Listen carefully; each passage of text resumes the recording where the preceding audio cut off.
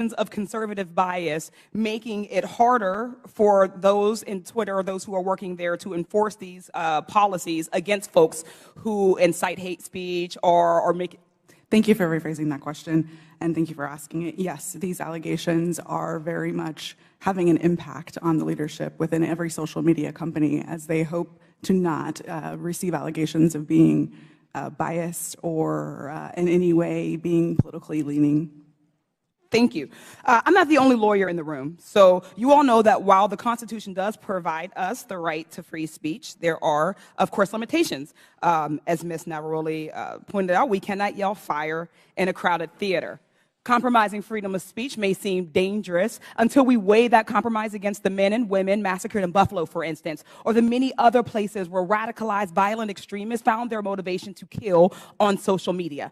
This isn't about oppression. It's about public safety. This isn't about censorship. It's about protecting our democracy from misinformation.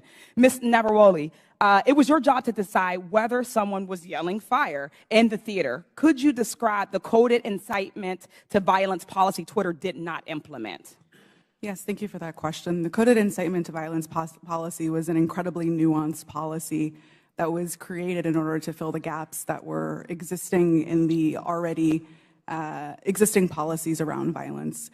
The policies around violence were explicit. So these were calls that said, I'm going to, I want to, I plan to, I wish to. Those sorts of incitements would have come down.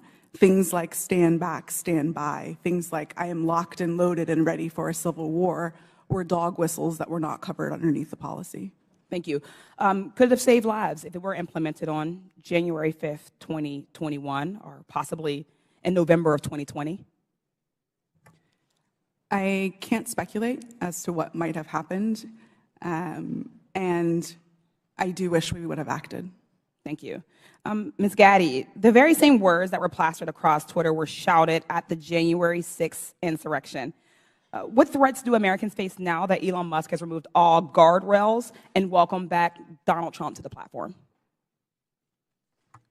Thank you for the question. I'm actually not really familiar with what the content moderation policies of Twitter are today. Okay, thank you.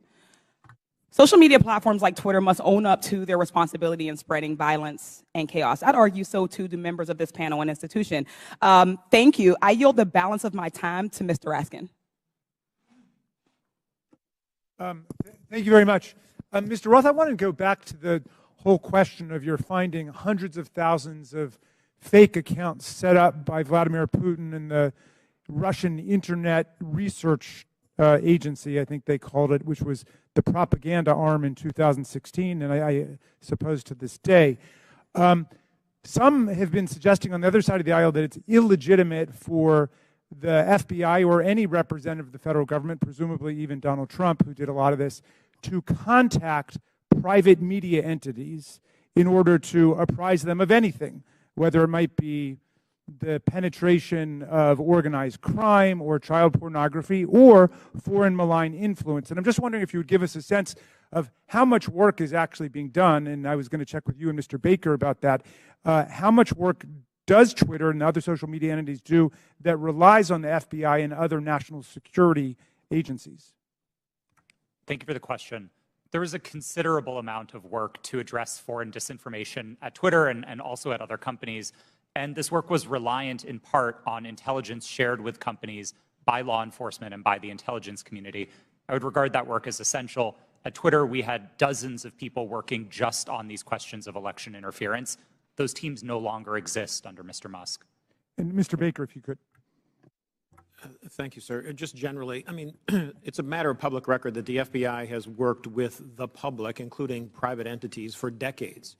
Indeed, they've had for some number of years now an office of, I think it's called Office of Public Sector Engagement. This is part of what they do in order to fulfill their responsibilities and to do their jobs to protect the country. Thank you. Yield back. Chair recognizes Mr. Armstrong for 5 minutes. Thank you, Mr. Roth. I'm going to continue down that line of questioning. So when you testified, you were just talking about working very hard to keep foreign troll farms from using Twitter and to engage in malign foreign interference. This sounds like a fairly robust undertaking. You said between 2016 and 2020, you had different teams stood up to do this. Constant vigilance? Yes, sir. That was the phrase that we used. Yeah. And these types of attempts are constantly evolving. They're trying to find new ways to penetrate your system, so you have to be engaging with it on a, and being willing to adapt on a constant basis. Yes, sir. That's right. And now we forward to 2020, and earlier you had testified that you were having regular interactions with National Intelligence, Homeland Security, and the FBI? Yes, I did. And primarily to deal with foreign interference? Primarily, but I would say almost misinformation and all of that. exclusively. But you had said earlier, like your contact with Agent Chang was primarily with foreign interference? Yes, that's right. All right. And these were emails. Were there meetings? Yes. Twitter met quarterly with the FBI Foreign Interference Task Force, and we had those meetings running for a number of years to share information about malign foreign interference. Agents from Homeland Security or intelligence, or just primarily the FBI? Our primary contacts were with the FBI, and in those quarterly meetings, they were, I believe, exclusively with FBI personnel. And you had multiple former FBI agents on the payroll. I mean, Mr. Baker, you have 10 years experience with FBI, DOJ? I was, well, with DOJ, it's 2 decades roughly, but I was just, for the record, I was never an FBI agent. Okay. Yeah. And Twitter has such a close relationship with at least one FBI agent that that agent could start emails with, hey, Twitter folks, and could actually advise your company about violations of your own terms of service. Mr. Roth, I think it's safe to say that you had a consistent dialogue with the FBI for the weeks and months prior to the New York Post. Is that fair? I had ongoing conversations with the FBI for years, I would say, about election security. And in response to Mr. Fry earlier, you said you would not categorize the FBI communications as pressure. No, I would not. However, Twitter's director of policy wrote to you in 2020 that Twitter has seen a sustained effort by the intelligence community to push Twitter and that Twitter should keep a solid front against these efforts. He specifically cited Elvis Chain, an FBI agent in San Francisco. Now, on August 11, 2020, Agent Chan sent you 3 documents in prep for a meeting and said the documents pertain to APT-28, a hacking unit connected with Russian military intelligence. Agent Chan arranged for having security clearance for Mr. Baker and facilitated encrypted networks for the FBI to share information with Twitter employees. And on October 14th of 2020, you stated that this feels a lot like somewhat of a subtle leak operation. Earlier today, you testified that you were following national experts on Twitter, national security experts on Twitter, as a reason to take down the New York Post story on Hunter Biden's laptop. Yes, sir, I did. So, after 2016, you set up all these teams to deal with Russian interference, foreign interference. You're having regular meetings with the FBI. You have connections with all of these different government agencies, and you didn't reach out to them once? Is that question in reference to the day of the New York Post Yeah. article? That's right. We generally did not reach out to the FBI to consult on content moderation decisions, especially where they related to domestic activity. It's not that we wouldn't have liked that information. We certainly would have. It's that I don't believe it would have been appropriate for us to consult with the FBI. In December of 2020, you did a declaration to the Federal Election Commission that the intelligence community expected a leak and a hack operation involving Hunter Biden. Recently, Mark Zuckerberg confirmed that the FBI warned Meta that there was a high effort of Russian propaganda, including language specific enough to fit the Hunter laptop Biden security story. You're talking to these people for weeks and months, years prior to this leaking. They have specifically told you in October that there's going to be a leak potentially involving Hunter Biden's laptop. They legitimately and literally prophesized what happened. And you didn't contact any of them? No, sir, I did not. Did they reach out to you? On and around that day, to the best of my recollection, no, they did not. So after the story was taken down and you guys did it and you personally disagreed with it, Ms. Gaddy, you said you did. Did you contact them and say, hey, is this what you were talking about?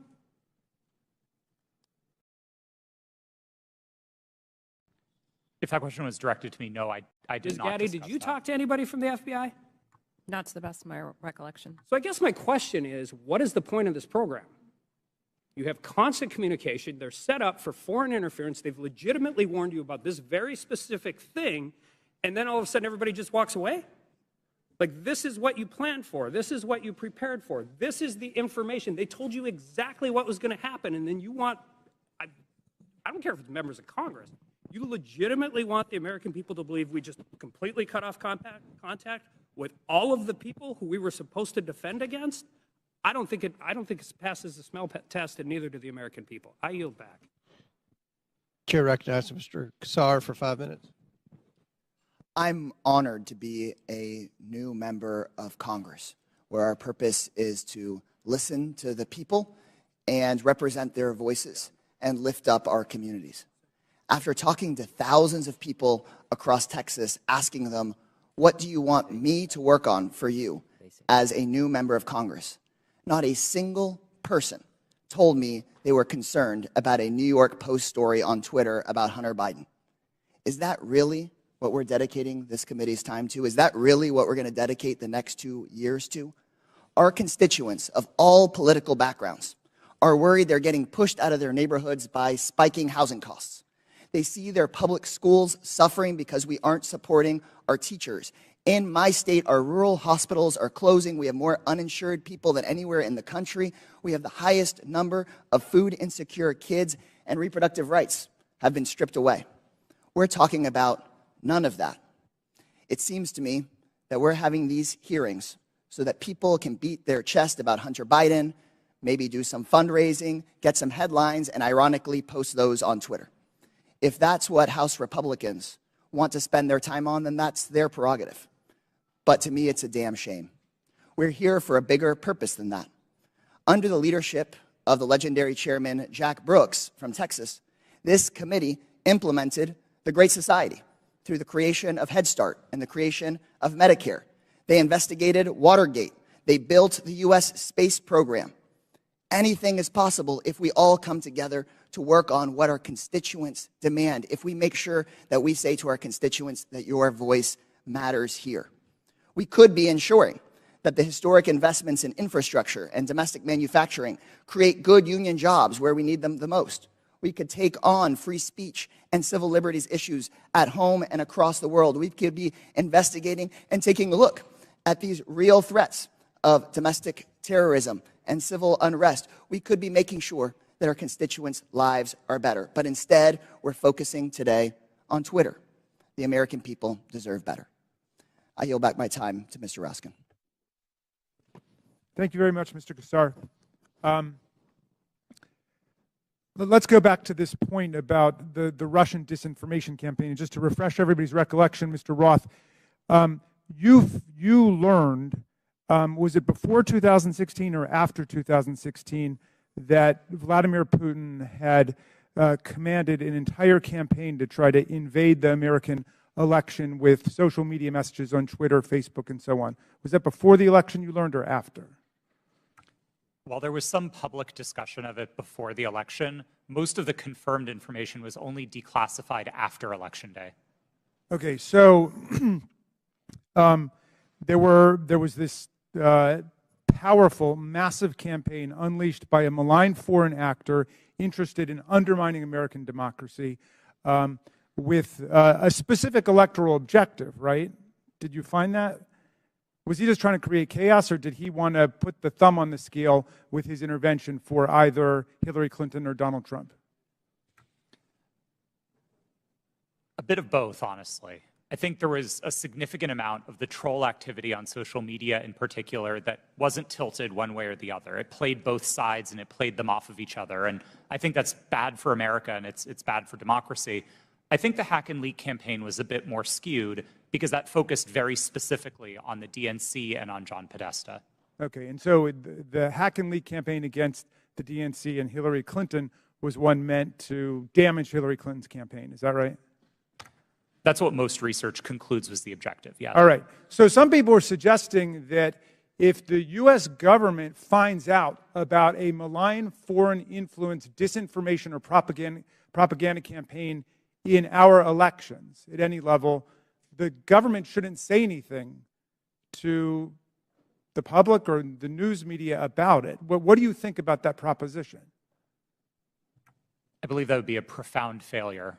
I think there's a collective responsibility across the private sector and the public sector to address our shared threats, and Russian interference in American democracy is one of those shared threats. Okay. Ms. Gaddy, do you agree with that? Yes, I do. Okay. And just back to you, Ms. Navaroli, for a moment. Did you follow the attempt to overthrow the official election result in Brazil?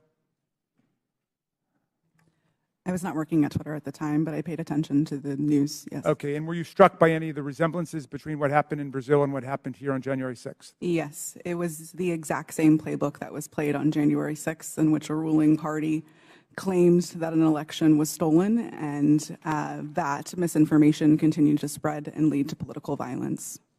Thank you. I yield back, Mr. Chairman. Chair recognizes Mr. Fallon for 5 minutes. Thank you, Mr. Chairman. If there was ever, if there's ever a time where our government becomes the sole arbiter of truth, then we've lost the United States. Twitter's become the virtual town square. It now has the power to transform public opinion like no other medium in history, with their algorithms shaping and molding the public mind to their own ends. Mr. Roth, to the best of your knowledge, what percentage of your colleagues when you worked at Twitter donated to Democratic causes or candidates in 2020? I don't know, sir. We have it here. It was 98.4% of Twitter employees gave to Democratic candidates or causes in the 2020 election cycle. And believe it or not, those numbers actually went up in the 2022 cycle to 99.7% of Twitter employees donating to Democratic candidates and causes. So clearly, Twitter as a whole had a political bias. Mr. Roth, do you personally think that you have a political bias, and did you have one when you worked at Twitter? A personal political bias? No, sir. You didn't. That's remarkable because it's pretty obvious you did have strong biases when you compared, ironically using Twitter, people that worked in the Trump White House to Nazis. They were good folks that you simply disagreed with politically in our representative republic, and you compared them to the most evil people on the planet that murdered 60 million people, or at least were responsible for those deaths. You think that was a little bit hyperbolic? Yes, I do. As I said, I regret the language. I agree with you. It was. And so your political opinion spilled over into censorship work at Twitter. I think your biases had consequences, which you intentionally expressed through your propaganda and censorship role at Twitter. Additionally, you may have collaborated with U.S. intelligence community regarding stories that y'all didn't want the public to see. So namely, what we refer to as the Hunter Biden laptop story that ran in the New York Post. So I'll ask you, Mr. Roth, did you receive 10 confidential documents from Special Agent of the FBI, Elvis Chan, the night before the Hunter Biden laptop story ran? Yes. You did. See, because it's interesting, with the immediacy with which you all acted to censor the New York Post Hunter Biden laptop story seems to be very indicative of foreknowledge. And the story was seismic. And it was rushed to be suppressed, knowing full well it was not Russian disinformation, as some here said. It was truth that was denied the American voter. And the Media Research Center polled Democratic voters in 2020 swing states and found that 17% would have changed their vote if they had known the contents and evidence of the New York Post story. President Trump lost key states, Georgia, Pennsylvania, Arizona, and Wisconsin, by collectively just over 100,000 votes. And if this is accurate, this poll, 3.2 million votes could have swung. And he only needed a teeny fraction of those 3.2 million. That decision almost certainly changed the result of the 2020 presidential election. Did you have any idea the contents of the New York Post story, Mr. Roth? Only what I read in the New York Post that day. And then it was killed by Twitter, and the mainstream media followed. So I found this interesting. In 2019, candidate for President Joe Biden said, and I quote, "I have never spoken to my son about his overseas business dealings." And yet, the evidence in that story and on that laptop revealed that two of Hunter's Mexican business associates, Miguel Magnati and Miguel Velasco, visited the White House in February 2014, and he was later photographed. Joe Biden was photographed with him in the White House. Also in October 2015, Hunter arranged a video conference with his dad, Joe Biden, the sitting vice president, and Carlos Slim, the Mexican billionaire. And then unbelievably in 2015, Hunter introduced his father, then vice president, to Vadim Pozharsky, an executive at the now infamous Burisma Holdings Company, where Hunter would later magically make millions as a board member despite having no experience whatsoever in the energy sector. Joe Biden lied. He created the firewall, and then he was exposed because of this story and other information. He lied to the American people. And Mr. Roth, you withheld information on the eve of a presidential election, and you protected that lie. And I hope for the sake of the country that men like you that do those things, men and women, never get to put in such power, in positions of power again. And Mr. Chairman, I'd also like to see if, I'd like to ask unanimous consent to enter into the record a tweet from Ranking Member Raskin. The tweet reads, "It's horrifying to see images of Border Patrol agents whipping Haitian refugees at the Texas border. Not exactly the feeling I get from Without objection. It's ordered. Thank you. Would I you yield back? back. Would you yield? Yep. Oh, well, I just think that's misinformation, or at least it was a mistake, and Twitter left it up for a week, or not a week, a year, a full year. Gentleman yields. I yield. Mr. Baker, in top of page 2 in your written testimony, you said, "I did not destroy or improperly suppress Whose time is this? any documents at Twitter regarding information important to the public dialogue." The way you worded that, it sounds like there is some Chairman, kind how of- much extra time is he going to get during this hearing? You finished He the had, question, he and had then you time. figured Let it him was repeat the ordered. question, and then his time will be expired. And It please expired answer. before he started. Clearly, it's up to the chairman, so why don't you let him answer? Mr. Baker, on top of page 2 of your written testimony, you said, "I did not destroy or improperly suppress any documents at Twitter regarding information important to the public dialogue." The use of the term improperly suppressed suggests there was some kind of suppression done in a proper way. I just want to know what that was, and is this referring to your work at Twitter when the Twitter files were first released just a few months ago? Unfortunately, sir, I think I'm constrained from answering that question any more fully than in my testimony because of attorney-client privilege. So unfortunately, I'm just going to have to leave it at that. I thought that's been waived. Not the privilege, not the privilege. The non-disclosure agreement, my understanding, has been waived, but not the attorney-client privilege. Gentlemen, time's expired. I do not have anything in writing to indicate that the Twitter has waived privilege with respect to that matter. Chair recognizes Ms. Crockett. Thank you, Mr. Chair. MAGA Republicans can't let go. That should be the name of this hearing. I'm glad that seemingly we have now accepted that President Joe Biden won the election, even though now we are blaming President Trump's loss on Twitter. Can we finally let it go? This is why Democrats are reinforcing that in this hearing we should be talking about the threats to our democracy. That's the real threat, not an old article that seemingly couldn't reach the viewership it sought through its own platform to disparage and attempt to skew the election in favor of a twice impeached former president who lost a secure and fair election. As a Texan who served in the House and fled the state as MAGA Republicans there pushed an agenda just as insidious as the foreign interference we experienced in the 2016 election, we should be talking about what they don't want to talk about as they continue to cut you off as you try to talk about things such as interfering with our democracy, and how there has been an inciting of political violence against individuals as well as our democracy as a whole. We are supposed to live in the land of the free, and when some people are afraid of losing power, they engage in conspiracy theories and distractions, such as the Joe Biden, a candidate at the time, not government actor at the time, colluded with social media to win. So let me say thank you for showing up for this political theater. Unfortunately, the American people deserve better of its leaders. They deserve a robust conversation around the very real and very present threats to our democracy, the greatest democracy in this world. So with that being said, let me be clear. I believe that there has been testimony previously by Miss Navaroli. I hope I'm not just killing your name right now. At some point, you stated if January 6th and anything like it, that language, if we would have seen that happen in any other country with any other leader, Twitter would have acted completely differently. It is my understanding from this statement, and correct me if I'm wrong, that you almost felt as if Trump was treated differently. In fact, that you may have been of the impression that he was treated with more deference than other world leaders. Is that true? Yes. As I testified earlier today, Twitter bent and broke its own rules in order to protect dangerous speech, like the tweets that were directed towards Representative Ocasio-Cortez.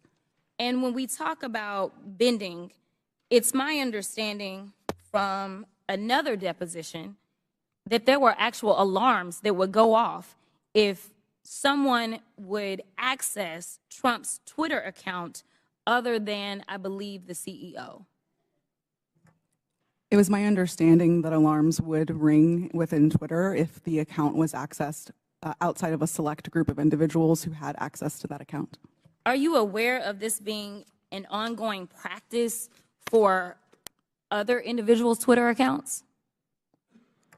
At my time at Twitter, the former President Donald Trump's account was the only account that I did not have access to. Okay, so we know that there weren't individual actors running around Twitter setting off alarms every other day. Is that correct? Not to my knowledge, no. Okay. Now, as we talk about January 6th, because I think that's the only thing we should be talking about, what I want to talk about is what, and anyone can answer this question.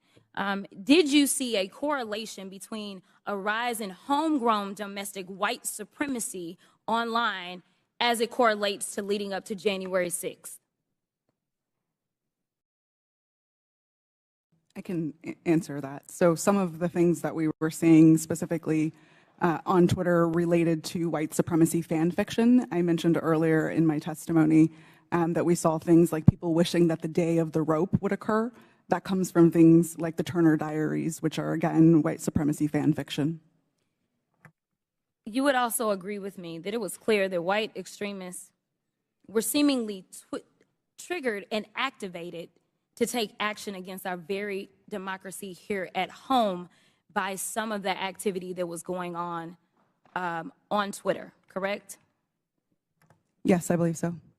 Now, just to make sure that we can summarize what we allegedly are here to talk about, you all would agree with me when I say that there was no physical damage or destruction to structures, limb, or life as it relates to this article, yet we do know that there was actual harm, physical harm, as well as destruction that occurred as a result of January 6th, correct?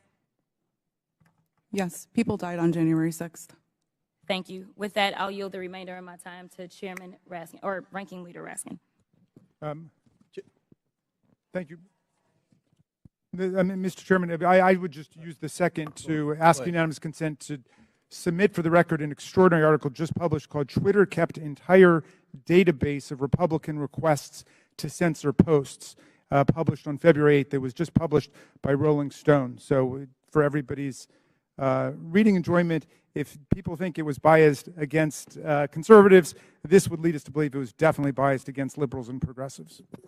Didn't have you pegged for a Rolling Stone reader, but without objection, so ordered. Chair recognizes Mr. Groffman. First of all, just a comment. When we talk about the Pledge of Allegiance, one of the lines in there is, "To the Republic for which we stand." Ben Franklin, when he was asked about our Constitution, he said, "We give you a republic if you can keep it." Just two lines that maybe some people around here haven't heard. Now, this is kind of a little story for the three of you on the left here. In January of 2021, the Christian magazine called The Daily Citizen tweeted about President-elect Joe Biden's announcement that Dr. Rachel Levine was his nominee for Assistant Secretary of Health. They commented that Dr. Levine is a transgender woman. This was banned from Twitter. Are you familiar with this story? I'm not familiar with it, sir. Do you have any reason why it would have been banned?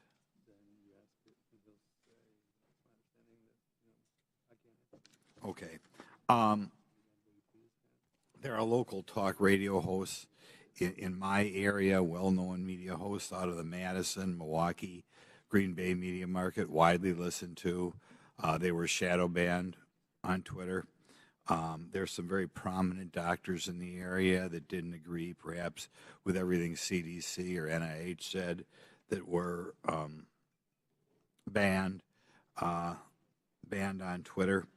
I'd like you to comment on that because, normally I think when people make a major health decision, they always like to get two separate opinions. And some of these doctors who are wildly well-respected, probably two of the most prominent doctors in Wisconsin, thought outside the mainstream. And I think if we're thinking outside the mainstream, they were taken off your platform. Could you comment on why you would take somebody off a platform or why a distinguished doctor would be considered something that the public as a whole couldn't hear their version of events?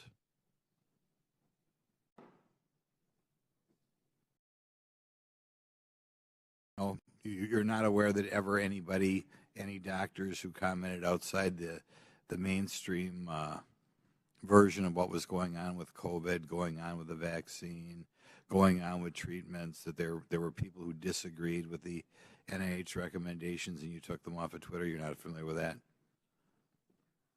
None of you are familiar with that. Okay.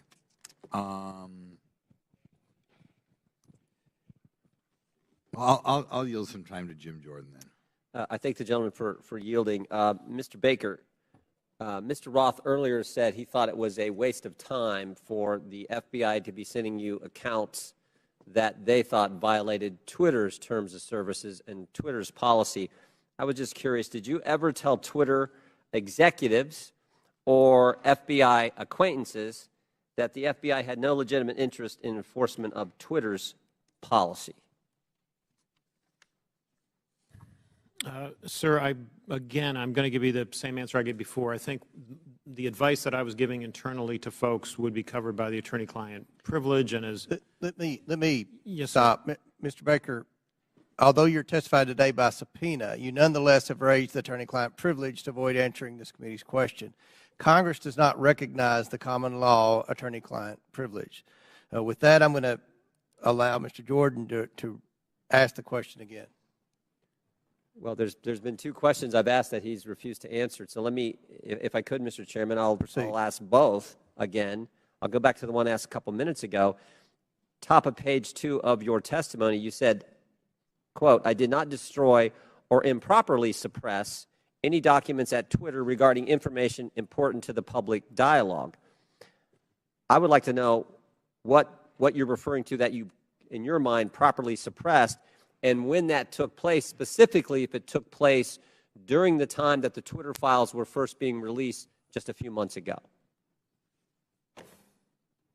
well, again, sir, as I think we've notified the committee and we've had these conversations with Twitter as well to try to resolve this issue prior to coming up here today, I don't have anything in writing that clears me in my ethical responsibilities to my former client with respect to answering questions that I think fall squarely within the attorney-client privilege. So unfortunately, I don't think I can go beyond what I've said there already, sir.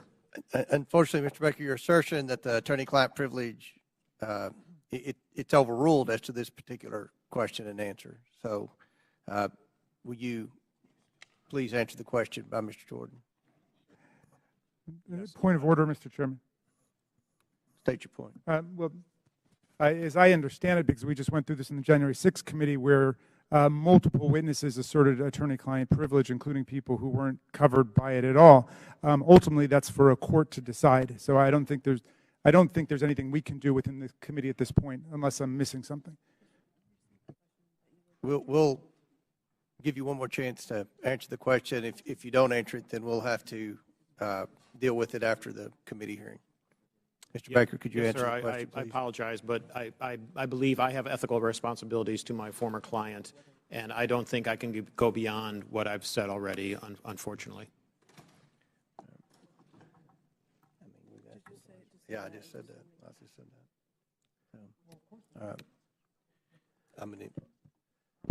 Mr. Baker, you did suppress documents then that, in your language, was important to the public dialogue? I'm going to give you an extra minute, Mr. Goldman. Oh, thank you very much. I'm sorry, sir. Could you repeat the question? Again, going on what your written testimony. So you did suppress documents at Twitter regarding information that was important to the public dialogue. That's a yes or no.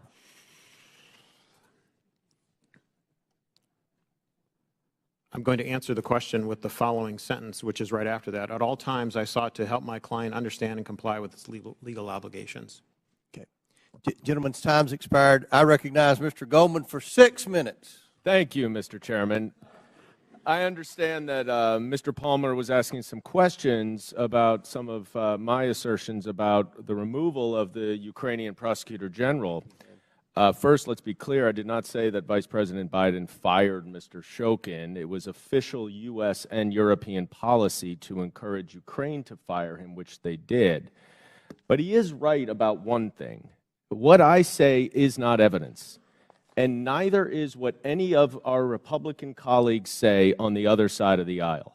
They may not like what these witnesses say, but the testimony of the witnesses is the evidence, not baseless statements without firsthand knowledge. But I urge Mr. Palmer, if he wants to understand what actually happened, to read the 300-page report that we published on the first impeachment investigation. There's a lot in there about Mr. Shokin. Luckily, though, he doesn't even have to do that. You can just read the New York Post story itself, because in that story, Shokin admitted that he never opened an investigation into Burisma. He claims to have had, quote, specific plans to do so. Yeah, sure. For 2 years, Rudy Giuliani had been peddling Victor Shokin's bogus story, including with agents of Russian intelligence. And Chairman Comer, if you question that, I urge you to look up Andrei Derkach. So who was the sole source of the hard drive to the New York Post? Rudy Giuliani. And for these reasons, many journalists were highly skeptical. One reporter at the New York Post itself refused to put his name on the story. Fox News' Brett Baer said, quote, "The whole thing is sketchy," unquote. And both Giuliani and the Post refused to give the laptop to other journalists to verify and analyze it. In fact, Giuliani told the New York Times that he hoped that it would be published before it could be verified. So what is the so-called authentication for this laptop? Well, Chairman Comer said in his opening statement that it's a subpoena to the computer repair shop owner, which happened about a year before the New York Post story. But that is not the same hard drive that Rudy Giuliani received months later from that repair shop owner and passed along to the New York Post after he was in possession of it for several months. Now, Mr. Baker, based on your understanding of Russian malign influence campaigns, does Russian intelligence have the capacity to manipulate a hard drive? Yes. So it is possible that some of the materials on a hard drive could be authentic, and some could be altered, manipulated, or even added to the hard drive. Is that right? I believe so, yes. Mr. Roth, you have testified today that Twitter was keenly aware of the hacking efforts by Russia in connection with the 2016 election. Is that right? Yes, sir. And those efforts, I believe you said, and correct me if I'm wrong, by Russian intelligence to interfere in our electoral process continued up and through and including the 2020 election. Is that right? Russian efforts certainly continued through the 2020 election and even through the midterms. I couldn't say specifically if it was military intelligence, as was the case in 2016, but certainly the Russian government was involved. So let's run down what Twitter knew about this hard drive in this story when it was published. First, the sole source of the hard drive was Rudy Giuliani, who had been working closely with Russian intelligence agents throughout 2020. Second, Russian intelligence interfered in the 2016 election and was actively trying to do it again. And third, numerous journalists, including at the New York Post and Fox News, raised suspicions about the hard drive, and they refused to allow an independent analysis and verification of it. Now, Mr. Baker, based on your experience in law enforcement, wouldn't this give anyone concerned about Russian interference in our elections serious pause? Well, I think as reflected in the public record, at the time, I thought there were great concerns on that side of the equation, because in part with respect to all the things that had happened since 2016 with respect to the hack and leak or hack and dump issues, there were facts that indicated that the computer might have been abandoned and so on, but which made it a very difficult case, which is why we're sitting here today talking about it. Right, and there was a 24-hour delay in continuing to spread the publication of it, isn't that right? Yes. Okay. You know, that is exactly what 51 former intelligence officials, many from Republican administrations, even the Trump administration, said in that letter that is being distorted by Mr. Jordan and others at this hearing. Let me quote one paragraph of what they say.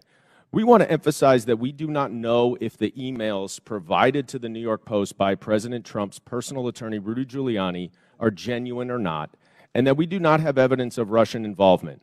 Just that our experience makes us deeply suspicious that the Russian government played a significant role in this case. And unless Twitter, like Special Counsel Mueller concluded about the Trump campaign in 2016, wanted to welcome Russian interference in an election, all of you sitting here today were entirely correct to be highly concerned about the legitimacy of this story. I yield back. Chair recognizes Mr. Higgins for 5. Thank you, Mr. Chairman. I'm going to be yielding some time to my colleague, Mr. Jordan, here momentarily. But for the record, Mr. Baker, Ms. Gotti, Mr. Roth, Mr. Navaroli, are you here under the advice of counsel, and do you have counsel present? Yes, sir. That was a yes? Yes, sir. Yes, sir. Yes, I do. Yes, I was subpoenaed That's to good appear. to know. I'm glad you all have counsel present. Mr. Chairman, for submission for the record, I'd like consent to submit the Twitter files dated December the 8th, posted by the New York Post regarding the suppression of conservative commentators. Like that submitted. Without objection, so ordered. Mr. Chairman, thank you. I'd like to also submit for the record a timeline of events with cited sources outlining strong evidence of the Biden family organized criminal actions would certainly indicate that we've crossed the threshold of reasonable suspicion. I'd like this timeline submitted for the record. Excuse me, Mr. Chairman. Where is that from, that timeline? Timeline in my hand, boss. I'll get it to you shortly. Bottom line is that the FBI had the Biden crime family laptop for a year. They knew it was leaking. They knew it would hurt the Biden campaign. So the FBI used its relationship with Twitter to suppress criminal evidence being revealed about Joe Biden 1 month before the 2020 elections. You, ladies and gentlemen, interfered with the United States of America 2020 presidential election, knowingly and willingly. That's the bad news. It's going to get worse, because this is the investigation part. Later comes the arrest part. Your attorneys are familiar with that. Mr. Chairman, I'd like to spend 5 hours with these ladies and gentlemen during depositions surely yet to come. But for right now, I'll yield the balance of my time to my colleague, Mr. Jordan. I thank the gentleman for yielding. I think he made the right point. And I would just respond to to our colleague from New York. You know who knew the laptop was real was the FBI.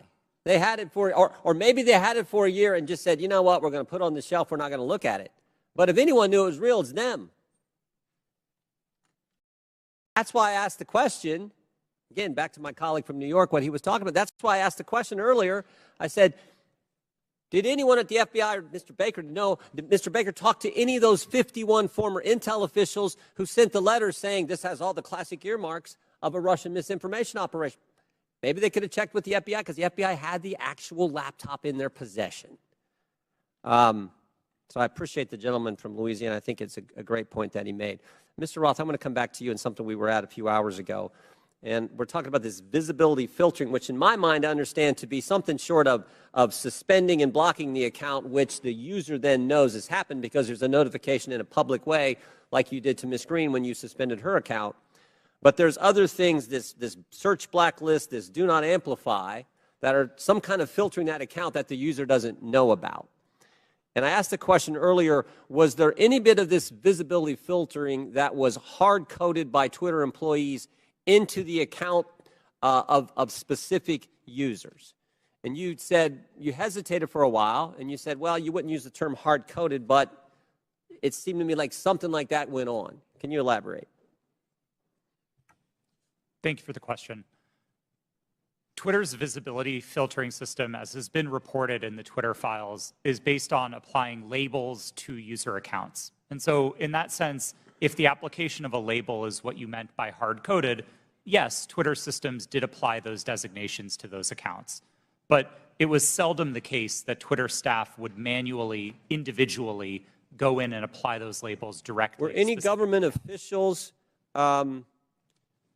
were those labels and therefore that filtering done to any government officials, any elected officials where the user wouldn't know about?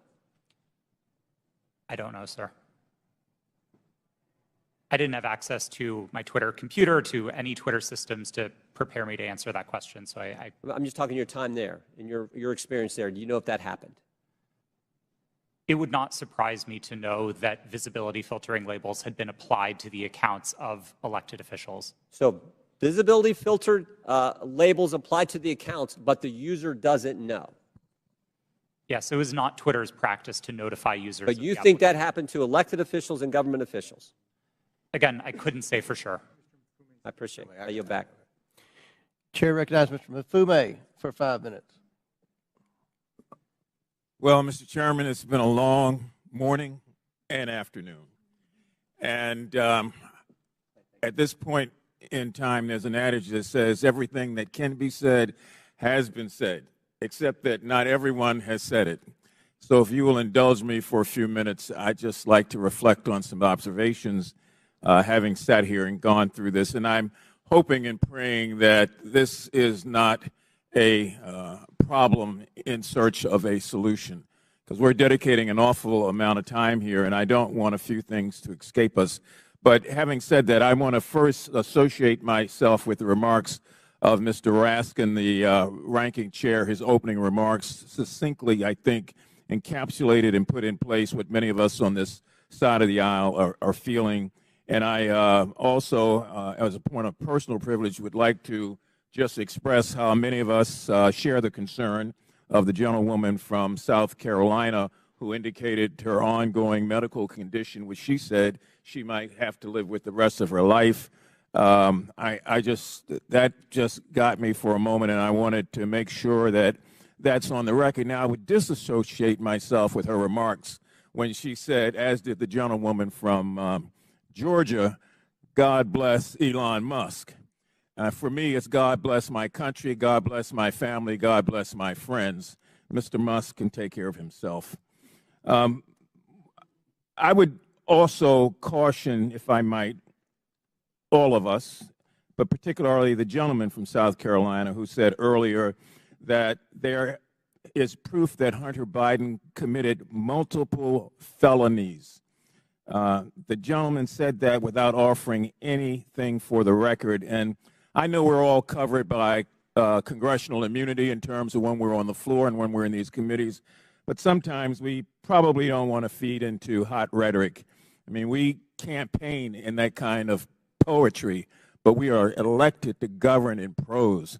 And when you do that, there's a different sense of responsibility that goes with all of us. Mr. Roth, I listened to you, and I feel bad that you were attacked. And, you know, you had to sell your home. You had to move your family. And I just want to remind you and remind myself that there are members of this committee who are also always under attack because of their race or because of their surname or because of their political affiliation. That kind of reckless incitement, I think, is best dealt with when you have content moderation. Otherwise, we gin up the rhetoric. The people who can't control themselves oftentimes don't, and then we see violence occurring against whether it's members of Congress through threats or persons like yourself in the private sector.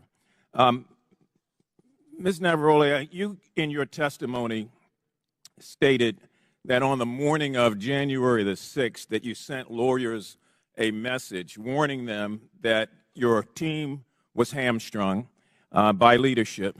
And 2 days later, when it looked like that might happen again, you asked management whether or not they wanted more blood on their hands.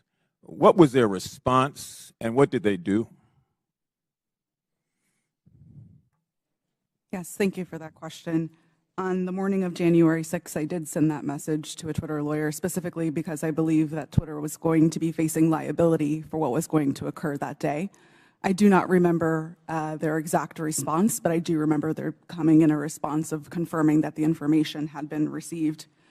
Would you repeat the second question that you asked? I wanted to know what was their response. What did they do? Nothing.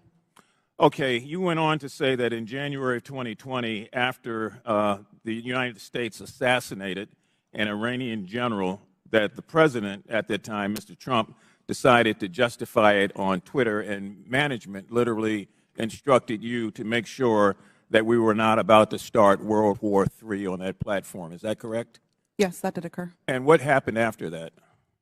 It was up to me and my team to create what we called enforcement guidance, so a document that explained how we would apply our policies specifically related to content moderation in that specific instance. I believe the document was relating to foreign policy discourse.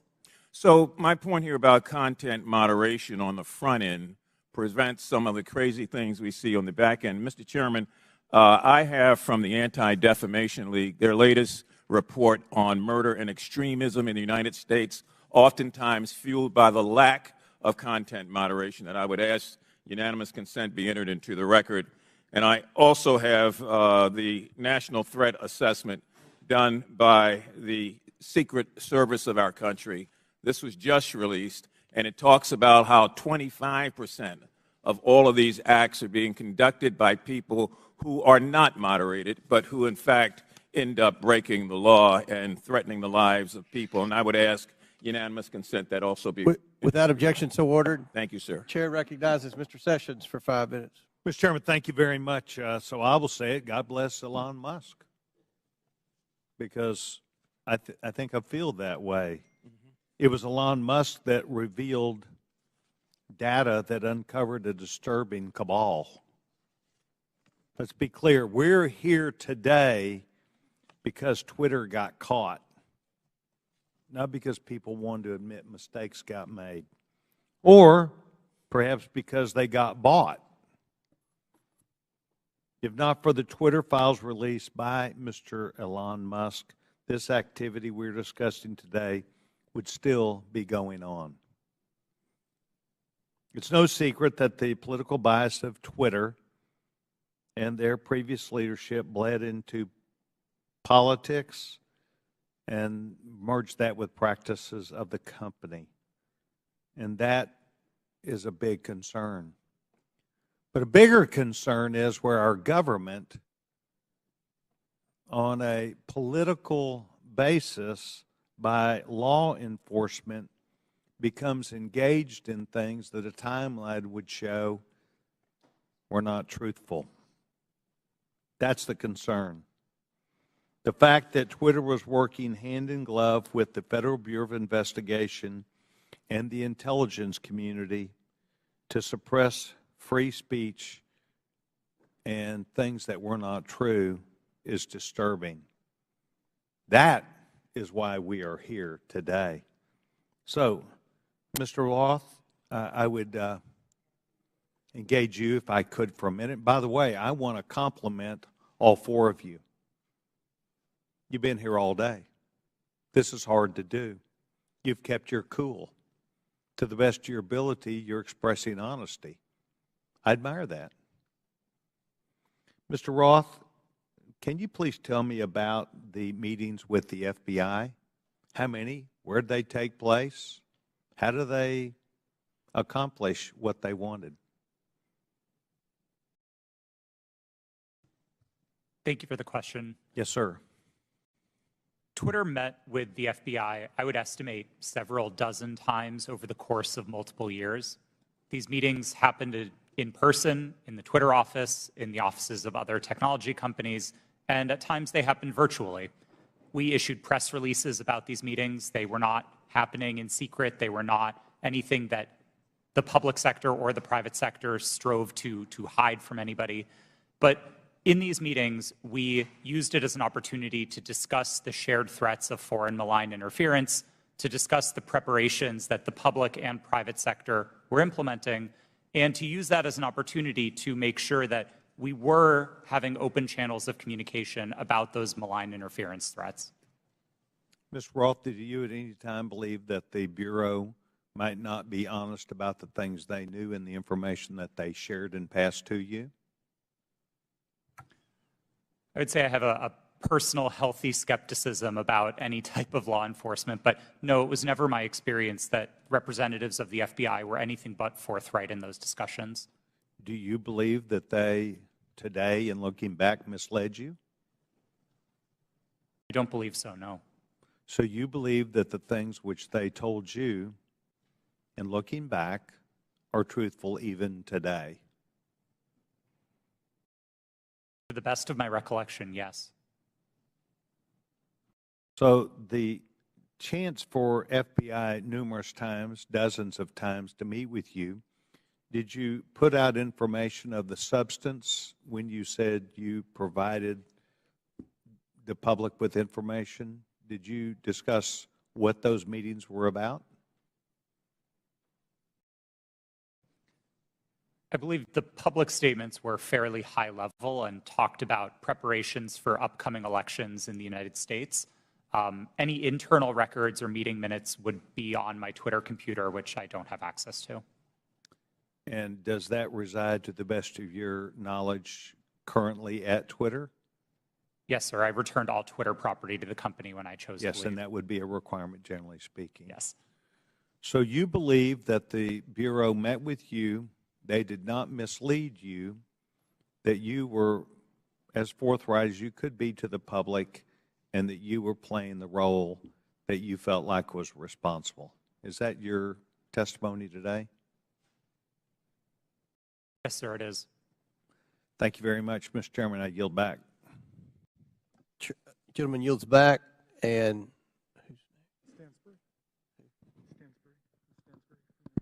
Stansbury. Yeah. Oh, yeah, yes. I'm sorry. Thank you, Mr. Chairman. You know, I'm beginning to feel like a little bad for the majority. Like I just feel guilty because you guys have come today to try to prove that the Biden administration, in coordination with Twitter, is impugning free speech. And the problem is that Donald Trump, he is just this thing that hangs around your neck. Because at every turn, he undermines whatever credibility you want to have on this subject.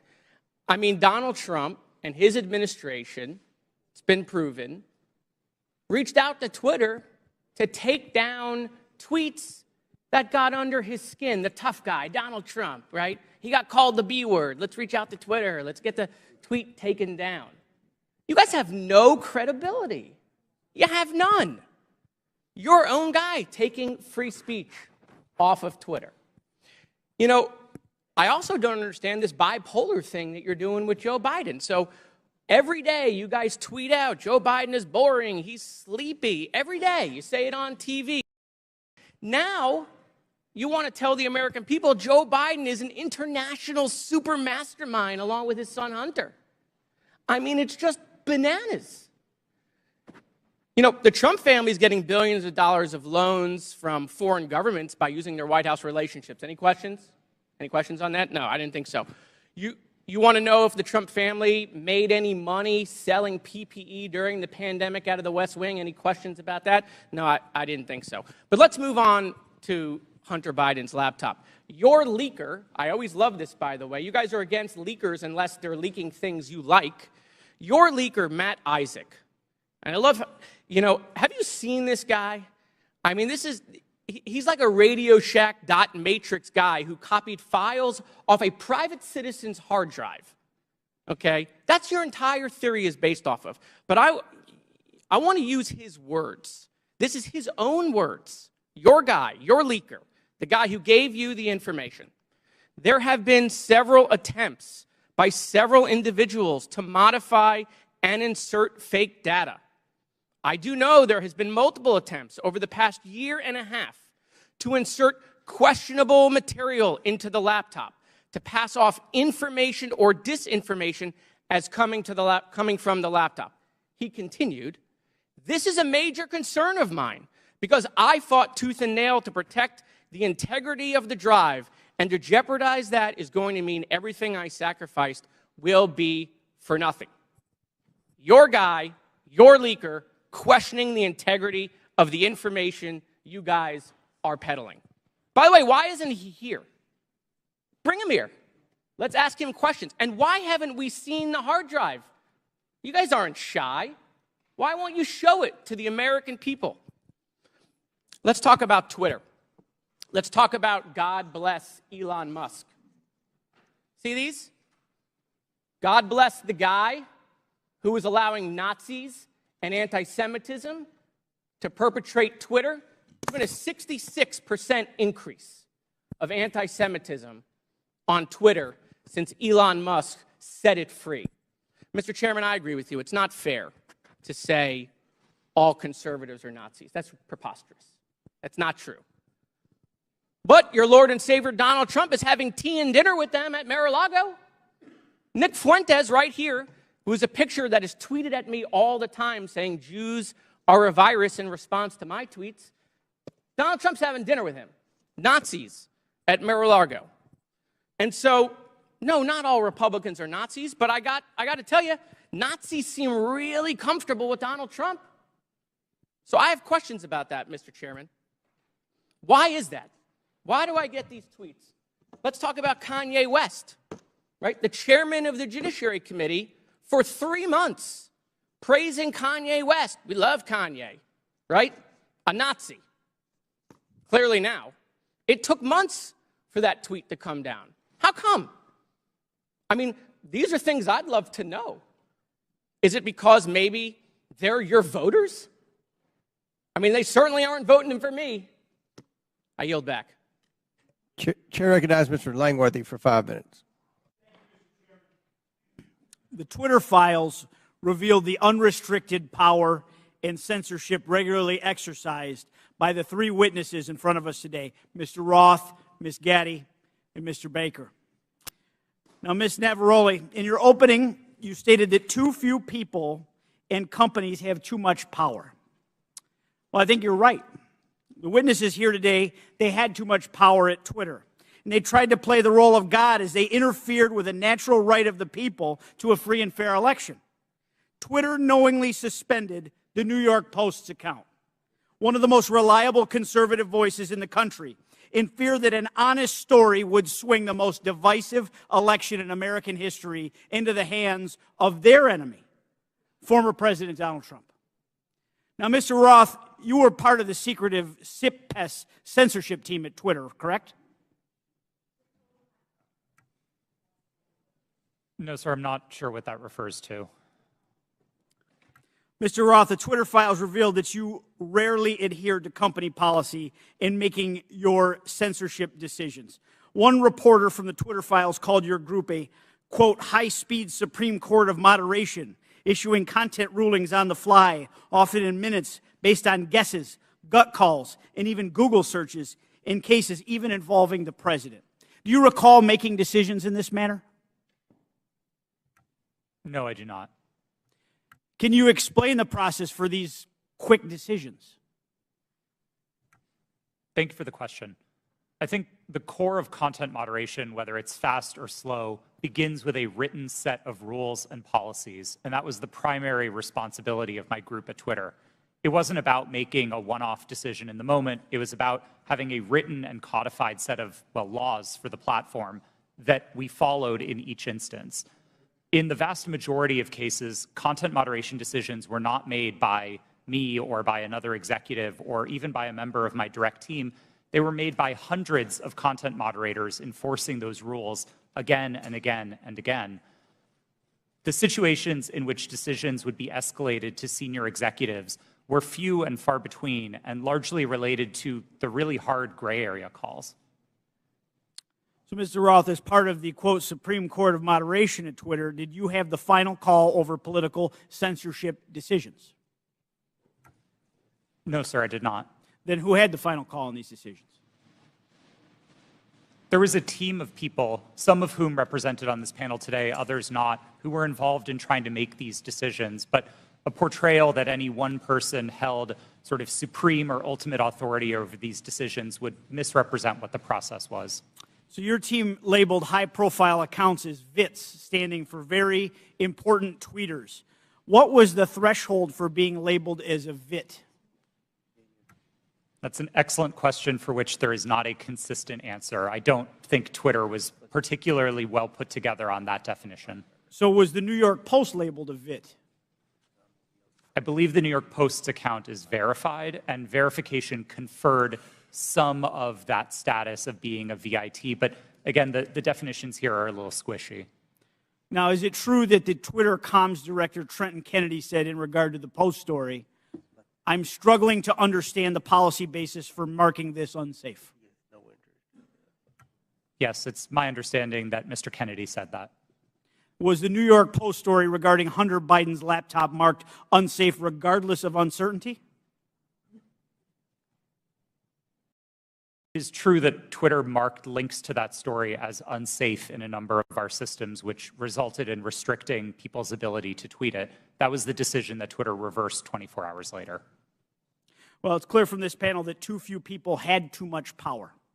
The New York Post Twitter account was suspended in an attempt by Democrats and big tech to go ahead and play God and interfere in a natural, free, and fair election and the free flow of information in this country. The censorship is unbounded. The New York Post has been a reliable source for decades, including their coverage of the nursing home scandals in New York during the pandemic. Now that you and many others are gone from the company, there is hope that this platform will once again be a place where voices can be heard and respected, and it can return to be a town hall for all points of view, no matter if you agree with them or not, sir, and that our elections will never again be controlled by big tech. I yield back. Gentleman yield? Will the gentleman yield to Jordan? Mr. Jordan. Okay, thank you. Mr. Roth, in Missouri v. Biden, your declaration to the FEC, you said, I also learned in these meetings with the government that a hack and leak operation would involve Hunter Biden. Mr. Chan has testified in his deposition in that same case. In my estimation, we never discussed Hunter Biden specifically with Twitter. Who told you about Hunter Biden in these meetings? Gentleman's time has expired, but please answer the question.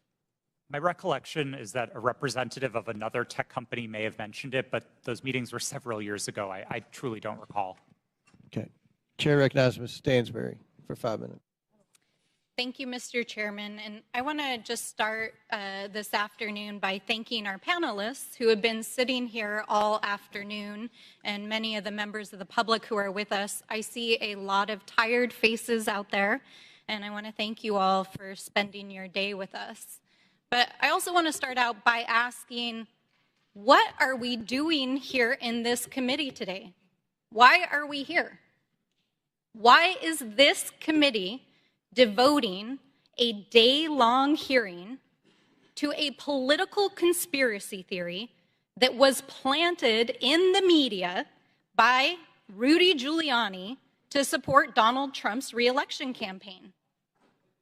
Of all the topics we could be focused on in this committee to support the American people, how people are going to put food on their table at the end of the day, how we're going to address the economy, how we're going to address critical issues that are on people's minds every day. We are devoting an entire day to this conspiracy theory involving Twitter. Now, the mission of this committee is to root out waste, fraud, and abuse, and to conduct oversight on behalf of the American people. And if you need any evidence of waste, fraud, and abuse, how about the use of this committee's precious time, space, and resources to commit to this hearing? You know, I don't even understand why we're here right now, but I do want to clarify some key facts about what we've heard today. So I'm going to get into it for just a few moments. Ms. Gaddy, thank you for being here today. Mr. Baker, you have already stated publicly that Twitter's handling of this issue was a mistake. Is that correct? Yes or no is fine. Yes, that's correct. I don't think I have stated that publicly yet, but that is what the CEO of the company said. Yes, and at the time, only weeks before One of the most consequential elections of our lifetime in 2020, Twitter made a decision based on policies put into place to protect the public from political disinformation and from foreign interference. Is that correct, Mr. Roth? Yes. In fact, the failure of Twitter and other social media companies to moderate political disinformation not only fueled its use in election tampering in 2018, but allowed for election denialism to run rampant in 2020, and that is exactly what led to the insurrection here on January 6th in the Capitol. So, Ms. Navaroli, I want to ask you, thank you for sitting here all day answering these questions. Do you believe that Twitter has put into place policies that would adequately protect free speech, but also protect the American people from another violent insurrection and the kind of hate speech that we are seeing run rampant right now on the platform? Thank you for that question. I cannot speak to Twitter's current policies because I have not worked there in quite some time, but I can say that my job at Twitter was to balance free expression and safety. And one of the things that I constantly pushed for was for us to include more analysis within that simple balancing act. And instead of asking just free expression versus safety, to say free expression for whom and safety for whom.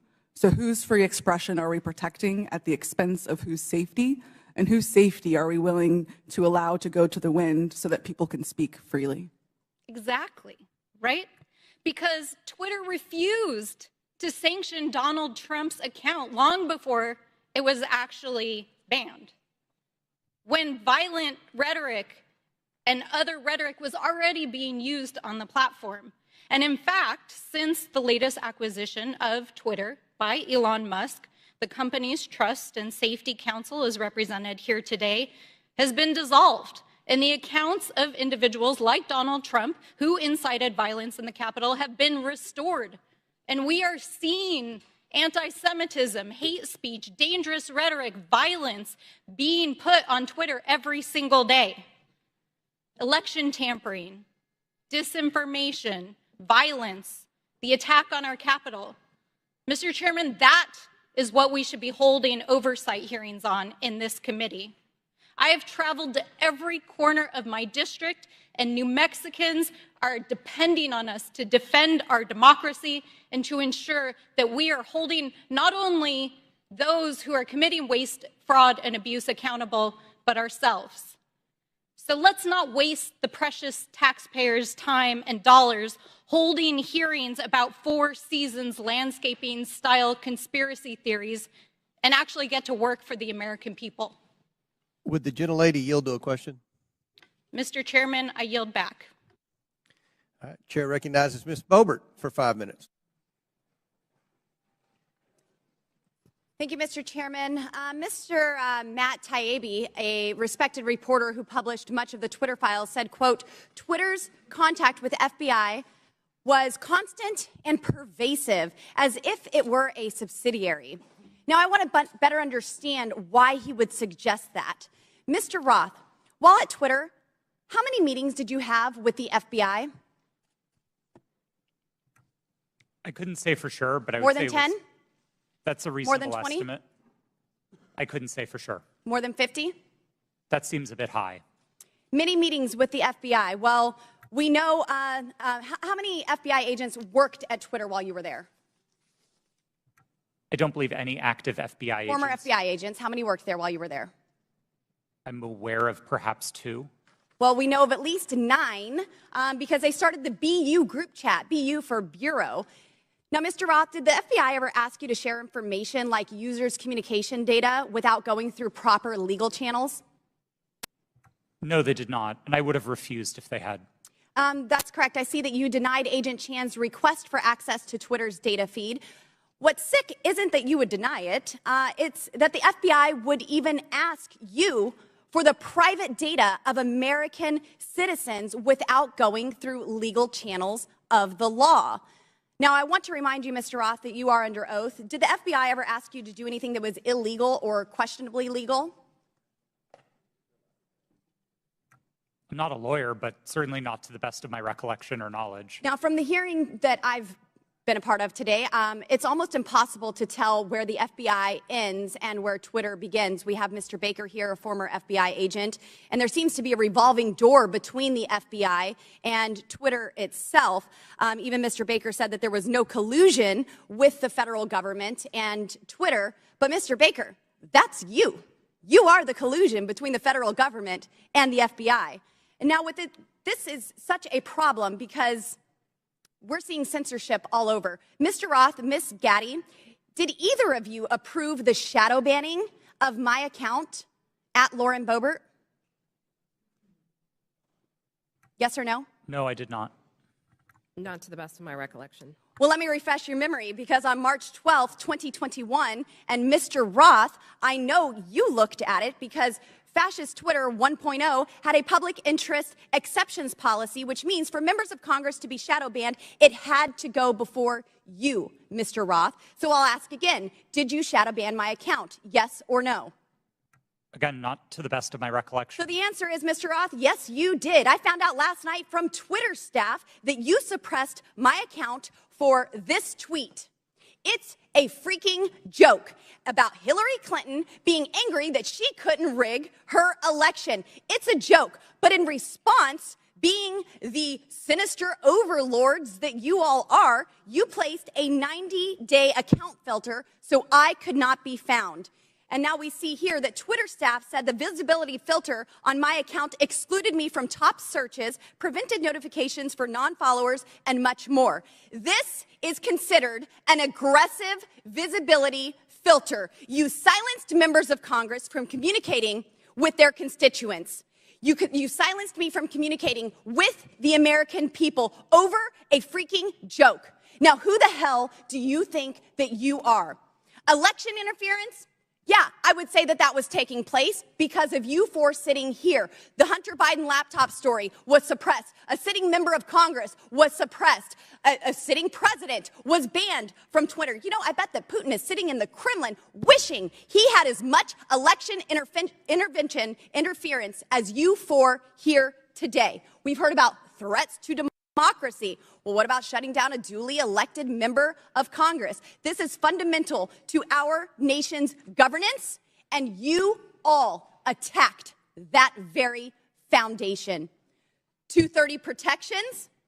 Well, those are for publishers, not for editors. And it's clear you were not acting as publishers, you were acting as editors. And Mr. Chairman, I think it's far past time that we remove 230 protections for big tech platforms who are abusing this protection. And let me just say, I'm not angry for myself. I'm not angry because I was silenced. I can reach out to Elon and to his staff, and I can see what's happened. And I can sit here today and hold you all in account. I am angry for the millions of Americans who were silenced because of your decisions, because of your actions, because of your collusion with the federal government. They can't reach out to Elon. They can't sit here today and hold you into account. We don't know where the FBI ends and Twitter begins. But I do want to thank Mr. Elon Chairman, we're Musk over for 17 firing seconds now. you four and saving free speech and even Twitter. Mr. Chairman, I yield. The lady yields. Went over 24 seconds. I'll give Ms. Porter 24 extra seconds. Well, I appreciate your indulgence, Chairman Comer, but I won't need it. So today's hearing gavelled in at 10 a.m. For nearly 6 hours. Power outage. We have been going back and forth about this supposed suppression of a single news story from a single outlet for a single day. This hearing has been, in its length, nearly 1/4 of the amount of time that Twitter users could not share the link. We are spending almost as much time screaming about this as this was ever a problem. Look, criminal activity is always a concern, but if there is criminal wrongdoing on Hunter Biden's laptop, that is a matter for the FBI and our law enforcement agencies. Today's hearing is merely an exercise in misinformation and disinformation, a free-for-all hellscape. That's what now CEO Elon Musk said Twitter would become if the platform became a place where anyone could say anything with no consequences. It is unbelievable to me that I am quoting Elon Musk, but that is how ridiculous this hearing has become. The Oversight Committee, like Twitter or any other social media company for that matter, cannot become a free-for-all hellscape where anything goes. With that, Mr. Chairman, I yield back. The lady yields back. Thank you. Mr. Chairman, Ms. Boebert. I ask unanimous consent to submit 2 documents into the record, both from Twitter. Without objection, so ordered. Thank you. Chair recognizes Ms. Luna for 5 minutes. Thank you, Chairman. Mr. Roth? Mr. Roth, have you communicated with government officials ever on a platform called Jira? Yes or no? Real quick answer. We're on the clock. Not yes to or the no? best of my recollection. Not no. to your recollection? Great. If you did, in the event, communicate, who would have had access to this platform? That's the nature of my confusion. Okay. Jira is Did you ever speak to government officials on Jira regarding taking down social media posts?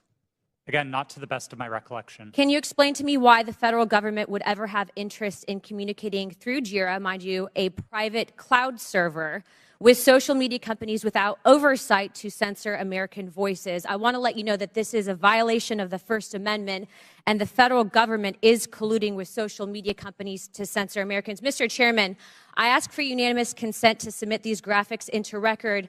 And Mr. Roth, I'm going to refresh your memory for you. This flowchart behind me. Ordered. Thank you, Chair. This flowchart shows the following federal agencies, social media companies, Twitter, leftist nonprofits, and organizations communicating regarding their version of misinformation using Jira, a private cloud server.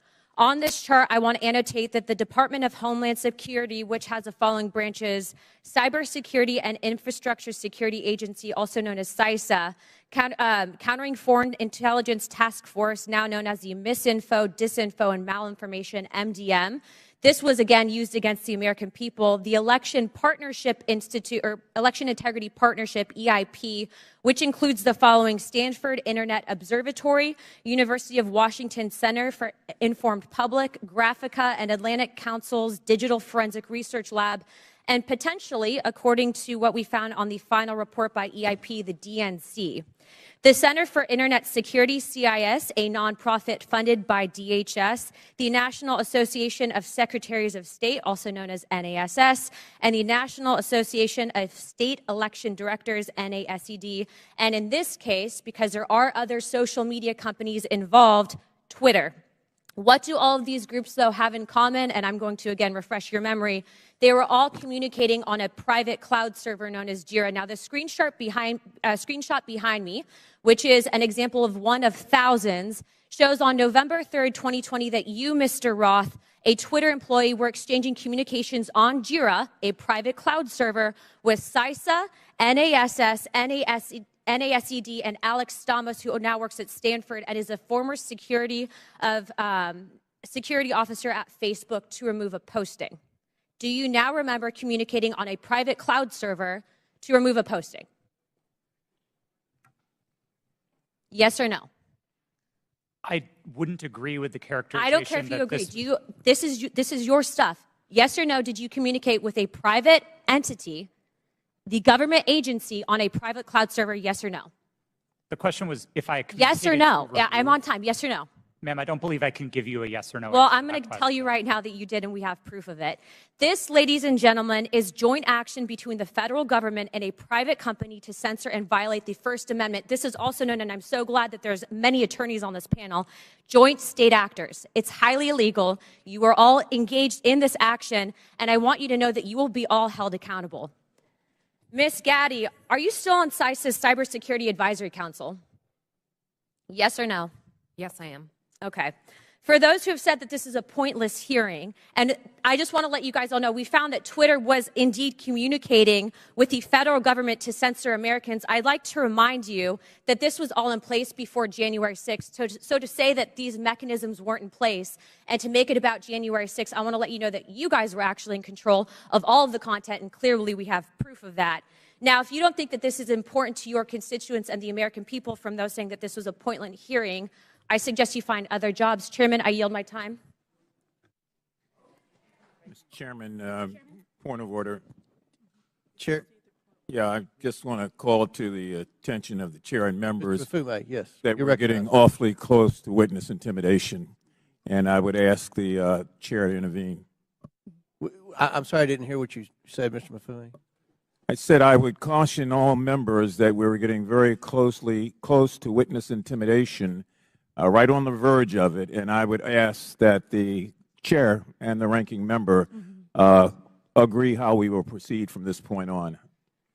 It was the threats that were just made. Ms. Ocasio-Cortez. Thank you, Mr. Chair. And in follow-up to that, I am curious about the committee's rule or the committee's disposition, accusing witnesses of a crime, discussing arrest, discussing, making these allusions and threats. I want to clarify for the record, what is the committee's policy around threatening a witness?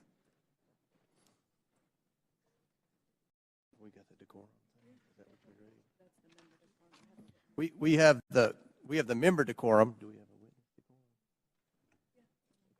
And around the rules of decorum, can we agree that threatening a witness comes close to broaching general decorum? It does broach general decorum of the committee? With all due respect, Ms. Ocasio-Cortez, we don't agree that there was any witness threatening. In threatening, when we discuss arrest, when we discuss a potential arrest of a witness and alluding to a witness or suggestion of a witness committing a crime without evidence and without documents being supported to the record. Can you be more specific? When we talk about arresting a witness, or when we talk about a witness, insinuating that a witness is lying without documentation, I fear that this constitutes threatening a witness, and that will broach the rules of decorum of this committee. And I'd like to ask that we request witnesses be treated with respect. Thank you. Appreciate that, and I will remind everyone of the member decorum and witness decorum to treat everyone with respect. Thank you, Ms. Ocasio-Cortez. Do you have anything to add? No, thank you. I agree with you, Mr. Chairman. I have a separate point of order I just wanted to raise, which is it seems as if several members now seem to have access to some information from Twitter that people on our side don't have, and I would just hope that anybody who's communicated directly with Twitter or received any information relating to the witnesses who has that, who plans to use it, distribute it to the committee in advance. That's okay. I think that most of the evidence is coming from. I think a lot of the quotes and emails are on the laptop. Well, I think that at least one member indicated the Twitter files that Elon Musk has. Well, one member had indicated that she had received information directly from Twitter. Okay. Chair recognizes Mr. Edwards. Thank you, Mr. Chair, and to our witnesses, thank you for being with us today. I know it has been a long one. Just so that we're clear, and to stage my next line of questioning, in December 2019, we've established that the FBI subpoenaed Hunter Biden's laptop from a computer store owner. And then we've established that nearly a year later, in October 2020, the Hunter Biden laptop story is published by the New York Post. Within hours, Twitter and other social media companies began limiting the distribution of the Hunter Biden story. My question is for Mr. Roth. In September 2020, a few weeks before the New York Post published the first story on the Hunter Biden trading on his name, you participated in an exercise hosted by the Aspen Institute with other media outlets, social media companies, and national security reporters. Isn't that correct? Yes, I did. And Mr. Roth, that event was hosted specifically by the Aspen Digital Hack and Dump Working Group. Is that correct? I know it was hosted by the Aspen Institute. I couldn't say who specifically within that. Mr. Roth, this event was before the release of the Hunter Biden laptop story, correct? That's my recollection, yes. And during that event, a scenario that was discussed was a hypothetical October 2020 release of records related to Hunter Biden. Is that correct? Again, that's my recollection of the event, yes. And Mr. Roth, did you participate in the design of this hypothetical scenario? Not to the best of my recollection, no. Are you telling me that you never had any conversation with anyone regarding the contents of this scenario? No, sir, I didn't say that. I met with the Aspen Institute on a number of occasions. I wouldn't say that I was involved in the development of the scenario in a specific way, no. So you're telling me that I will find no witnesses that would testify they had conversation with you regarding the development of this scenario? I genuinely could not say what other witnesses might or might not say. Why was Hunter Biden chosen as the subject of this scenario just weeks before the October 14th, 2020 publication of the first Hunter Biden story?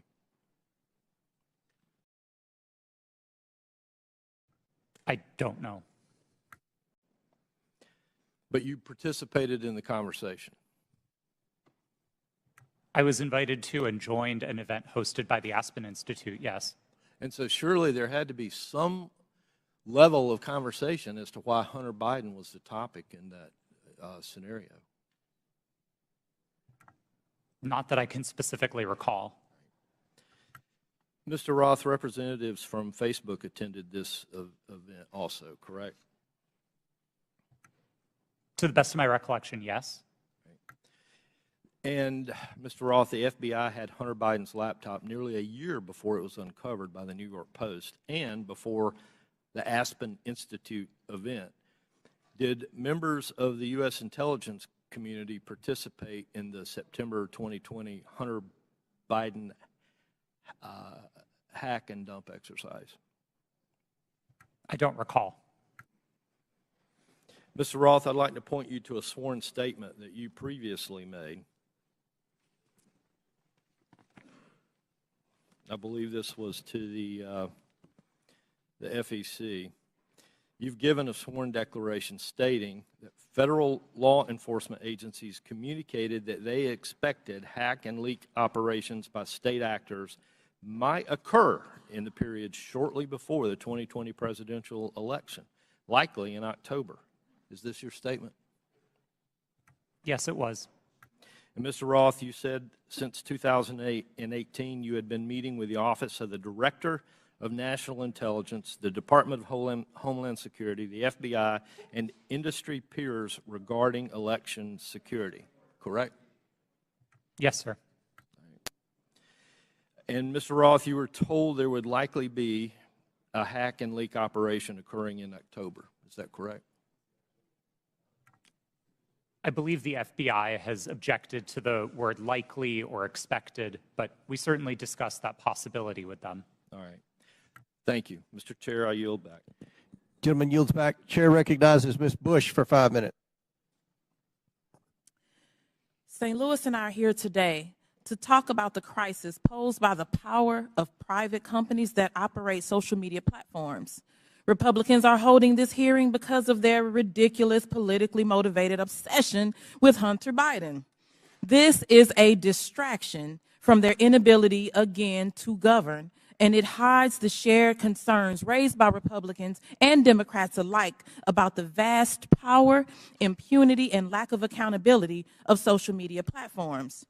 There are so many examples of these companies responding inadequately or inappropriately in crisis that we have come to understand misconduct as the norm for social media giants and not an aberration. Social media played a key role in fanning the flames of violence on January 6th, on that attack on our U.S. Capitol. The impact has spread all over the world.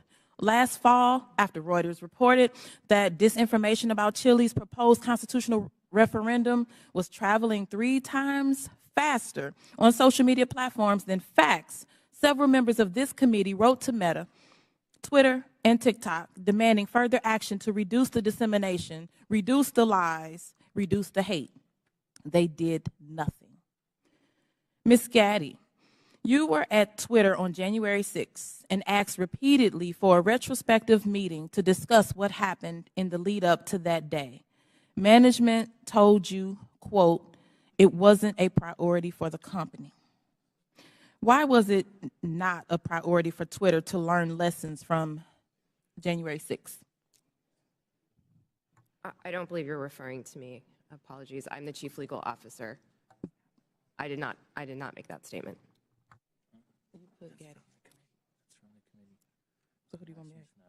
Okay, Ms. Navaroli. Would you mind repeating the question? Sure. On January 6th,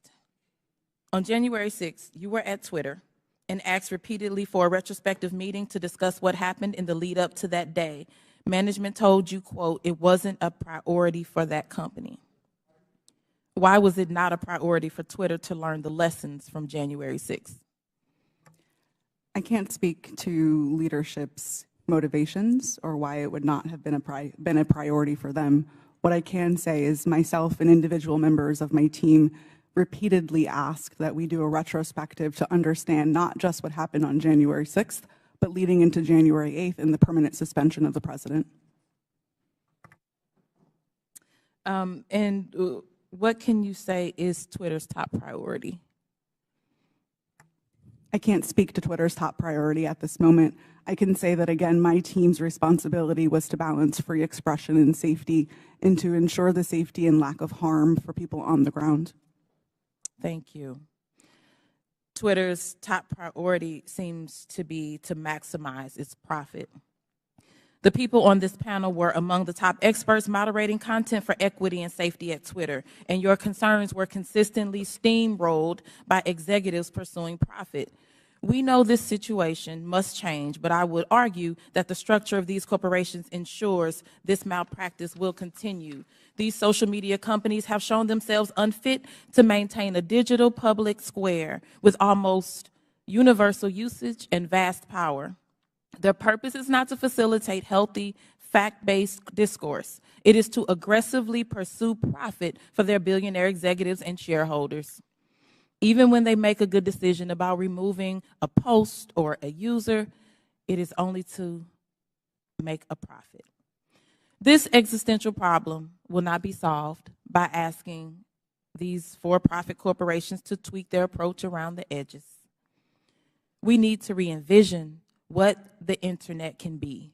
Digital platforms, including social media, are here to stay, but we need to make sure that they operate for the public good and not the private interests. We need to invest in better alternatives to big tech, and we need to establish public ownership and control to ensure these platforms serve everyone fairly. Thank you, and I yield back. Chair recognizes Mr. Perry for 5 minutes. Thank the chairman. I thank the witnesses. It's been a long day.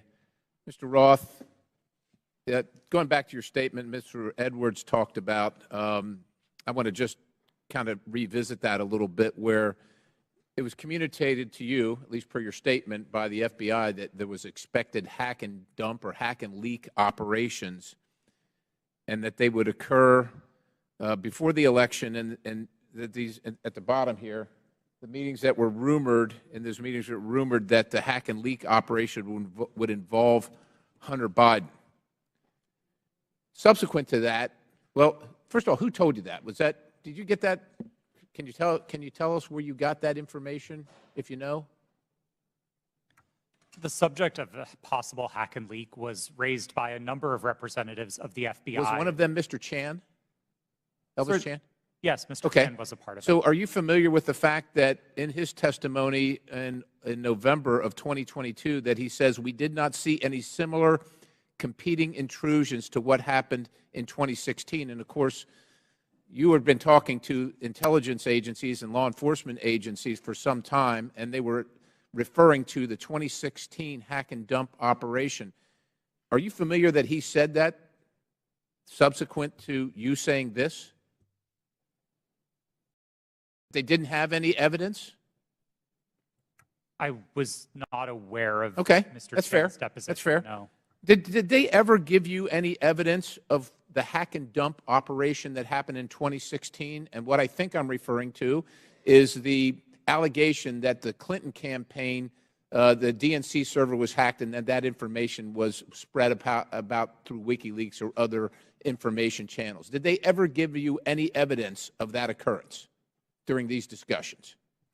That information was made public by the intelligence community in the Mueller report and by the Senate Intelligence. Yeah, evidence.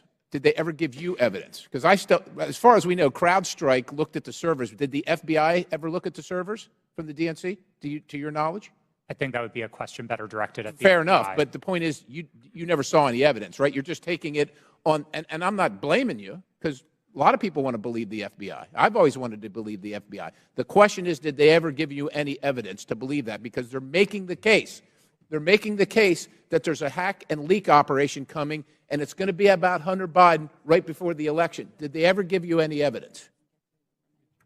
It didn't come up. Okay, yeah, I didn't figure it did. And then you all set up a secret channel between Twitter and the FBI. Who did that from the FBI? Was that Roth? Or you're Roth. Was that Elvis? I'm sorry. Mr. Chan was a part of that work, yes. Yes, he was part of that. And so you set up, and you actually set up a war room as well, right? I believe the FBI operated a war Okay, room. fair enough. I didn't And you join it. participated in that? No, sir, I did not. You did not. Did Twitter participate in it? I believe Twitter may have sent a representative. Okay, fair enough. And then you did this table talk exercise about Hunter Biden and about a leak about Hunter Biden that would come out right before the election, essentially 10 days, and that happened in September, right before the election. And you participated in that, right? Yes, I did. Who facilitated that exercise? I know the Aspen Institute, but who facilitated the exercise proper? Was anybody from a government agency facilitating any part of that? Were they involved in the discussions during the exercise?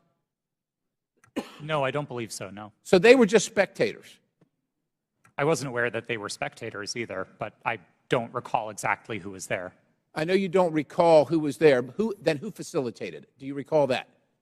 My recollection is that the event was facilitated by Garrett Graff, who was a member of the Aspen Institute and Aspen Digital. All right.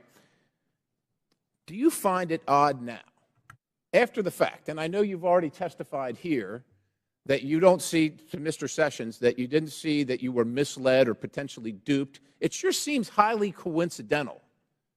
Would you agree? It at least seems highly coincidental. Knowing that the FBI had the laptop, that the FBI set up the war room and the channel and told you, per your statement, that this was going to happen, do you find it highly coincidental that it actually happened and it was Hunter Biden at all? I want to be clear that my statement to the FEC does not suggest that the FBI told me it would involve Hunter Biden. That's a popular reading of that declaration, but it was not my intent. I think there is a coincidence there, and I really can't speak as to how that came about. Yeah, it's really coincidental. One last question. Did the CIA or the other governmental agency ever ask Twitter to look at something that violated Twitter's policy? I don't recall specific outreach by the CIA specifically. Other government agency is what it was called in the Twitter files. Yes, Twitter regularly received reports from government requesting review under our rules. So the other government agency, that one, did they ever request information regarding violations of Twitter's policies? The CIA. Gentlemen, time's expired, but please answer the question. I thank the chairman. Again, I don't recall specific contact from the CIA, no. Okay. Chair recognizes Mr. Burleson for 5 minutes. Thank you, Mr. Chairman. I've sat here listening. I'm glad to be last in rank. I get to listen to all the testimony. And what's become clear to me, there are a few things, and that is that the censorship efforts of the big tech, the intelligence community, and the media were all working in concert to affect the 2020 election. I find it unbelievably ironic, and I hope others do too, see the irony that people who were so concerned and hell-bent and worried about the interference of outside groups on the 2016 election became willing participants to interfere in the following presidential election. These three groups worked together, and it's clear, worked hand in hand to hide the truth from the American people. The fact that the FBI had the Hunter Biden laptop, heck, it was in their possession for a year before the election, is appalling. But that didn't stop them from spreading a lie and a bogus claim about it being Russian interference again.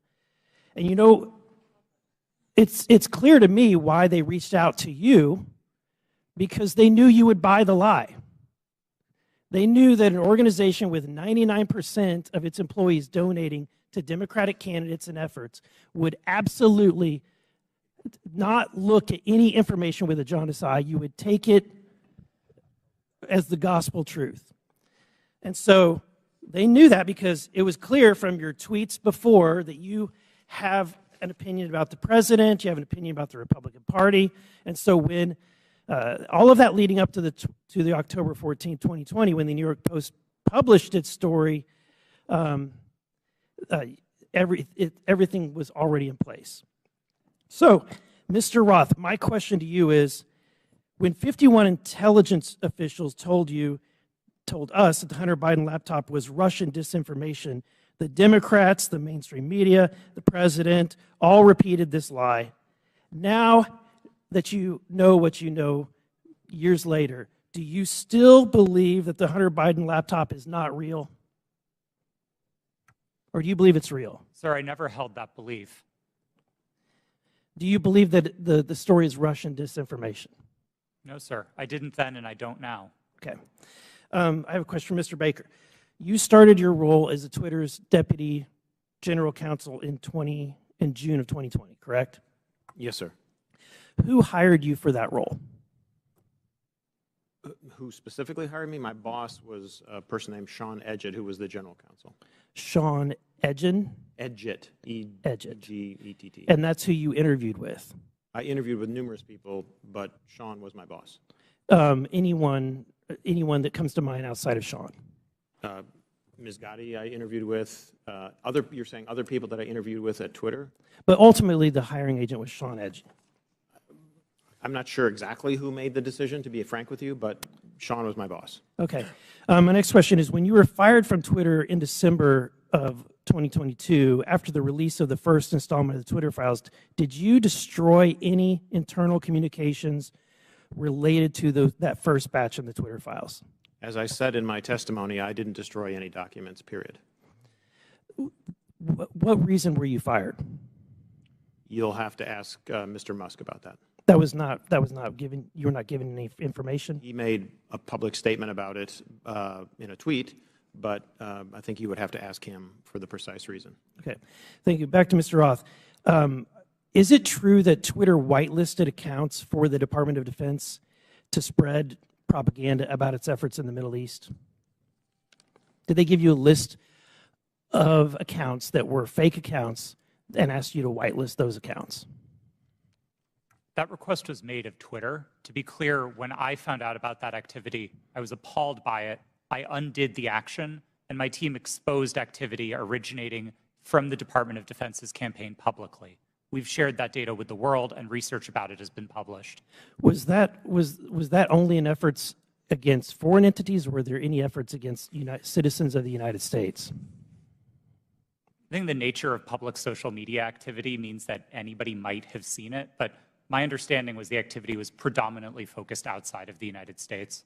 Okay, thank you. And Mr. Chairman, I want to just say thank you for this hearing. I would hope that we would be asking for documents and communications, whether it's on personal devices or private devices, between these individuals and government officials.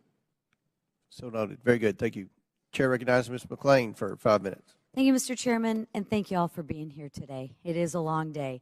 I'm going to try and make this quick and easy. Mr. Roth, part of your job at Twitter dealt with assessing dis and misinformation, correct? Yes. One here today. It is a long day. I'm going to try and make this quick and easy. Mr. Roth, part of your job at Twitter dealt with assessing dis and misinformation, correct? Yes. Wonderful. How did you determine what disinformation and misinformation was? What's your criteria for making that decision? Twitter had established policies covering each of those areas, and I'll take them in turn.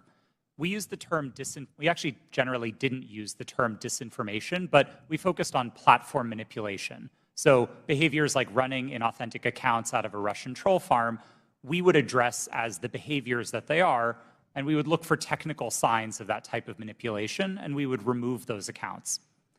So technical, it was all technical? On that side of things, yes. Okay.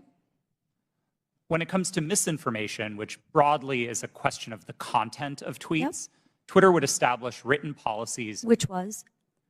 I'm sorry? Which was? Which policies did Twitter maintain? Yeah. I mean, I think what the problem with America is we have one set of rules for this team and another set of rules for this team. So we're trying to look at what is the equal playing field. I'm under the assumption that when we use disinformation and we use criteria, the criteria is the same for both sides. So I'm trying to figure out what is the criteria that you had in place to determine which information was misinformation, and did you apply that equitably, inclusively, so to speak, to all sides? So what is the criteria? Thank you for the question. We used a three-part test across all of our misinformation policies. Okay. The first is whether the tweet advances a claim of fact stated definitively. Not an opinion, not a viewpoint, but a claim of fact stated definitively. Okay. The second part of that test is whether the claim of fact is provably false. Not iffy, not maybe, not gray area, definitely provably by multiple expert sources false. And then finally, and this is a really important part, we looked for evidence that those claims of fact could cause harm. So if a tweet met all three parts of that test, that it's a claim of fact, that it's provably false, and that it's dangerous, Twitter might intervene under its policies. No part of that test is viewpoint-based. And in your opinion, was that applied to all tweets? No. Thank you. Mr. Roth, you're familiar with the reports that the Biden administration was considering establishing a disinformation governance board under the Department of Homeland Security. I am aware of public reporting about that, yes. Thank you. And that board was never established, correct? That's my understanding. That is correct. It seems to me that the federal government had far more powerful disinformation governance board in its relationship with Twitter. Again, Mr. Roth, question, how often were you meeting with people from the federal government while you were at Twitter? Weekly, daily, monthly? I would estimate somewhere between weekly and monthly. Okay. And were you aware that Mr. Baker was also taking these meetings with the federal government as well? I was not aware of Mr. Baker's calendar, no. So you had no idea that he was meeting, there was no you just worked in silos? I mean, Mr. Baker and I were in some of the same meetings together, but no, I did not know the ins and outs of what he was doing. Okay. What did you understand Mr. Baker's role to be at Twitter besides offering general legal advice? Mr. Baker supervised the primary legal team that advised the trust and safety team. He was the supervisor of the attorneys who advised my team. Okay. And how about Ms. Gaddy's role at Twitter besides offering general legal advice? For the final, I believe, year and a half of my tenure at Twitter, Ms. Gaddy was my direct supervisor. Oh, okay. What was her role? Just to supervise you, to make sure you followed those three claims? Ms. Gaddy supervised what my team's goals and objectives were. She made sure I was doing my job. She made sure that if there was conflict in the workplace, she guided me on how to address that. She did the job of a manager. Okay. And she oversaw you and the trust to make sure that your three claims of fact, provable, false, and would cause harm, she oversaw that? Yes, Ms. Gaddy ultimately oversaw Twitter's policies and enforcement decisions. Thank you. Mr. Roth, in Ms.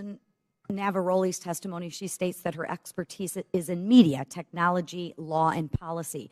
How often per week did you meet with Ms. Navaroli to discuss these areas while you were both at Twitter? We did not. You did not. Okay. Thank you so much.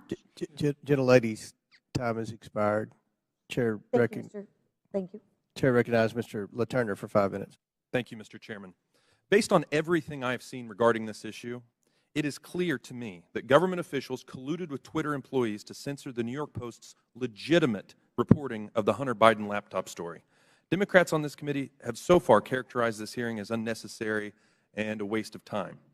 I'd invite any of my colleagues across the aisle to talk to folks in Kansas, because I can promise you they do not feel that way.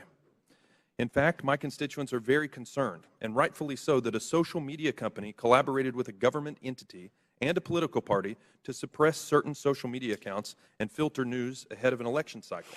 Americans deserve answers on this outright attack on our First Amendment rights, and I look forward to gaining clarity from our witnesses. Mr. Baker, your testimony focuses heavily on the fact that Twitter acted lawfully in its reaction to the Hunter Biden laptop story. But this isn't a criminal trial. It's a congressional hearing. I'm here because my constituents are genuinely concerned that they will be kicked off these platforms for any statement that managers at those companies disagree with. They feel that social media companies like Twitter are forcing them to play a game that they don't know the rules to. I want to know your opinion on if you think it is appropriate for people in positions of power to determine what information gets shared. If not, what criteria is acceptable for making those determinations? That's a, excuse me, sir, that's a very broad question on people in power. I'm not sure I can answer that effectively and address your... Could you try? Well, I mean, the Congress is in power. Congress is restricted by the Constitution of the United States. Congress passes laws. Those laws impact how, for example, private sector actors exercise their power or spend their money, that type of thing. Government agencies have to act in accordance with the Constitution, the laws you pass, internal regulations, executive orders. There's a whole panoply of ways that that people in power, writ large, are held accountable and have to comply with rules and regulations and laws and the Constitution. Mr. Chairman, I would like to yield the rest of my time to Mr. Jordan. Mr. Jordan. I thank the gentleman. Mr. Roth, I want to go back to your statement in your declaration to the FEC. I learned that a hack and leak operation would involve Hunter Biden. Who did you learn that from? My recollection is it was mentioned by another technology company in one of our joint meetings, but I don't recall specifically whom. You don't know the person's name? I don't even recall what company they worked at. No, this was a long time ago. And you're confident that it was from a tech company, not from someone from the government?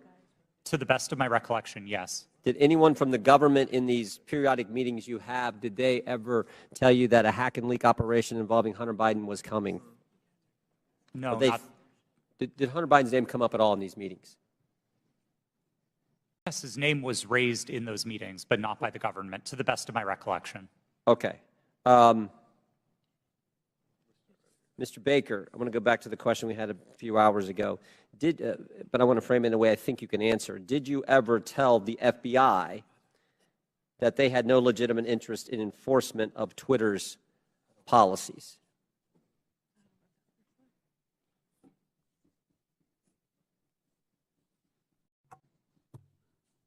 I don't think I understand. I think I understand the question. I don't recall ever having such a conversation with the FBI. Okay. Did you think there was a problem with the FBI sending you a list of names and accounts and saying, hey, these violate your policies? Did you see that as as some kind of potential concern? I was always concerned that the FBI adhered to the Constitution and laws of the United States, period. And you didn't think that crossed the line? Well, what crossed the line, sir? What I just asked you. That the idea that they're sending you a list of accounts that they say these violate your terms of service. Again, I'm making sure that I can answer the question.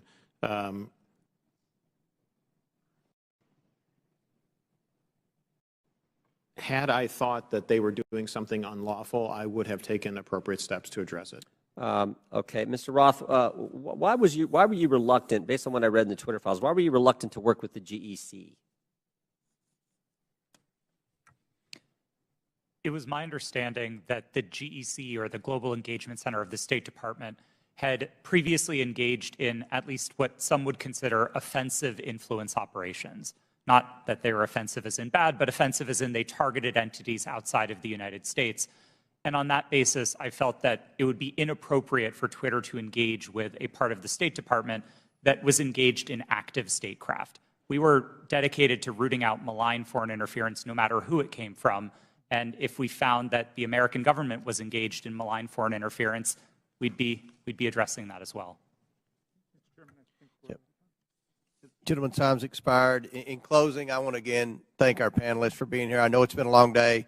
We apologize for the electricity going out. That's never happened in my 6 years in Congress. But before we close, the ranking member and I are going to have very brief closing statements. I yield to the ranking member. Well, thank you kindly, Mr. Chairman. Thank you to the witnesses for your endurance and patience today. I hope you don't feel as bad about the day as you seem to look right now, but it's going to be over soon. I want to start with a simple point that I hope will be sympathetic to you, and I began the long day with this. It's even more important now that we have members who are actually threatening witnesses with arrest and prosecution for clearly imaginary offenses, or at least offenses that might make sense in their minds, but I don't quite know what they would be. But Twitter is a private First Amendment protected media entity, and you make your own decisions like Fox News makes its decisions. And I might get kicked off of Fox News, or they might not cover me, or Wall Street Journal, or MSNBC. I've got no constitutional right to go there. So I think there's just a fundamental legal fallacy and logical fallacy that pervades most of the questioning today. And my friend, the chairman, and my friend, Mr. Jordan, certainly know that under our First Amendment, there's a state action requirement. There is no state action here. Now, there's an attempt to perhaps jerry-rig some state action by claiming, well, it was really the FBI that committed whatever offense was there. But what do we have in terms of what we found today? Well, today's witnesses, each and every one, testified that no U.S. government official directed any of them to censor, remove, or take down the New York Post story. That was their mistake. 2, today's witnesses all testified that the Biden campaign did not direct Twitter to take action against the New York Post story. And 3, the whole hearing was predicated on the idea that the FBI directed Twitter to take down the New York Post story to protect Biden, but once again, not a single witness testified that the FBI even communicated with Twitter about the New York Post story. So to me, this has been a wild cyber goose chase all day. It has turned up absolutely nothing. But there was one serious point made by our witness, Ms. Navaroli, who said that the violence and the chaos that was wreaked upon this institution, not far from where we sit today, on January 6th, the attempt to topple a presidential election and install someone who had not been elected as president, was facilitated by Twitter and other social media entities. And at Twitter, at least, the brass there specifically rejected the pleas of employees to take seriously all of the signs and clues of coming violence in the insurrectionary action that took place. That's a serious problem that we're going to have to deal with at some point at a serious hearing, Mr. Chairman. I yield back to you. Gentleman yields back. I will conclude by reminding my friend, the ranking member, that you've gone through quite the transition at the beginning of the hearing. You, as well as many of your colleagues, said this was a conspiracy theory. After listening to the witnesses, now you say it's a simple mistake they made in suppressing the laptop story. Twitter is a private company, but they enjoy special liability protection, Section 230. They also, according to the Twitter files, receive millions of dollars from the FBI, which is tax dollars, I would assume. And that makes it a concern of the Oversight Committee. The reason that we've had this hearing is because the laptop has been mislabeled by many in the mainstream media as being Russian disinformation, and that started with Twitter, as well as being tampered with, and you had several people including Mr. Goldman, that implied that it had been tampered with, even though CBS News and other credible media outlets. You mean mainstream media outlets? CBS? Yeah. You don't think CBS is credible? No, I thought you were just calling the mainstream media. No. Okay. CBS News. CBS News has done a forensic audit that shows that the hard drive is legitimate and it was not tampered with. So these are misconceptions that are out there, and they started because of the suppression of the laptop story.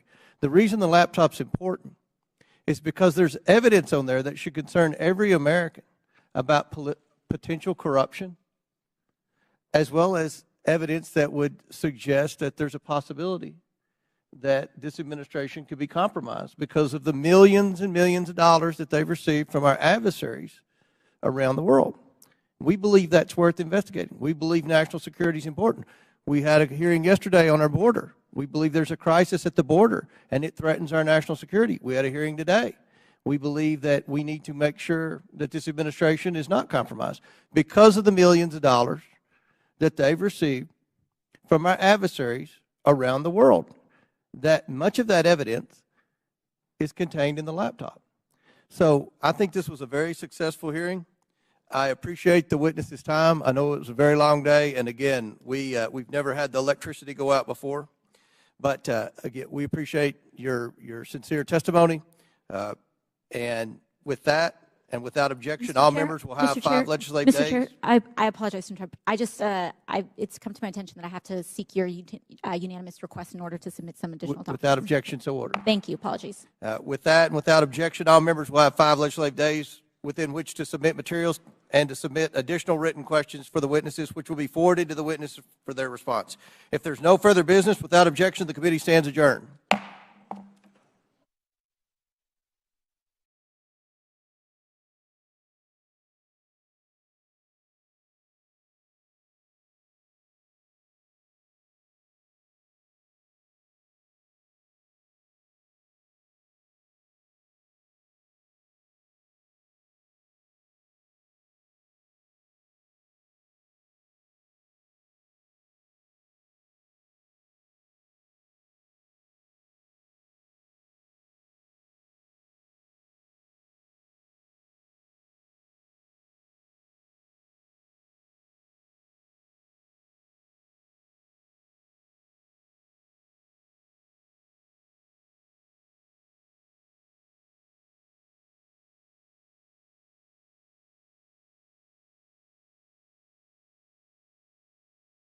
Other big tech companies and reporters attended as well.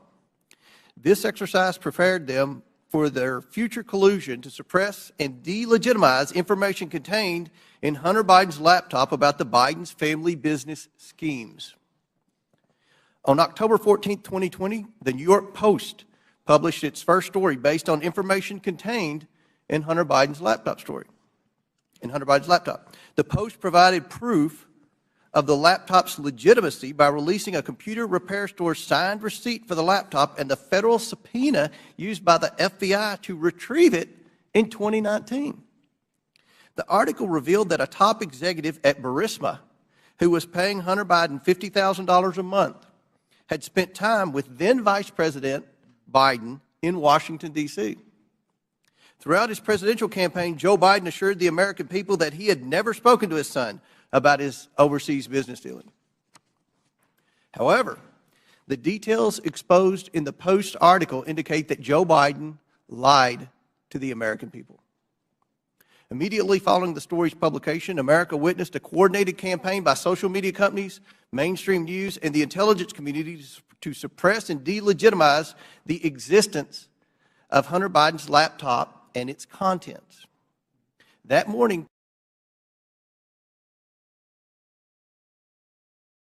Twitter and other social media companies took extraordinary steps to suppress that story. Twitter immediately removed the story and banned the New York Post account. Twitter also banned accounts who shared the story, including White House Press Secretary Kayleigh McEnany, and blocked its transmission via direct message. This episode marked the first time Twitter directly limited the spread of information from a mainstream news organization. And the New York Post would not get its account back for 2 weeks. Twitter would finally admit its mistake, but the damage had already been done. On October 19th, 51 former intelligence officials published a letter that Hunter Biden's laptop was Russian disinformation, which Joe Biden used as a talking point at a presidential debate on October 22nd. But we all know now this was not Russian disinformation. It wasn't disinformation. I want to make sure the American people truly understand the timeline here because it's very important. The Hunter Biden laptop story was published on Wednesday. Twitter did not acknowledge a mistake for at least 24 hours. Then on Monday morning, 51 former intelligence officials published their letter.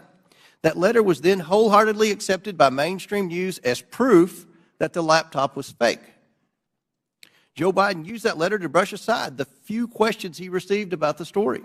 During that time, the mainstream media was more concerned about what flavor of ice cream Joe Biden had ordered on a particular day. All this happened 2 weeks before the 2020 election. 2 weeks. One survey found that 17% of Biden voters would not have voted for the Biden-Harris ticket if they'd known about the Biden laptop.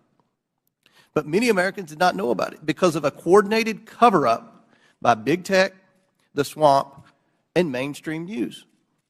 Now mainstream media outlets have verified the laptop, but the damage has been done. Today we are joined by 3 former high-ranking employees at Twitter.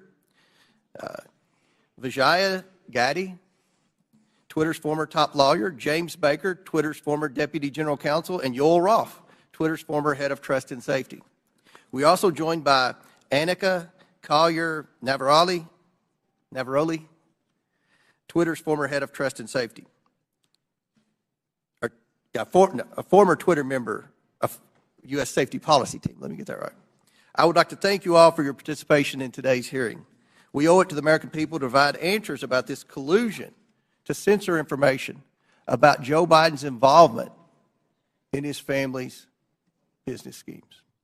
With that, I yield to the ranking member for his opening statement.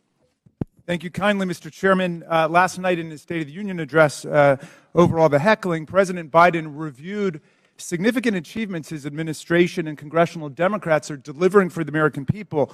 The lowest unemployment rate in over 50 years, a manufacturing boom in clean energy, semiconductors, and infrastructure, expanding health care for veterans and lowering prescription drug costs for seniors and people with diabetes, beating the opioid epidemic and addressing our national mental health crisis, historic action on climate change. But this morning, we return not to focus on advancing this robust agenda of progress, but instead to take up an authentically trivial pursuit, all based on the obsessive victimology of right-wing politics in America.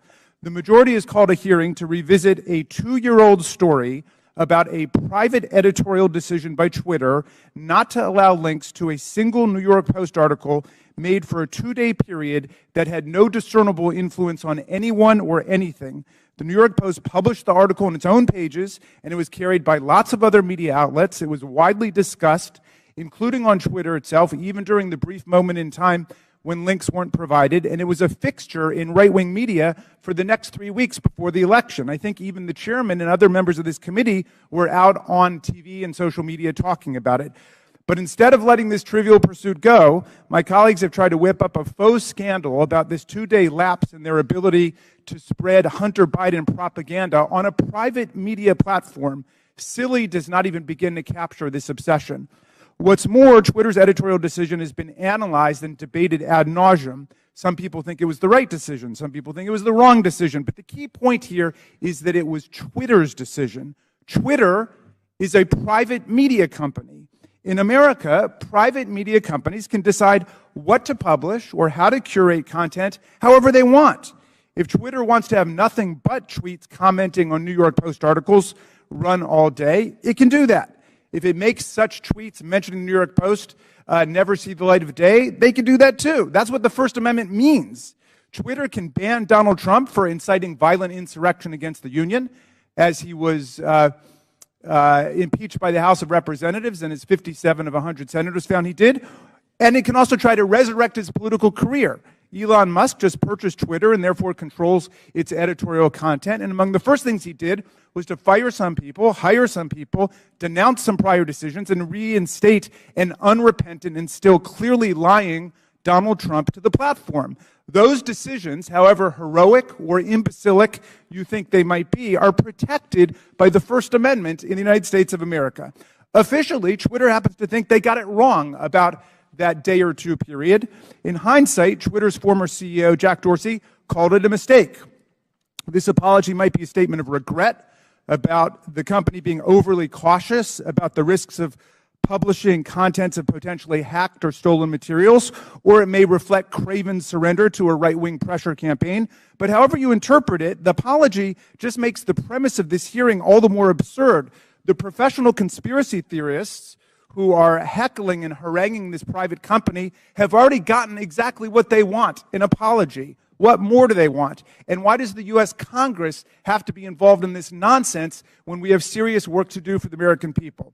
But what makes this hearing tragic is that if our colleagues really wanted to examine a serious problem involving American democracy and social media, my friends, it is staring us in the face right now. Twitter and other social media companies acted as central organizing and staging grounds for the January 6th violent insurrection against Congress and against Vice President Pence. Twitter became the national and global platform for incitement to seditious violence against our government, and a forum on the day of attack for coordinating logistical movements and tactical maneuvers in the mob violence against our police officers. In the lead up to January 6th, Twitter decided to allow Donald Trump and countless MAGA extremists to use the platform to spread Trump's ridiculous big lie and disinformation about the election. And soon the internet was replete with incitement for civil war, race war, insurrection, revolution, and mob violence. Twitter did so despite increasingly desperate appeals from its own employees to act in the interests of public safety approaching January 6th. The First Amendment is robust and expansive, but it stops at this point. It does not protect anyone's right to engage in incitement to imminent lawless action and violent action against the government or against other people. This is the Brandenburg Principle. There's no carve-out to free speech for speech relating to the New York Post or Hunter Biden or laptops, but there is a significant carve-out when the speech is deliberately calculated to produce imminent violence and chaos against the government. That's why Twitter's deliberate indifference to Trump's big lies and incitement, its decision to ignore the pleas of its own employees to deal with the impending explosion against our police and against Congress on January 6th, are matters that require real investigation and reflection. Rather than conspiring to suppress right-wing MAGA speech, as my colleagues astonishingly claim, Twitter and other media companies knowingly facilitated Trump's spread of disinformation, or what his own sycophantic Attorney General William Barr would come to call bullshit, and gave voice to his followers' glorification of violence and calls for civil war. Today, we will hear from Anika Collier-Navaroli, a former Twitter employee turned corporate whistleblower and patriotic hero who raised the alarm inside Twitter and about numerous accelerating warning signs that she saw leading up to the violent and catastrophic attack on the Capitol on January 6, 2021. Ms. Navaroli is here today to publicly testify about how senior officials at Twitter resisted her efforts to put policies in place or to enforce existing policies to promote public safety and to defend our national security. Twitter management, however, did not want to cross Donald Trump. I don't know precisely how we will solve the problem of private social media platforms being used for the organization of coups and incitement of violent insurrections against the United States or Brazil or any other country. But this is a grave problem confronting democracy, not just in America, but all over the world. It is not a silly, concocted partisan issue. We must analyze it carefully and legislate effectively to address it. And we must never forget that the enemies of democracy, led by autocrat and war criminal Vladimir Putin, are spending hundreds of millions of dollars on social media propaganda and disinformation to destabilize democracy all over the world, even as they wage their genocidal, illegal, aggressive war against the people of Ukraine? How are we going to prevent the liberal democracies from being overrun by propaganda, disinformation, and violent incitement? We'll listen to Anika Collier-Navaroli because she has something important to say. She poses a problem that would be worthy of a serious congressional hearing, and we should have one. Thank you, Mr. Chairman. I yield back. Gentleman yields back. I want to thank again the witnesses for appearing here today. Today's witnesses are former Twitter employees. Vijaya Gaddy, Twitter's former general counsel; James Baker, Twitter's former deputy general counsel; Yoel Roth, Twitter's former head of trust and safety; and Anika Collier-Navaroli, a former member of Twitter's U.S. safety policy team. I want to remind everyone you all are appearing under subpoena by your own request. Pursuant to Committee Rule 9G, the witnesses will please stand and raise the right hands. Do you solemnly swear or affirm that the testimony you are about to give is the truth, the whole truth, and nothing but the truth, so help you God? Let the record show that the witnesses all answered in the affirmative. We will begin the 5-minute question portion of our hearing today. The chair recognizes. What's that? Oh, I apologize. Ready to get to the questions. We'll start with the opening statements, then we'll go to the questions. So each witness will get 5-minute opening statements, and we'll begin with you, Mr. Baker. Thank you, Mr. Chairman. Mr. Chairman, Ranking Member Raskin, and members of the committee, thank you for the opportunity to appear before you today. I hope that we will have a useful conversation about matters that are of great importance to the nation and the world. My main goals for this statement are simply to attempt to set the record straight with respect to certain false assertions that have been made about me in the public arena, and to offer a suggestion with respect to potential legislation in the area of social media regulation. As the committee is aware, however, based on the advice of counsel, I believe in good faith that I'm constrained today by my legal and ethical obligations as a former lawyer for Twitter, as well as by certain non-disclosure agreements. Within those constraints, however, I will endeavor to respond to the committee's questions as fully as I possibly can. And I believe I can make the following statements. First, I was not aware of and certainly did not engage in any conspiracy or other effort to do anything unethical, improper, or unlawful while I was at Twitter, period. I did not act unlawfully or otherwise inappropriately in any manner with respect to Hunter Biden's laptop. Indeed, documents that Twitter has disclosed publicly reflect that I urged caution with respect to the matter and noted that we needed more information to fully assess what was going on and to decide what to do. Hardly a surprising piece of advice from a corporate lawyer. Moreover, I'm aware of no unlawful collusion with or direction from any government agency or political campaign on how Twitter should have handled the Hunter Biden laptop situation. Even though many disagree with how Twitter handled the Hunter Biden matter, I believe that the public record reveals that my client acted in a manner that was fully consistent with the First Amendment. I think that the best reading of the law is that as a private entity, the First Amendment protects Twitter and its content moderation decisions. And I do not believe that the facts in the public record indicate that Twitter became a state actor as that concept is defined under existing precedent, such that the First Amendment would have constrained it. Second, I believe that at all times I executed my duties and responsibilities to my client, Twitter, lawfully and ethically. At no time was I an agent or operative of the government or any political actor when I worked at Twitter.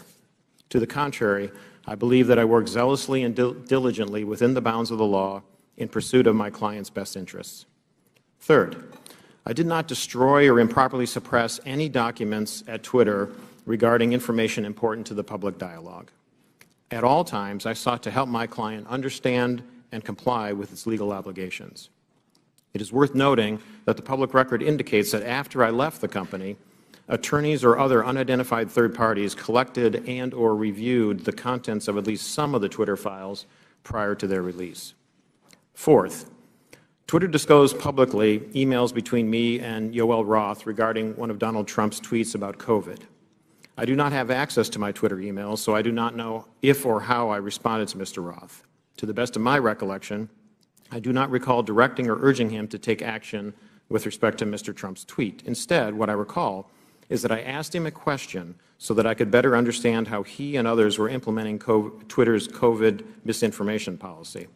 Asking questions and learning more about what a client's activities are is what I think good lawyers should do, and again, hardly surprising. Fifth, the Twitter files reference prior investigations of me. It is true that the Department of Justice investigated certain aspects of my conduct while I was employed by the FBI related to the handling of certain information. Because I believe in the accountability for government officials, I cooperated with the department, including sitting for lengthy interviews. Eventually, the department closed the matter. No adverse action was taken with respect to me, and my security clearances while a government employee were never restricted because of the matter. In closing, Mr. Chairman, I want to return briefly to the general topic of government interaction with social media companies. The law permits the government to have complex, multifaceted, and long-term relationships with the private sector. Law enforcement agencies and companies can engage with each other regarding, for example, compulsory legal process served on companies, criminal activity that companies, the government, or the public identify, such as crimes against children, cybersecurity threats, and terrorism, and instances where companies themselves are victims of crime. When done properly, these interactions can be beneficial to both sides and in the interests of the public. As you, Mr. Chairman, Mr. Jordan, and others have proposed, a potential workable way to legislate in this area may be to focus on the actions of federal government agencies and officials with respect to their engagement with the private sector. Congress may be able to limit the nature and scope of those interactions in certain ways, require enhanced transparency and reporting by the executive branch about its engagements, and require higher-level approvals within the executive branch prior to such engagements on certain topics, so that you can hold Senate-confirmed officials, for example, accountable for those decisions. In any event, if you want to legislate, my recommendation is to focus first on reasonable and effective limitations on government actors. Thank you, Mr. Chairman. Thank you, Mr. Baker. Ms. Gaddy. Chairman Comer, Ranking Member Raskin, and members of the committee, thank you for this opportunity to provide this opening statement. After a decade as a corporate lawyer, I joined Twitter in 2011 as the first member of the corporate legal team. In 2013, I was promoted to general counsel. In 2018, I became the chief legal officer and continued in that role until October of 2022. During my time at Twitter, I had many distinct teams reporting to me, including legal, trust and safety, public policy, corporate security, and compliance. I was drawn to work at Twitter because I was inspired by how people were able to use the platform and awed by its potential. Twitter enabled anyone to hear directly from any individual instantly. People from around the world were coming together on Twitter for an open and free exchange of ideas. The work was challenging and fulfilling. After Jack Dorsey returned as CEO in 2015, one of his top priorities became what we called the health of the public conversation. This was based on customer research, advertiser feedback, Twitter's declining revenue, user growth, and stock price. Teams across Twitter were focused on making the platform safer, better, and more profitable. As an executive of the company, I also was responsible for helping to achieve the corporate goals set by Mr. Dorsey, and I was accountable to him, the board of directors, and ultimately Twitter's public stockholders. As we prioritized the health of the public conversation, we did not lose sight of what Twitter was for most people, a place to talk about their favorite things. Topics that animated the platform range from K-pop to the World Cup to video games and movies. We needed to ensure that differences of opinion would not cross the line, for example, into sending death threats to soccer players who missed important goals, distributing non-consensual intimate photos, or cyberbullying so vicious that it could compromise a teenager's mental health. Twitter's platform rules covered a wide range of conduct and changed over time based on new behaviors and harms on the platform and feedback from customers, regulators, governments, advertisers, researchers, and others. This feedback led to a principles-based approach, which we applied to an array of difficult yet equally complicated situations around the world. These rules were also benchmarked against industry standards. We all knew how difficult it would be to design, much less apply, one set of global rules for hundreds of millions of accounts that shared billions of tweets a week. While I was at Twitter, the company never lost sight of its deep commitment to promoting and defending free expression around the world. For example, to protect human rights defenders, we fought for the right of people to use pseudonyms on the platform.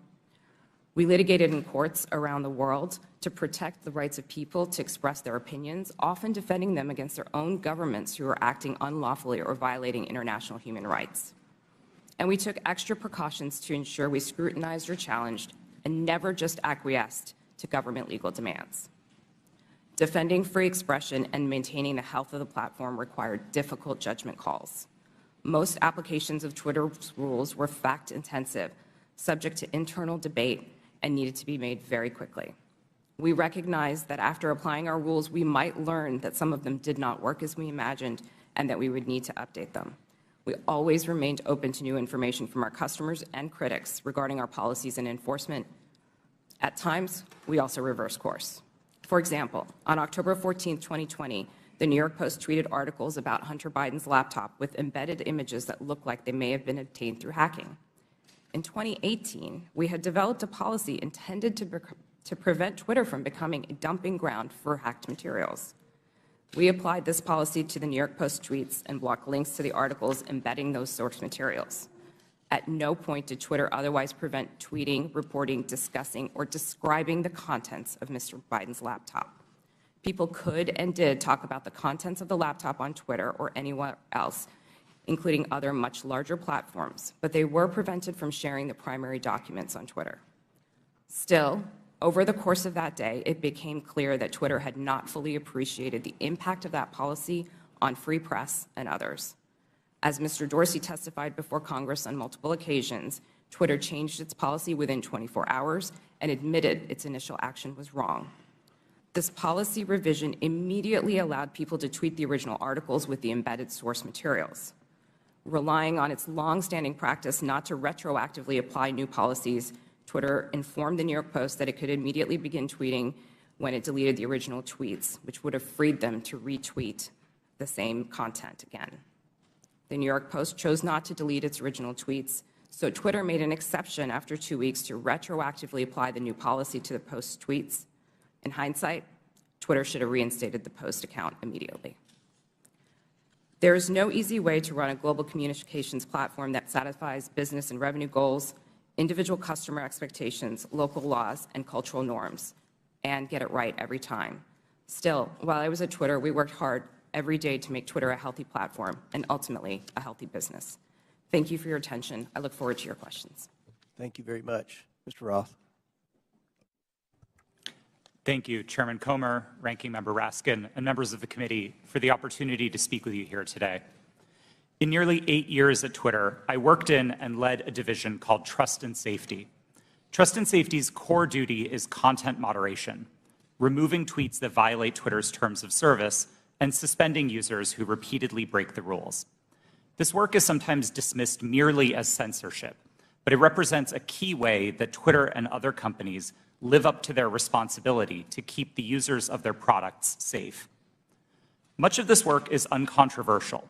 For example, taking down accounts that engage in child sexual exploitation or promote terrorism. The gray area of this work, though, is when trust and safety teams have to make decisions about so-called lawful but awful material, content that may be legal in many jurisdictions, but isn't something most people would want to experience. Think of things like posting someone else's home address without their permission, or bullying somebody for a disability or for how they look. A free speech absolutist might say, yes, that kind of content is unpleasant, but it's not against the law. What right do you have to remove it? The answer is the need to make Twitter an appealing product for millions of people. Consistently, in its own research, Twitter found that users were unhappy with the company's approach to content moderation, and that this dissatisfaction drove people away from the service. This has consequences for what we mean by free speech on social media. Again and again, we saw the speech of a small number of abusive users drive away countless others. Unrestricted free speech, paradoxically, results in less speech, not more. And it was our job in Trust and Safety to try to strike an appropriate balance. But the importance of this work goes far beyond Twitter's business prospects and into the realm of national security. In 2017, I led the team at Twitter that uncovered significant interference in an American election by agents of the Russian government. Their mission was to stoke culture war issues on social media to try to further divide Americans. My team and I exposed hundreds of thousands of these accounts from Russia, but also from Iran, China, and beyond. It's a concern with these foreign interference campaigns that informed Twitter's approach to the Hunter Biden laptop story. In 2020, Twitter noticed activity related to the laptop that, at first glance, bore a lot of similarities to the 2016 Russian hack and leak operation targeting the DNC, and we had to decide what to do. And in that moment, with limited information, Twitter made a mistake. Under the distribution of hacked material policy, the company decided to prevent links to the New York Post stories about the laptop from being shared across the service. I've been clear that in my judgment at the time, Twitter should not have taken action to block the New York Post's reporting. And just 24 hours after doing so, the company acknowledged its error. But the decisions here aren't straightforward, and hindsight is 2020. It isn't obvious what the right response is to a suspected but not confirmed cyber attack by another government on a presidential election. I believe Twitter erred in this case because we wanted to avoid repeating the mistakes of 2016. And so the basic job of trust and safety is to try to strike this balance between the harms of restricting too much speech and the dangers of doing too little. I'll be the first to admit that we didn't always get it right. Even rare mistakes add up when you're carrying out content moderation at the scale of hundreds of millions of unique posts per day. While I was head of trust and safety at Twitter, I strove to do this work with impartiality and with a commitment to the fair enforcement of Twitter's written rules. But whether it's me or Elon Musk or someone else in the future, someone will have to make choices about the governance of online spaces. Those decisions should not be made behind closed doors or based on personal whims. I hope that we can work together to find ways to bring greater trust and transparency to social media, and I look forward to answering the committee's questions about any of these topics to the best of my ability. Thank you. Ms. Navaroli. Good morning, Chairman Comer, Ranking Member Raskin, and members of the committee. Thank you so much for the opportunity to speak with you all today. I'm here because there is an urgent need for us to understand the impact that social media companies are having on our democracy. I will be very clear. I was not involved in the decision around Hunter Biden's laptop, but I was involved in decisions that were made leading up to, during, and after the January 6th attack on the Capitol.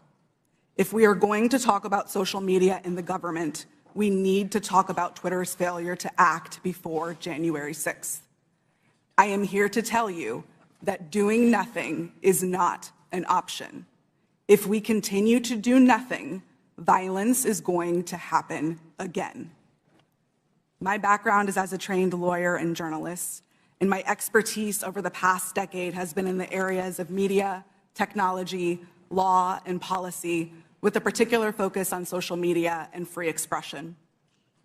I joined Twitter in 2019, and by 2020, I was the most senior expert on Twitter's US safety policy team. My team's mission was to protect free speech and public safety by writing and enforcing content moderation policies around the world. These policies included things like abuse, harassment, hate speech, violence, and privacy. So if no other algorithm or no other human could decide if a tweet violated my team's policies, the safety team policy acted as the final moderators. If a high-profile individual like any member of this committee or President Trump tweeted something controversial, it was sent to my team's desk. Every day, we had to decide whether a particular piece of content equated to yelling fire in a crowded theater. My work at Twitter and subsequently at Twitch put me in the middle of key events in history. What I've learned from them is that social media played and continues to play a role in these events. And 2 years after January 6th, we still need to better understand the role that Twitter played in order to prevent it from happening again. So what do we need to understand? First, Twitter's leadership bent and broke their own rules in order to protect some of the most dangerous speech on the platform. I'm going to talk a little bit about what happened in the months leading up to January 6th. During this time, my team worked to try to minimize the threat of violence that we saw coming. After President Trump instructed the Proud Boys to stand back and stand by in a debate, we considered the danger that that statement would have if it was tweeted. So we crafted what we called a coded incitement to violence policy to address dog whistles like this. Instead of approving it, management bent over backwards to find ways to not approve it. On January 5th, when the policy was still not approved, I led a meeting where one of my colleagues asked management whether someone was going to have to get shot before we were allowed to take down tweets. Another colleague looked up live tweets and read them to management to try to convince them of the seriousness of the issue. Still, no action was taken. On the morning of January 6th, I sent Twitter lawyers a message warning them that our team was hamstrung by leadership. 2 days later, when it looked like it was going to happen all over again, I asked management whether they wanted more blood on their hands. Only then did they act. The second problem is that there is way too much power concentrated in the hands of too few. With January 6th and many other decisions, content moderators like me did the very best that we could. But far too often, there are far too few of us, and we are being asked to do the impossible. For example, in January 2020, after the U.S. assassinated an Iranian general and the U.S. president decided to justify it on Twitter, management literally instructed me and my team to make sure that World War III did not start on the platform. No person, people, or company should have that kind of unchecked power or that kind of responsibility. The modern-day public conversation should not be susceptible to the whims of any one individual or any one company. Fixing the systemic issues that lead to bad decisions is not going to be easy, but people like me who have been in the trenches can help lead the way. But I must say, coming forward and offering this information is risky and it is difficult.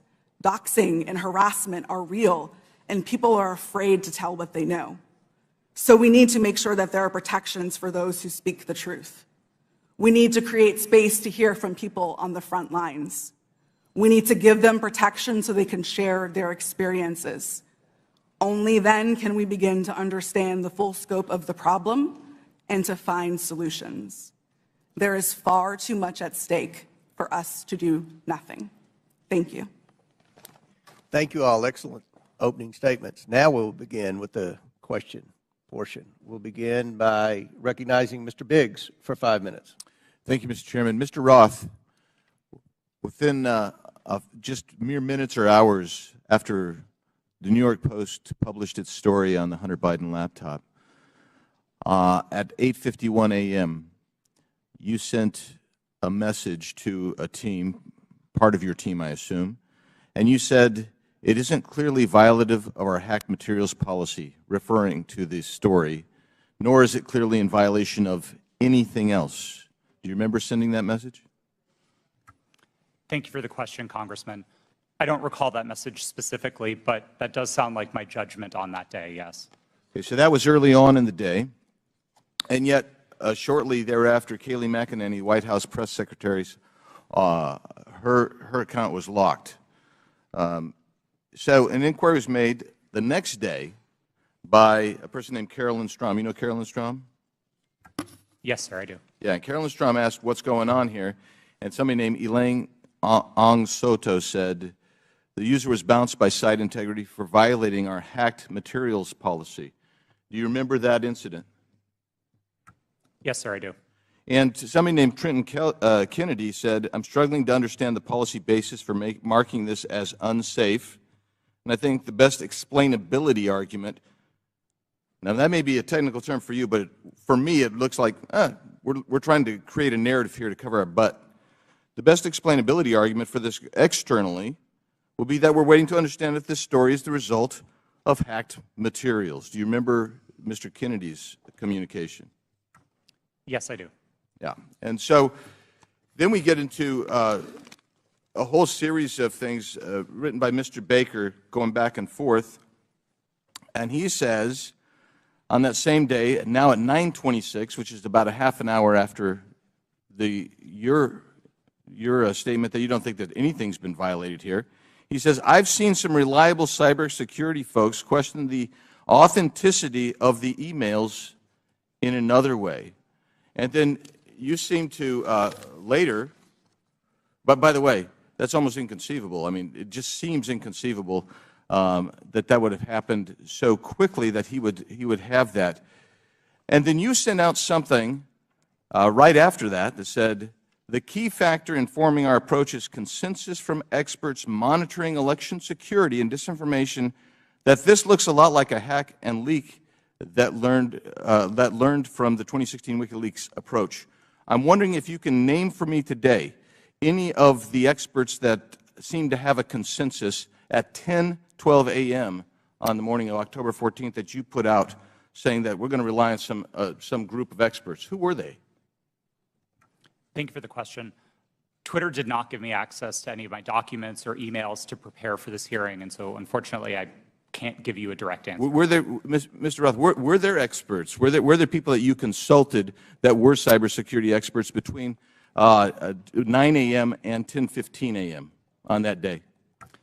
My recollection is that we were following discussions about this incident as they unfolded on Twitter. So cybersecurity experts were tweeting about this incident and sharing their perspectives, and that informed some of Twitter's judgment here. But I want to emphasize, as I said in my statement, I didn't think that the evidence or those perspectives warranted removal, and I advocated against taking that action. I understand. Let's look at one other document.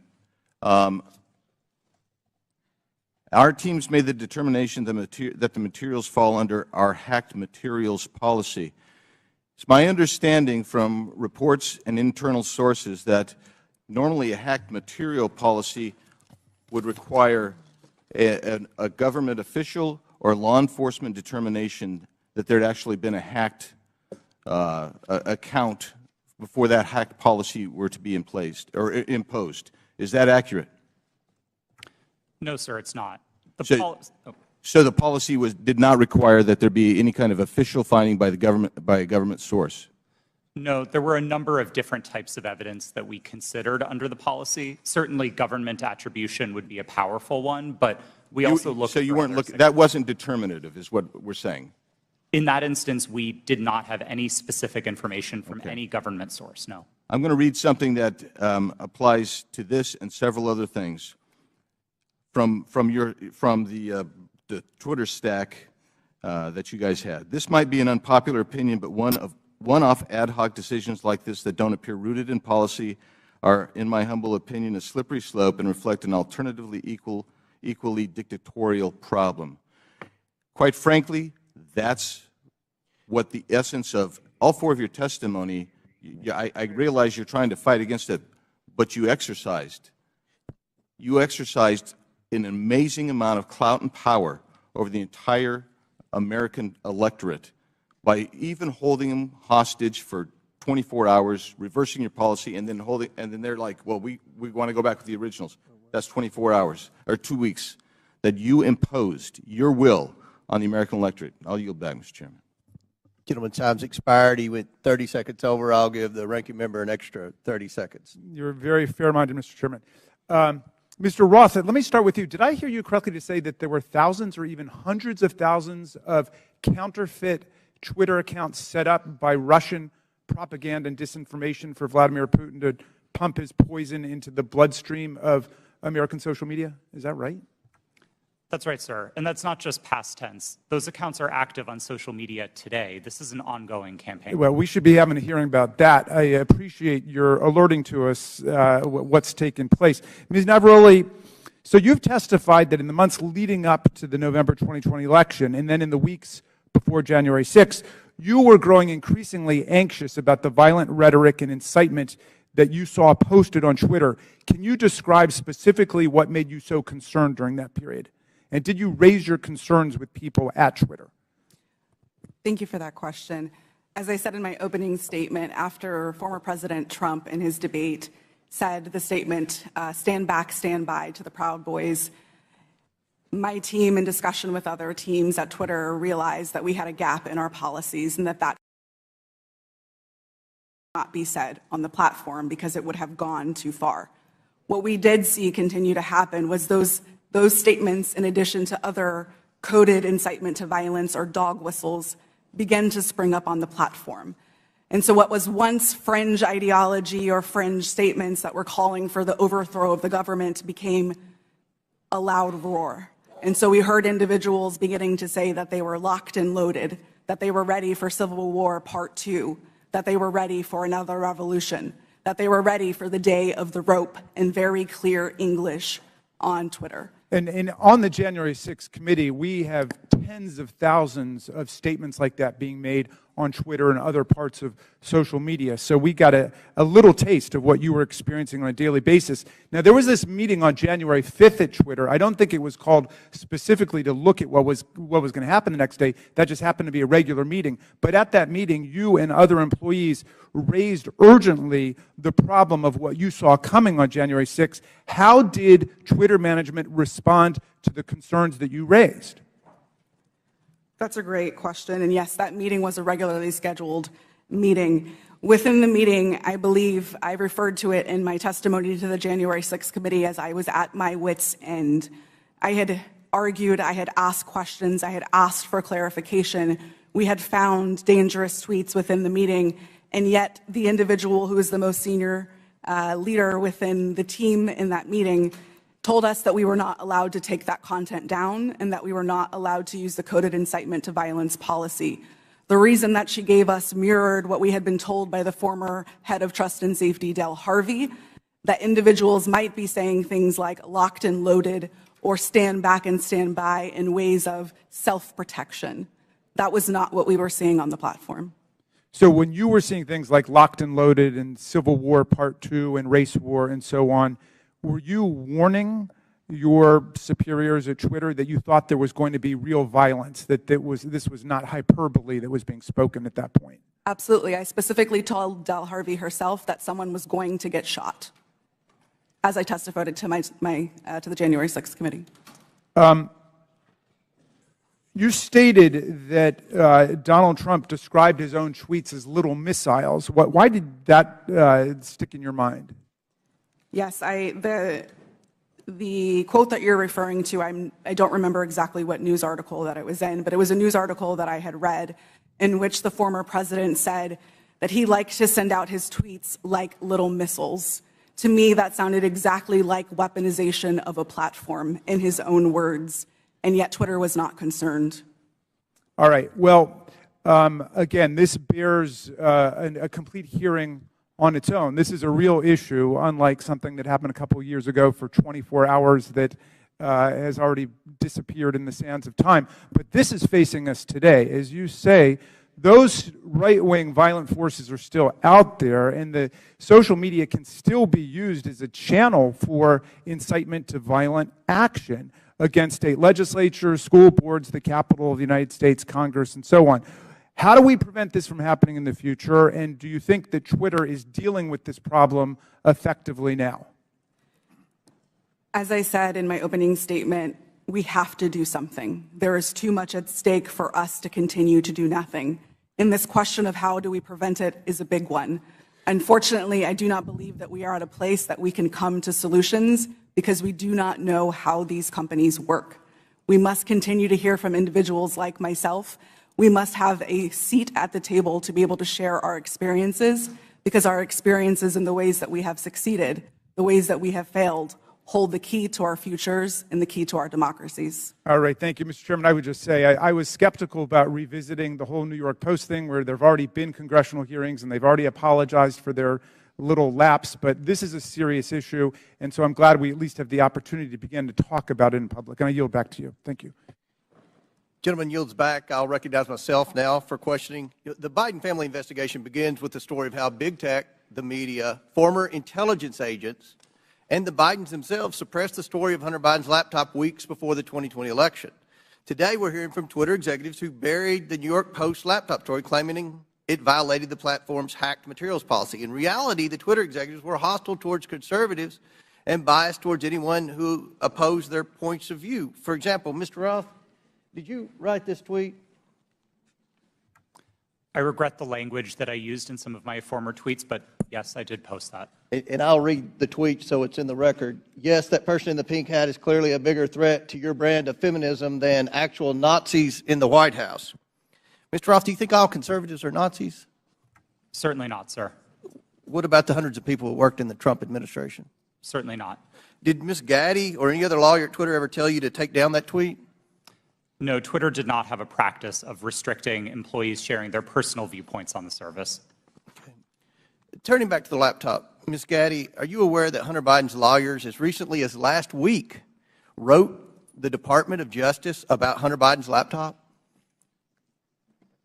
I've seen some articles about that. Yes, they did. And it appears that Hunter Biden's attorney is admitting that the laptop and emails on it are authentic. So, Ms. Gaddy, on October 14, 2020, did Hunter Biden report to Twitter that he was the victim of a hack? No, I don't believe he did. Ms. Gaddy, when the New York Post initially broke the story about the laptop, did you call Hunter Biden's lawyer to ask if it was authentic? No, I did not. Isn't it correct that the Biden campaign had contact with Twitter in the run-up to the 2020 election? Not to my knowledge. And you're telling this committee that you didn't ask any Biden representative if the laptop was real or for Hunter Biden's attorney's phone number to confirm its authenticity? We did not speak to anybody related to that. Mr. Baker, are you aware that the FBI had Hunter Biden's laptop since December of 2019? I'm sorry, am I aware of that now? Well, were you aware then? Then, no. I don't believe, sir, that to the best of my recollection, I don't think I knew. But you're aware now? I've heard that now, yes. Mr. Baker, did you call any of your contacts at the FBI to ask whether or not they knew if the material had been hacked? I don't recall contacting them about that on that day. Mr. Roth, Ms. Gaddy, and Mr. Baker, it appears to me that you failed at your jobs. You were entrusted with the highest level of power at Twitter, but when you were faced with the New York Post story, instead of allowing people to judge the information for themselves, you rushed to find a reason why the American people shouldn't see it. In a matter of hours, you were deciding on the truth of a story that spans years and dozens of complex international transactions. You did this because you were terrified of Joe Biden not winning the election in 2020. That's what it appeared. I can assure you this committee will succeed in holding the Bidens accountable. So much of the evidence of wrongdoing from this family is located in that hard drive that you all led the American people to believe was Russian disinformation, when in fact it was not. Now, I agree with Mr. Baker's opening statement. The concern for me is the level of involvement the FBI had with not just Twitter, but all of our social media platform companies. And I think it kind of goes in the opposite direction of where my friend, the ranking member, was trying to take this in his opening statement. This is something this committee should be concerned about. The government doesn't have any role in suppressing speech. And that's something the media should be very concerned about. What if there's a conservative president that somehow cleans out our FBI and they put in conservatives to suppress liberal speech? That's something that should never happen. So I look forward to more questions, and at this time I yield to the gentleman from I think Ohio. the chair for yielding. Mr. Baker, you said you didn't talk with the FBI that day. Did you talk to the FBI about the Hunter Biden laptop story prior to then or after that day? I'm trying to make sure I can answer this question consistent with the restrictions that I talked about in my opening Simple statement. question. Did you talk to the FBI about the Hunter Biden story? I do. To the best of my recollection, I did not talk to the FBI about the Hunter Biden story before that day. Did you talk to him after it? You said your response is real specific to the chairman. You said, I did not talk to the FBI about the Hunter Biden laptop story that day. I assume that day is October 14th. I want to know if you talked to him on the 13th or before, or if you talked to him on the 15th and after. I don't recall speaking to the FBI, sitting here today, I don't recall speaking to the FBI at all about the Hunter Biden matter. Well, then why'd you answer it the way you did? I beg your pardon? I yield back there.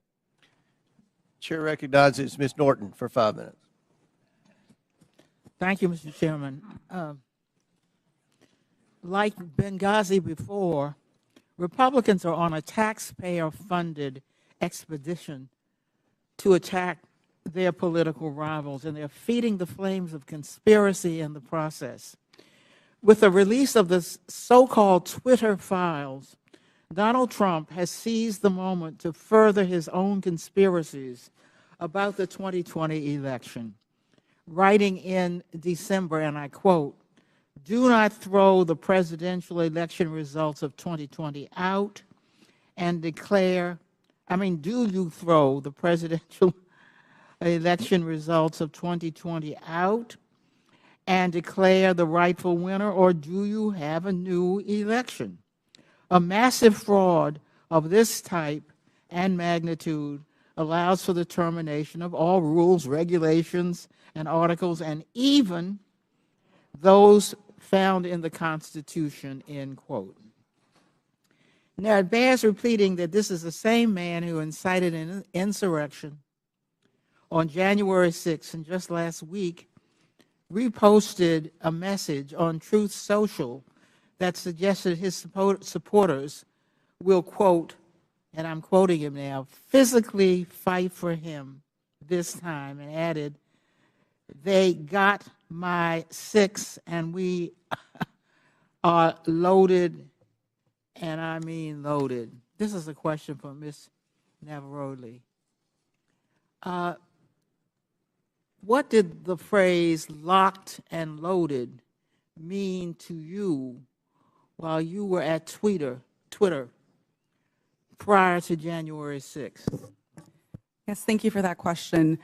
The way that I read locked and loaded to be interpreted by the tweets that I saw coming on Twitter prior to January 6th was that individuals were loaded, were armed, and that they were ready to commit violence. Are you concerned that the use of this language will continue to incite and legitimize political violence leading to the next election?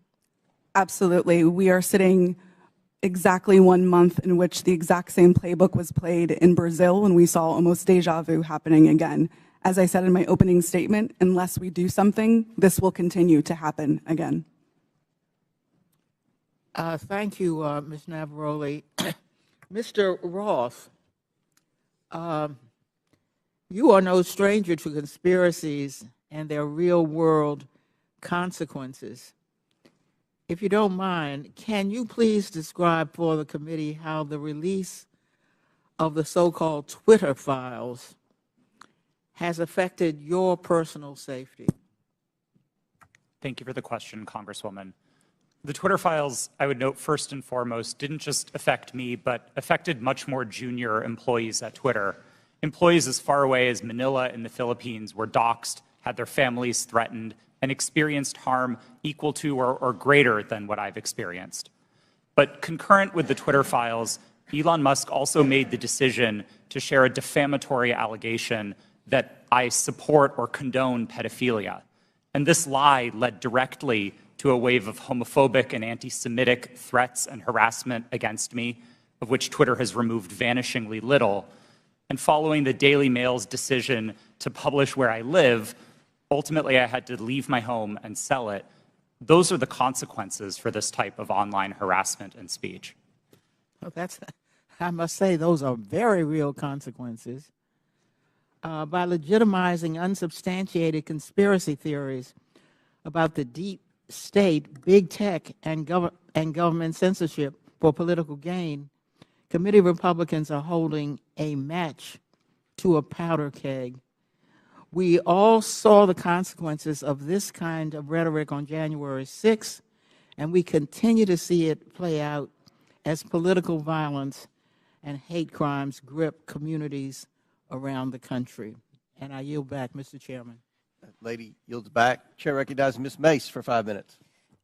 Thank you, Mr. Chairman. The Twitter files were not just about Hunter Biden's laptop. Twitter files make it apparent Twitter worked overtime to suppress accurate COVID information. Dr. Jay Bhattacharya is a professor of medicine at Stanford who once tweeted an article he wrote about natural immunity. Thanks to Elon Musk's release of the Twitter files, we learned some of his tweets were tagged with the label of Trends Blacklist. Apparently, the views of a Stanford doctor are disinformation to you people. I, along with many Americans, have long-term effects from COVID. Not only was I a long hauler, but I have effects from the vaccine. It wasn't the first shot, but it was the second shot that I now developed asthma that has never gone away since I had the second shot. I have tremors in my left hand, and I have the occasional heart pain that no doctor can explain, and I've had a battery of tests. I find it extremely alarming Twitter's unfettered censorship spread into medical fields and affected millions of Americans by suppressing expert opinions from doctors and censoring those who disagree with the CDC. I have great regrets about getting the shot because of the health issues that I now have that I don't think are ever going to go away. And I know that I'm not the only American who has those kinds of concerns. Another example of what Twitter has done to censor folks is from Dr. Martin Koldorf, a Harvard-educated epidemiologist who once tweeted, "COVID vaccines are important for high-risk people and their caretakers. Those with prior natural infection do not need it, nor children." The Twitter files reveal this tweet was deemed false information because it ran contrary to the CDC. So my first question this morning of Ms. Gaddy, may I ask of you, where did you go to medical school? I did not go to medical school. I'm sorry? I did not go to medical school. That's what I thought. Why do you think you or anyone else at Twitter had the medical expertise to censor a doctor's expert opinion? Our policies regarding COVID were designed to protect individuals. We were seeing... You guys censored Harvard-educated doctors, Stanford-educated doctors, doctors that are educated in the best places in the world, and you silenced those voices. My next question is, did the U.S. government, I have another chart I want to show you, Ms. Gaddy. I have another tweet by someone with a following of a full 18,000 followers. This person put a chart from the CDC on Twitter. It's the CDC's own data, so it's accurate by your standards, and you all labeled this as misleading. You're not a doctor, right, Ms. Gaddy? No, I'm not. Okay. What makes you think you or anyone else at Twitter have the medical expertise to censor actual, accurate CDC data? I'm not familiar with these particular situations. Yeah, I'm sure you're not. But this is what Twitter did. They labeled this as inaccurate. It is the government's own data. It's ridiculous that we're even having to have this conversation today. It's not just about the laptop. This is about medical advice that expert doctors were trying to give Americans because social media companies like Twitter were silencing their voices. I have another question, my last one for you, Ms. Gaddy. Did the U.S. government ever contact you or anyone at Twitter to pressure Twitter to moderate or censor certain tweets? Yes or no? We have a program. Did the U.S. government ever contact you or anyone at Twitter to censor or moderate certain tweets? Yes or no? We receive legal demands to remove content from the platform from the U.S. government and governments all around the world. Those are published on a third-party website, and anyone can review Thank God for Matt Taibbi. Thank God for Elon Musk for allowing to show us in the world that Twitter was basically a subsidiary of the FBI, censoring real medical voices with real expertise that put real Americans' lives in danger because they didn't have that information. I also want to thank one of my colleagues, Ro Khanna, because as it turns out, censorship isn't just an important issue to conservatives. Some of my colleagues on the other side of the aisle, like Ro, found this censorship very concerning, and even wrote to you and to folks at Twitter that he was concerned about the First Amendment being censored. So I want to thank him for speaking up and speaking out about this issue, because this should not be a partisan issue. This should be an issue that's an American issue. Mr. Chairman, I would like to enter into the record, I ask unanimous consent, to enter into the record a Wall Street Journal article from December 9th, 2022 by Justin Hart entitled "The Twitter Blacklisting of Jay Bhattacharya." Enter the record, please, Mr. Chairman. Without objection, so ordered. Thank you, and I yield back. Chair recognizes Mr. Lynch for 5 minutes. Thank you, Mr. Chairman. I just want to go over the chronology here, Mr. Roth. Back in 2016, Russia and Vladimir Putin engaged in what bipartisan Senate Intelligence Committee investigators called a, and I quote, aggressive, multifaceted effort to influence the outcome of that year's presidential election. The campaign included hacking of the systems of a major political party and leaking illegally obtained information, scanning U.S. election systems for vulnerabilities, and exploiting the weaknesses of social media platforms to spread disinformation to the American people. Again, in a 2017 declassified report, the U.S. intelligence community assessed that Russia's 2016 election operations signaled a, quote, new normal in Russian influence efforts, and that the Kremlin would, quote, apply lessons learned going forward against the U.S. and its allies. Mr. Roth, in a December interview with journalist Kara Swisher, you state that this declassified assessment was, quote, and I'm quoting you, a watershed moment in the history of content moderation and the Internet, close quote. You also stated in that interview that Twitter discussed potential threats to the integrity of the 2020 elections, and it was, quote, and I'm quoting you again, obvious to think about the most influential thing that impacted the 2016 election, which was the hack and leak campaign organized by the Russian government, and that, quote, we would have been stupid not to think about that risk. Mr. Roth, why would Twitter have been stupid to ignore that risk? Thank you for the question, Congressman. I think Twitter and the entire social media industry were, frankly, caught with their pants down in 2016 and missed an opportunity to do the critical work of protecting election security. This isn't my judgment. This is the judgment of academics and researchers who have spent years studying Russian active measures. And most of their conclusions suggest that the #1 most influential part of the Russian active measures campaign in 2016 was the hack and leak targeting John Podesta. It would have been foolish not to consider the possibility that they would run that play again. Right. And so let me ask, was that top of mind for Twitter? You're trying to measure the credibility of incoming intelligence. Was that top of mind in regard to your decision, the company's decision to temporarily limit the distribution of the October 14th New York Post story that was delivered by Mayor Giuliani? Yes, that was one of the animating concerns for us. For nearly 2 years, we had engaged in scenario planning exercises for potential risks tied to the elections, and one of them appeared to be happening that day. Now, again, I think the facts were complicated, and I do believe Twitter made a mistake then, but our judgment was colored by the experience of 2016 and by the very real Russian activities that we saw play out that year. Mr. Roth, in a December 2020 sworn declaration to the FEC, you said that starting in 2018, you had, quote, regular meetings with the Office of the Director of National Intelligence, the Department of Homeland Security, the FBI, and industry peers regarding election security. Is that correct? Yes, sir, it is.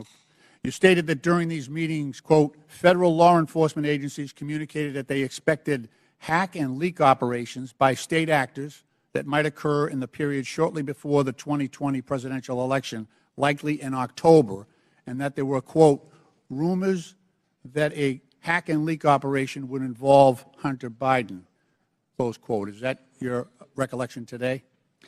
It is, but I want to clarify that sentence slightly. I think it actually should have been 2 separate sentences. It is true that in meetings between industry and law enforcement discussed the possibility of a hack and leak campaign in the lead up to the election. And in one of those meetings, it was discussed, I believe by another company, that there was a possibility that that hack and leak could relate to Hunter Biden and Burisma. I don't believe that perspective was shared by law enforcement. They didn't endorse it. They didn't provide that information in that meeting. Okay. Just to fast forward here, and in fact, in March 2021, 4 months after the election, the U.S. intelligence community assessed that Russian President Putin authorized a range of government organizations conducted influence operations aimed at denigrated President Biden's candidacy and the Democratic Party, supporting former President Trump and undermining public confidence in the electoral process and exacerbating socio-political divisions in the U.S. that obviously reared their head on January 6th. Mr. Chairman, my time has expired, and I yield back. Gentleman yields back. Chair recognizes Mr. Jordan for 5 minutes. Thank you, Mr. Chairman. Mr. Roth, did the government tell you that the Biden laptop story was fake? No, sir, they did not. Did they tell you it was hacked? No, sir, they did not. On October 14, 2020, Twitter blocks the New York Post story on the Hunter Biden, the New York Post story on Hunter Biden, and suspends their account. The night before, FBI Special Agent Elvis Chan sends you an email. The email says this: heads up, I will be sending a teleporter link for you to download 10 documents. It's not spam. Please confirm receipt when you get it. 2 minutes later, 6:24 p.m., you respond back, received and downloaded, thanks. What were those 10 documents? Twitter didn't give me access to my laptop, but Special Agent Chan has said publicly, and the FBI has confirmed, that those documents did not relate to Hunter Biden, and that's my recollection of them. What did they relate to? My interactions with Agent Chan and with the FBI almost entirely focused on what the FBI called malign foreign interference, things like Russian troll farms and Iranian involvement in the elections, not on any type of domestic Any of the activity. information on there classified? No, sir, I do not hold a security clearance, and so I would not have received any classified information. Who does hold a security clearance? I'll just go to the second email here. I'm just curious about this. What I propose is that 30 days out from the election, this is another email to you from Mr. Chan. 30 days, we get temporary clearances. You pick who they are. Who were the people at Twitter who had a security clearance? To be honest, sir, I'm not sure, and we never ultimately followed through on this plan to get temporary clearances. Did anyone at Twitter have a security clearance? It's my understanding that at least some current or former employees did hold clearances, but I wasn't certain about Ms. that. Gaddy, do you know if anyone took up Mr. Chan's offer to hand out security clearances 30 days before the 2020 election? Not that I'm aware. So we don't know how many people had security clearances. Twitter, do we know? Mr. Baker, Mr. Gaddy, Ms. Gaddy, anyone know how many people at Twitter had a security clearance in the 30 days prior to the election? I don't know the answer to that question, Ms. sir. Gaddy? I do not know. Mr. Roth, you don't know? No, sir. Well, how about the last one? Ms. Navaroli, do you know? No. I mean, it seemed like the offer was to sort of just hand them out like candy. I just wondered who had them. No one knows? Okay. So the FBI didn't tell you that it was fake, didn't tell you that it was hacked. And Mr. Roth, did the story violate your policies? In my judgment at the time, no, it did not. Yeah, that's what you said. Said what I would propose, is you said it isn't clearly a violation of our hack materials policy, nor is it clearly a violation of anything else. So I think what a lot of people are wondering is if it didn't violate your policies and they didn't tell you it was fake, didn't tell you it was hacked, why'd you take it down? The company made a decision that found that it did violate the policy. It wasn't my personal judgment at the time that it did, but the decision was communicated to me by my direct supervisor, and ultimately I didn't disagree with it enough to object to You know what I think happened, Mr. Roth? I think you guys got played. I think you guys wanted to take it deep down. We saw what the chairman put up where you said, everyone in the White House is a fascist. I think you guys wanted it to be taken down. I think you meet with these guys every week. We know that's been established in the Twitter files. You had weekly meetings with Mr. Chan in the run-up to the election. They send you all kinds of emails. They send you documents on the super secret James Bond teleporter. You get information on that. I think you guys wanted to take it down. I think you guys got played by the FBI. And that's the scary part. Because we had 50, this to me is the real takeaway. 51 former intelligence officials 5 days after you guys take down the Hunter Biden story and block the New York Post account. 5 days later, 51 former intel officials send a letter and they say, the Hunter Biden story has all the classic earmarks of a Russian information operation. The information operation was run on you guys. And then by extension, run on the American people. And that's the concern. And to Mr. Raskin's point that you guys aren't bound by the First Amendment because you're a private company, okay, maybe so. But your terms of service don't have to comply with the First Amendment. Would that be right, Mr. Roth? They don't have to. You've said that as much in your testimony. My understanding of the First Amendment is that it protects people and businesses from government, not Understand informs how the... in your terms of service. So here's what I want to know.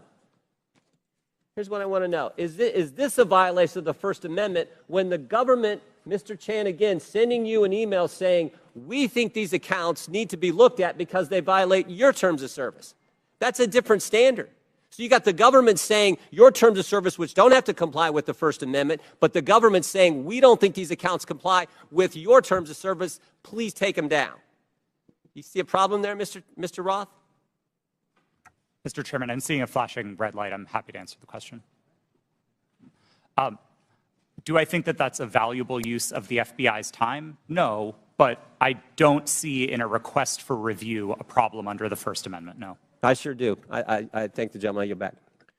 Chair recognizes Mr. Conley for 5 minutes. Thank you, Mr. Chairman. Very good. My, what happens when you hold a hearing and you can't prove your point?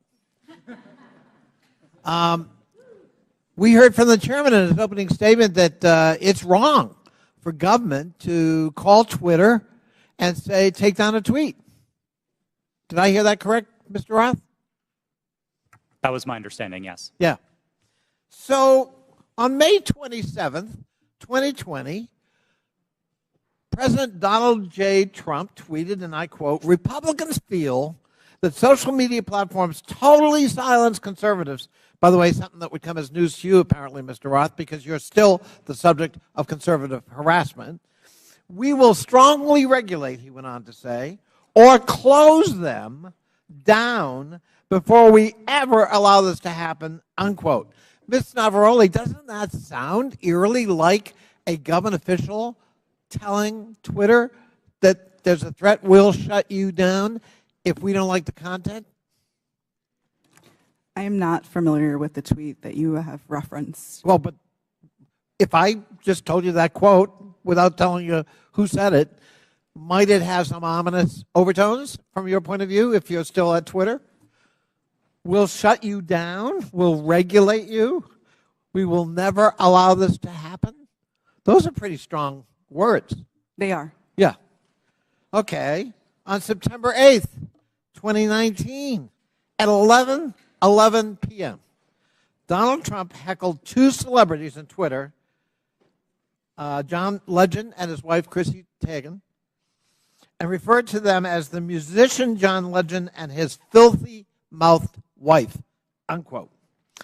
Ms. Teigen responded to that email at 12:17 a.m., and according to notes from a conversation with you, Ms. Navaroli's counsel, your counsel, the White House almost immediately thereafter contacted Twitter to demand the tweet be taken down. Is that accurate? Thank you for the question.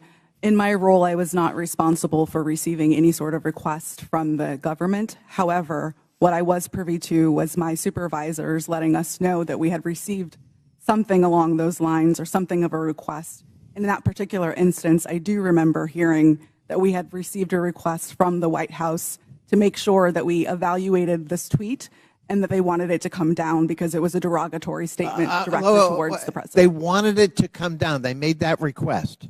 To my recollection, yes. I thought that was an inappropriate action by a government official, let alone the White House. But it wasn't Joe Biden about his son's laptop. It was Donald Trump because he didn't like what Chrissy Teigen had to say about him. Is that correct?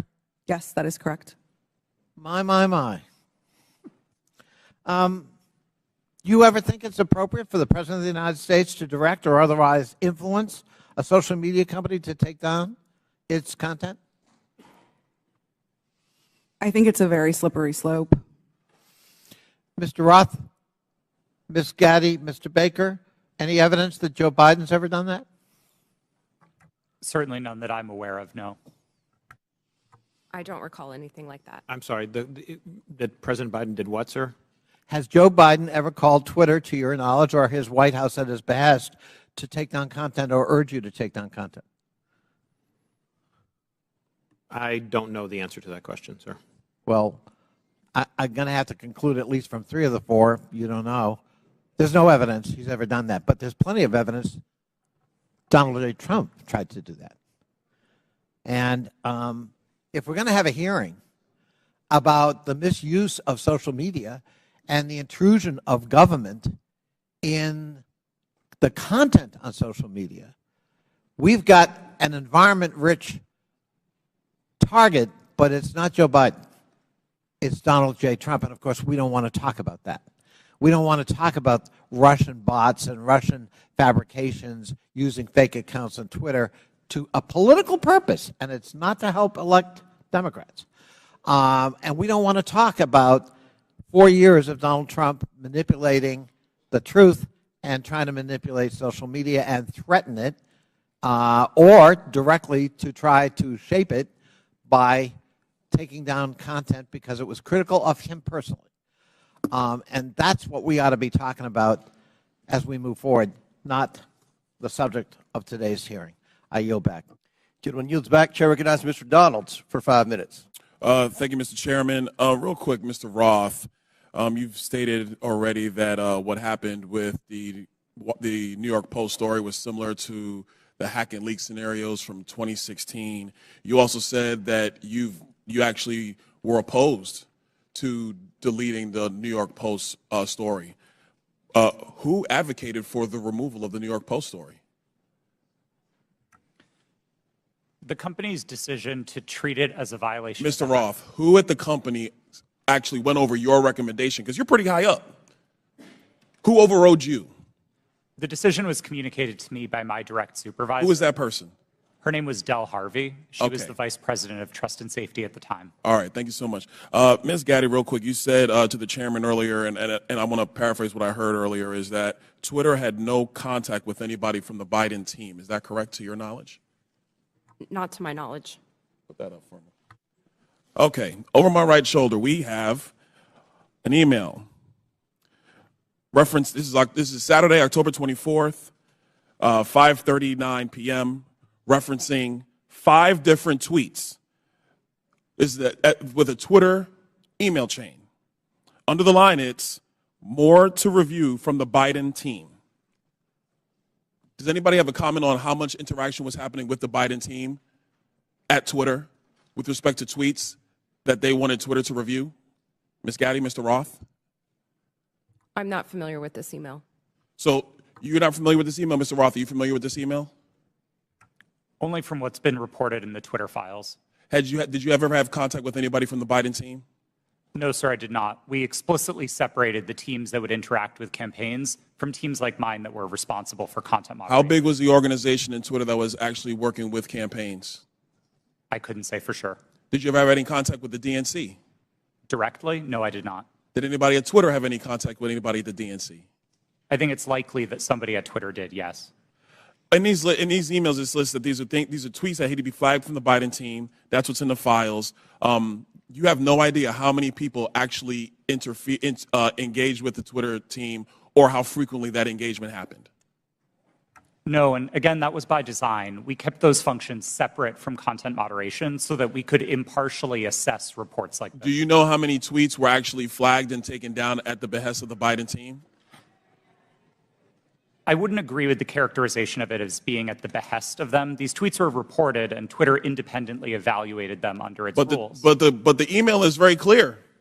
More to review from Biden team. The response 3 hours later at the bottom, hold this up real quick so we can see.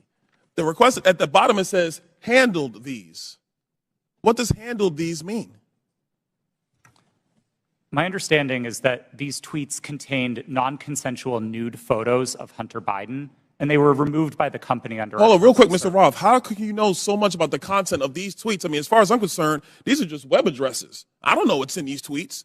You have these things committed to memory that you know the content, but you don't know who you talk to at the Biden team? Sir, I didn't meet with the Biden team, but there was extensive public reporting about these tweets specifically that uncovered what they were. You know the contents of the tweets. It was obviously at Twitter, but you have no idea how often people who worked in your organization had with the Biden team during the end of the 2020 presidential elections. I would emphasize that the people who interfaced with the campaigns were not part of my team or organization. I would know what the interactions were if they were on my team. It was a different part of the organization, not mine. Let me ask you a separate question, and I'll ask it of you too, Mr. Baker. Have you guys been able to quantify the amount of in-kind contributions associated with taking down the New York Post story? Because the New York Post story was down for 2 weeks, give or take. Do you have any understanding of how much that story was limited by Twitter and also by other social media companies? What the impact of an in-kind contribution that would be to the Joe Biden presidential election in 2020? I don't know the answer to that question, sir. Do you think it's big? I don't know the answer. Do you think it's more than a maximum contribution to a campaign? I wouldn't want to speculate. Would you call it 25,000? I don't know the answer to that question. 100,000? Sir, I don't know the answer to the question. $1 million? I don't know the answer to the question. Do you think Twitter will be in violation of federal election laws with the size of an in-kind contribution to take down a story, which is true, by the way, because you guys thought you knew something with limited information? I'm not going to speculate on that sitting here today, sir. I try to propound a legal analysis of election laws. I'll yield back. Gentleman yields back. Chair recognizes Ms. Ocasio-Cortez. If she's here. It's your turn. You want to go? Okay. We won't start the clock till you get there. Appreciate also your generosity. I just want to start off right here at the top here. This isn't even my line of questioning, but I'd like to submit to the record a Washington Post article now warning about Hunter Biden laptop disinformation, the guy who leaked it. Here's the deal. Before I even get into my questions, I think that the story here with the Washington Post reporting is that what they're saying right here, when the New York Post first reported in October 2020 that it had obtained contents of a laptop computer allegedly owned by Joe Biden's son Hunter, there was an immediate roadblock faced by other news outlets that hoped to corroborate reporting, as many did. The newspaper wasn't sharing what it obtained. New York Post had this alleged information and was trying to publish it without any corroboration, without any backup information. They were trying to publish it to Twitter. Twitter did not let them, and now they were upset. I believe that political operatives who sought to inject explosive disinformation with the Washington Post couldn't get away with it. And now they're livid. And they want the ability to do it again. They want the ability to inject this again. So they've dragged a social media platform here in Congress. They're weaponizing the use of this committee so that they can do it again. A whole hearing about a 24-hour hiccup in a right-wing political operation. That is why we are here right now. And it's just an abuse of public resources, an abuse of public time. We could be talking about health care. We could be talking about bringing down the cost of prescription drugs. We could be talking about abortion rights, civil rights, voting rights. But instead, we're talking about Hunter Biden's half-fake laptop story. I mean, this is an embarrassment. But I'll go into it. Ms. Navarrete, let's talk about something real. I'd like to show you a tweet posted by former President Trump about my colleagues and I on July 14, 2019. It says in part, quote, "Why don't they go back and help fix the totally broken and crime-infested places from which they came? Then come back and show us how it's done. These places need your help badly. You can't leave fast enough. I'm sure that Nancy Pelosi would be very happy as quickly to work out free travel arrangements." A day or two after that, Donald Trump publicly incited, violence at a rally, targeting 4 congresswomen, including myself, saying, "Go back to where you came from." Ms. Navarrete, as I understand it, you were the most senior member of Twitter's content moderation team, or a senior member of Twitter's content moderation team when this was posted. As part of your responsibilities, did you review this tweet? Yes, it was my team's responsibility to review these tweets. And what did you conclude? My team, Ray, made the recommendation that for the first time we find Donald Trump in violation of Twitter's policies and use the public interest interstitial. For the first time? Yes. And at the time, Twitter's policy included a specific example when it came to banned abuse against immigrants, as they specifically included the phrase, "Go back to your country," or go back to where you came from, correct? Yes, that was specifically included in the content moderation guidance as an example. You brought this up to the Vice President of Trust and Safety, Del Harvey, correct? I did, yes. And she overrode your assessment, didn't she? Yes, she did. And something interesting happened after she overrode your assessment. A day or two later, Twitter seemed to have changed their policies, didn't they? Yes, that trope, "go back to where you came from," was removed from the content moderation guidance as an example. So Twitter changed their own policy after the president violated it in order to potentially accommodate his tweet? Yes. Thank you. So much for bias against right wing on Twitter. Additionally, Ms. Navaroli, are you familiar with the account Libs of TikTok? I have heard of it from the news, yes. Mr. Roth, are you familiar with this account? Yes, ma'am, I am. Are you aware that from August 11th to August 16th, that account posted false information about Boston Children's Hospital, claiming that they were providing hysterectomies to children? Yes, I am aware of that and other claims from the account. And are you aware that this lie was then circulated by other prominent far-right influencers? Yes. And are you aware that all these claims, which I have reiterated were false, culminated in a real-life harassment and ultimately a bomb threat to the Boston Children's Hospital? Yes, I am aware. And this account is still on that platform today, isn't it? Regrettably, yes, it is. Despite inspiring a bomb threat due to the right-wing incitement of violence against trans Americans in this country, because they cannot let go of this obsession with fixating violence and inciting violence against trans and LGBT people, in addition to immigrants, in addition to women of color. This is a party that cannot pick on anyone their own size. And they are trying to co-opt an entire social media platform and use the power of this committee and of Congress in order to pursue a political agenda. I yield back. Lady yields back. Chair recognizes Mr. Fry for 5 minutes. Thank you, Mr. Chairman. This hearing shows who really has been in control of what is said to be one of the world's most widely used websites, Twitter. The American people probably didn't know who these witnesses were today, but these witnesses were powerful enough to silence an American president with just a few clicks from their California office.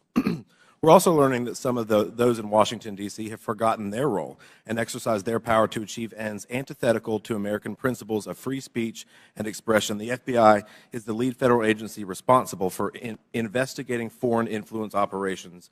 However, in recent years, the FBI has devoted countless amounts of time, taxpayer money, and manpower to combating Russian foreign influence on social media. The FBI, as one reporter noted, acted as a, quote, doorman to the vast program of social media surveillance and censorship encompassing agencies across the federal government, from the State Department to the Pentagon to the CIA. End quote. Reports suggest that thousands of reports from the FBI and the Foreign Influence Task Force were sent to Twitter. This isn't what the American people are paying for. This isn't what we trust the FBI to do. FBI agents shouldn't be sitting at a desk in Washington, D.C., scrolling through Twitter and emailing with social media companies. An email from one Twitter employee to another reads, quote, the FBI San Francisco Emergency Operations Center sent us the attached report of 207 tweets they believed may be in violation of our policies, end quote. Another email revealed that there are, quote, some folks in the Baltimore field office and at headquarters that are just doing keyboard searches for violations. Mr. Roth, Twitter usually found little evidence that the accounts the FBI flagged had ties to foreign influence. Is that correct? In part, but we received many reports from the FBI, particularly related to malign foreign interference, that were highly credible and were constructive. So I would say it was a bit of a mixed bag. And you pushed back to the FBI when they would send you a list of American-based accounts. Is that correct? Politely, but yes. Mr. Roth, it appears that Twitter employees were under pressure by the FBI and other government agencies to validate these theories of foreign influence. Would you agree with that? No, I wouldn't agree with the word pressure. The FBI was quite careful and quite consistent to request review of the accounts, but not to cross the line into advocating for Twitter to take any particular action. So flagging American accounts, in your view, is not foreign or theories of foreign influence. There's not pressure there just by flagging it to you. Again, domestic accounts. I don't think it's a great use of the Bureau's time, but I wouldn't characterize how they communicated with us as pressure. Mr. Roth, you enjoyed these meetings with the FBI, it seems, based on the tweets behind me or the communications behind me. In internal communications at Twitter, you said, definitely not meeting with the FBI, I swear. Is that correct? I believe I was joking with a colleague at the time, but yes. But I can assume that you were meeting with the FBI when you were communicating with your colleague. Is that correct? Yes, one of my job responsibilities was meeting with law enforcement about election security. And just so I'm clear, the person you're communicating with here says, very boring business meeting that is definitely not about Trump. I assume that's also sarcasm. Yes, that's my assumption. And we can assume that Twitter was having these meetings with the FBI about President Trump, correct? No, sir. The meetings that I was a part of with the FBI were almost entirely and exclusively focused on malign foreign interference, so accounts being operated outside of the United States by other governments, not on the accounts of Americans. So what is the basis of this communication then where you talk about not meeting with Trump or not meeting about Trump? Again, I think those comments are sarcasm, but the context for this interaction was the need to mark my calendar private after another Twitter employee joined one of those meetings with the FBI unexpectedly. And so I had to implement additional security measures around my calendar. This was a fairly banal interaction with a colleague.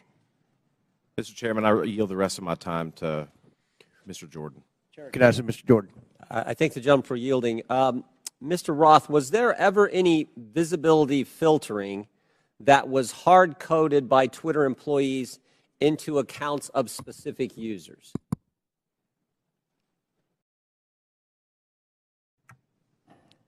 Twitter employees were responsible for building the systems that performed visibility filtering, and then that filtering would have been applied either automatically. I'm asking a very specific question. I'm asking, was the code written in a way that for certain accounts, those accounts, unique in and of themselves, would be visibility filtering, to use your term, so that they wouldn't have as much reach or as much influence? The term hard coding suggests that it was permanent and immutable, and I wouldn't agree with that, no. But it did happen, is what you're saying. There was hard-coded into some of these accounts of specific users by Twitter employees this ability to filter and limit the reach of that particular post, or that particular tweet, I should say. Again, I wouldn't say that they were hard-coded. Thank you. Chair recognizes Ms. Brown for 5 minutes. Thank you, Chairman Comer and Ranking Member Raskin, for holding this hearing today. Social media has been a revolutionary gift of the 21st century. From helping people across the world build meaningful connections to learning a new skill set, these platforms have played a significant role in creating an interconnected global world. When handled responsibly, social media serves as a useful resource with many positive outcomes. However, social media is not without its flaws, and the challenges are much larger than any specific incident or decision by one private company. Recently, social media has contributed to the rise and amplification of domestic extremist content and organizing. This is extremely concerning and, unfortunately, is contributing to the division of our society. According to an Anti-Defamation League survey, 66% of the LGBTQ+ respondents, that's a full 2/3, experienced harassment online. 37% of Jewish respondents and 34% of African Americans respondents said the same. This is truly disturbing. The power that social media has to inspire real-world action, both good and bad, is well known to all of us. And sadly, the hate online does not stay online. Social media has the power to influence not just here at home, but those who are watching us abroad. For example, an online disinformation campaign by a hostile foreign power can have the power to sway a close election. So, Mr. Roth, in a recent interview, you stated, and I quote, beginning in 2017, every platform, Twitter included, started to invest really heavily in building out an election integrity function. So I ask, were those investments driven in part by bipartisan concerns raised by Congress and the U.S. government after the Russian influence operation in the 2016 presidential election? Thank you for the question. Yes, those concerns were fundamentally bipartisan. The Senate's investigation of Russian active measures was a bipartisan effort. The report was bipartisan. And I think we all share concerns with what Russia is doing to meddle in our elections. Thank you so much. Did those investments include better information sharing mechanisms with the federal government? Yes. I think one of the key failures that we identified after 2016 was that there was very little information coming from the government and from intelligence services to the private sector. The private sector had the power to remove bots and to take down foreign disinformation campaigns, but we didn't always know where to look without leads supplied by the intelligence community. That was one of the failures highlighted in the Senate Intelligence Committee's report and in the Mueller investigation, and that was one of the things we set out to fix in 2017. Thank you for that. And Mr. Roth, were those communication channels useful to Twitter as it worked to combat foreign influence operations? Absolutely. I would say they were one of the most essential pieces of how Twitter prepared for future elections. Thank you so much. So clearly, we must come together as a committee to stand up and protect our country from foreign election interference and disinformation. I sincerely look forward to spending more time with this committee, working to understand how to fight back against our adversaries and strengthen our democracy. And with that, Mr. Chairman, I yield back. Thank you very much. Chair recognizes Ms. Green for 5 minutes. Thank you, Mr. Chairman. Mr. Baker, Ms. Gaddy, Mr. Roth, and Ms. Navaroli, you can consider your speech canceled during my time because you canceled mine. You see, you permanently banned my personal Twitter account, and it was my campaign account also. So let's talk about election interference, shall we? January 2nd, 2002, you permanently banned my Twitter account. This was the account that I would put my campaign ads on, raise money on, fight back when attacked with lies, and be able to talk to my voters in my district. But you banned it. And then let me explain. My account was not reinstated until November 21st, 2022. That was after my election on November 8th. You know, at your company, or your former company where you worked, Twitter employees, over 98% of them donate to Democrats. So while you coordinated with DHS, the FBI, the CIA, our government, and outside groups to permanently ban, shadow ban conservative Americans and candidates like me and the former president of the United States, President Donald J. Trump, you were censoring and wrongfully violating our First Amendment free speech rights. Guess what? None of you hold security clearances. None of you are elected, and none of you represent 750,000 people like I do. Let's explain. 52 United States Law 10101. No person shall intimidate, threaten, coerce, or attempt to stop any other person for the purpose of interfering with their rights to vote or to vote as he may choose. You didn't shadow ban or permanently ban my Democrat opponent. No, you did that to me.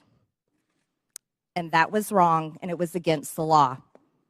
You see, not only that, was it me that you violated my First Amendment rights? You violated countless conservative Americans.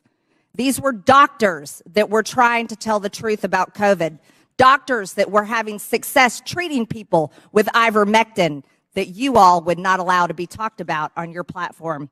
These were parents complaining about their school boards, teaching gender lies in their schools, biological males entering their daughters' bathrooms and sports. These were also people questioning the 2020 election, and guess what? That's Americans' First Amendment right. These were people talking about voting machines. You know what? Democrats did that in 2019, before the 2020 election.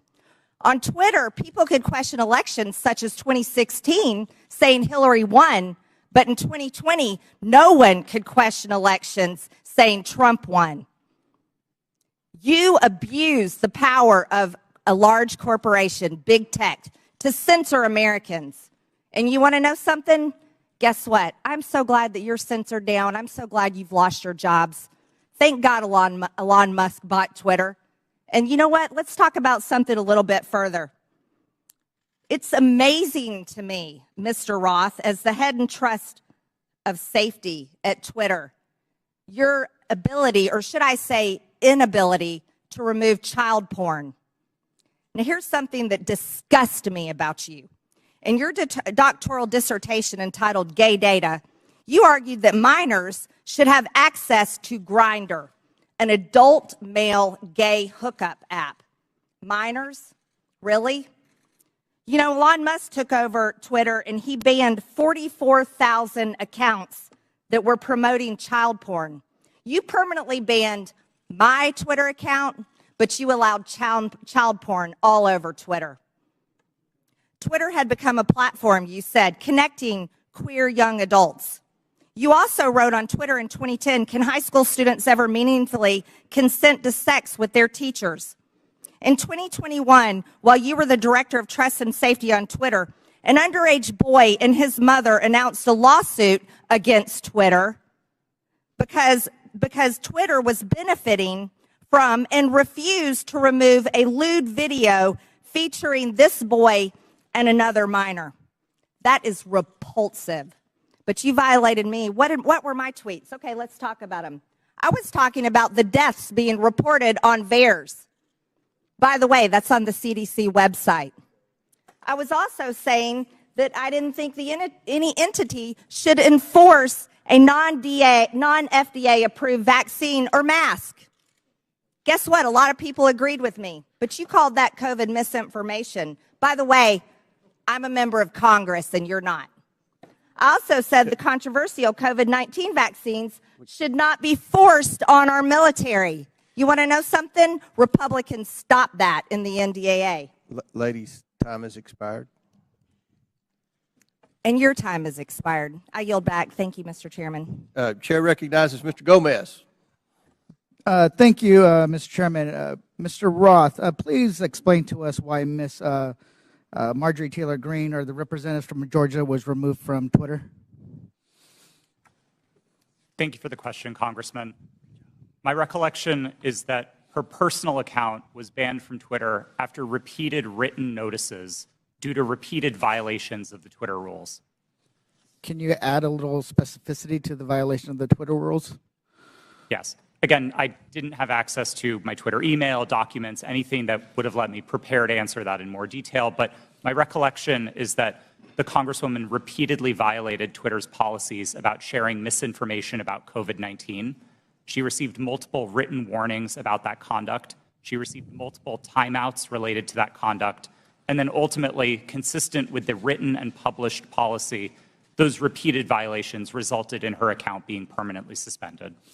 Mr. Chairman, so in essence, I'd like to make a point of personal privilege. It's still my time. We'll stop. Still my clock. It's still my time. Mr. Chairman. Point of order by Mr. Raskins. Yeah, I don't believe that members of this committee have the right to interrupt someone's testimony because their name was Point of mentioned. personal privilege. You were mentioning my name, Mr. Raskin. Yeah, no, I understand, but that's not the rule, Ms. Green. I don't think a member. That is the rule in Congress. Well, then I'd like we can take a point I'd like of the personal parliamentarian privilege. to rule on whether any member of this committee has the right to interrupt a witness's testimony because they mentioned the name of a member of Congress. You mentioned my name, Mr. Raskin. Yeah, I'm not testifying. Chair recognizes Ms. Green. Thank you, Mr. For your Chairman. point of privilege, very briefly. Thank you. For Mr. Roth, who made you in charge of what is true and what's not true? Does she get to reopen her question? No, we'll go back to Mr. Gomez, and Mr. Gomez, please remember the decorum of the committee. The clock. We'll restart the clock now. You didn't lose any time. Chair recognizes Mr. Gomez. Thank you so much. The gentle lady from Georgia was suspended from Twitter for knowingly and consistently spreading conspiracy theories about COVID-19 vaccine, right? Which is shameful, especially in a pandemic where a million people have lost their lives. With that, I yield my rest of my time to the gentleman from New York, Mr. Goldman. Thank you, Mr. Gomez. Let's talk about the so-called Twitter files, which my Republican colleagues seem to think are God's gift to journalism. In one about the Hunter Biden laptop, the author says that every single fact in the New York Post story was accurate. And Chairman Comer, I notice you blew up the cover of that New York Post story, which I appreciate you doing that because I'd like to dig into this article. The very first paragraph says Hunter Biden introduced his father to a top executive at a Ukrainian energy firm less than a year before the elder Biden pressured government officials in Ukraine into firing a prosecutor who was investigating the company. That is false. 100% false. Is the gentleman sure about that? Yes. In fact, I am sure about that. And as the lead counsel in the first impeachment investigation, we proved that he was actually fired because he was not prosecuting corruption, not that he was fired because he was prosecuting corruption. Corruption of the president's son's company. I'm sorry, would the gentleman yield? Corruption of the president's son's company? I'd like to reclaim my time. Gentleman's recognized. The fact that Joe Biden fired, consistent with U.S. policy and every single European country, the prosecutor general in Ukraine because he did not prosecute corruption, including at companies like Burisma, has been proven over and over and over. And if you want to know who actually prosecuted Burisma, Chairman Comer, you should talk to the British authorities, because they were the ones who were prosecuting Burisma, and they couldn't get any cooperation from the Ukrainian prosecutor general. So that's why he was fired. So right off the top, the very first paragraph of this so-called bombshell story is completely false. Now, what is the allegation that we are hearing from our Republican colleagues about the connection to Joe Biden and Burisma? It is an email from a Burisma employee thanking Hunter Biden for organizing a meeting with the Vice President Biden. We know nothing about the substance of that meeting. We know nothing about how long they met. It was not on Vice President Biden's schedule. And in fact, I would ask my Republican colleagues, do you meet with foreign businessmen? Do you meet with foreign diplomats? If we were to say to you every single time you met with somebody that you discussed something that you're voting on, how would you react? It's preposterous. And Chairman Comer, you have said in your opening statement that Joe Biden lied to the American people. That is a bold, bold accusation. And so far, we've seen no actual evidence of any lies or any support for Joe Biden being involved in anything having to do with Ukraine other than promoting U.S. foreign policy. And I hope that you are not abusing the power as chairman of this committee, and that you are not wasting taxpayer dollars on a fishing expedition into a civilian child of a president for political purposes. I yield back. The gentleman yield to a quick question. You don't have to. It's your choice. You yield? Yeah, please. So I would love to discuss this.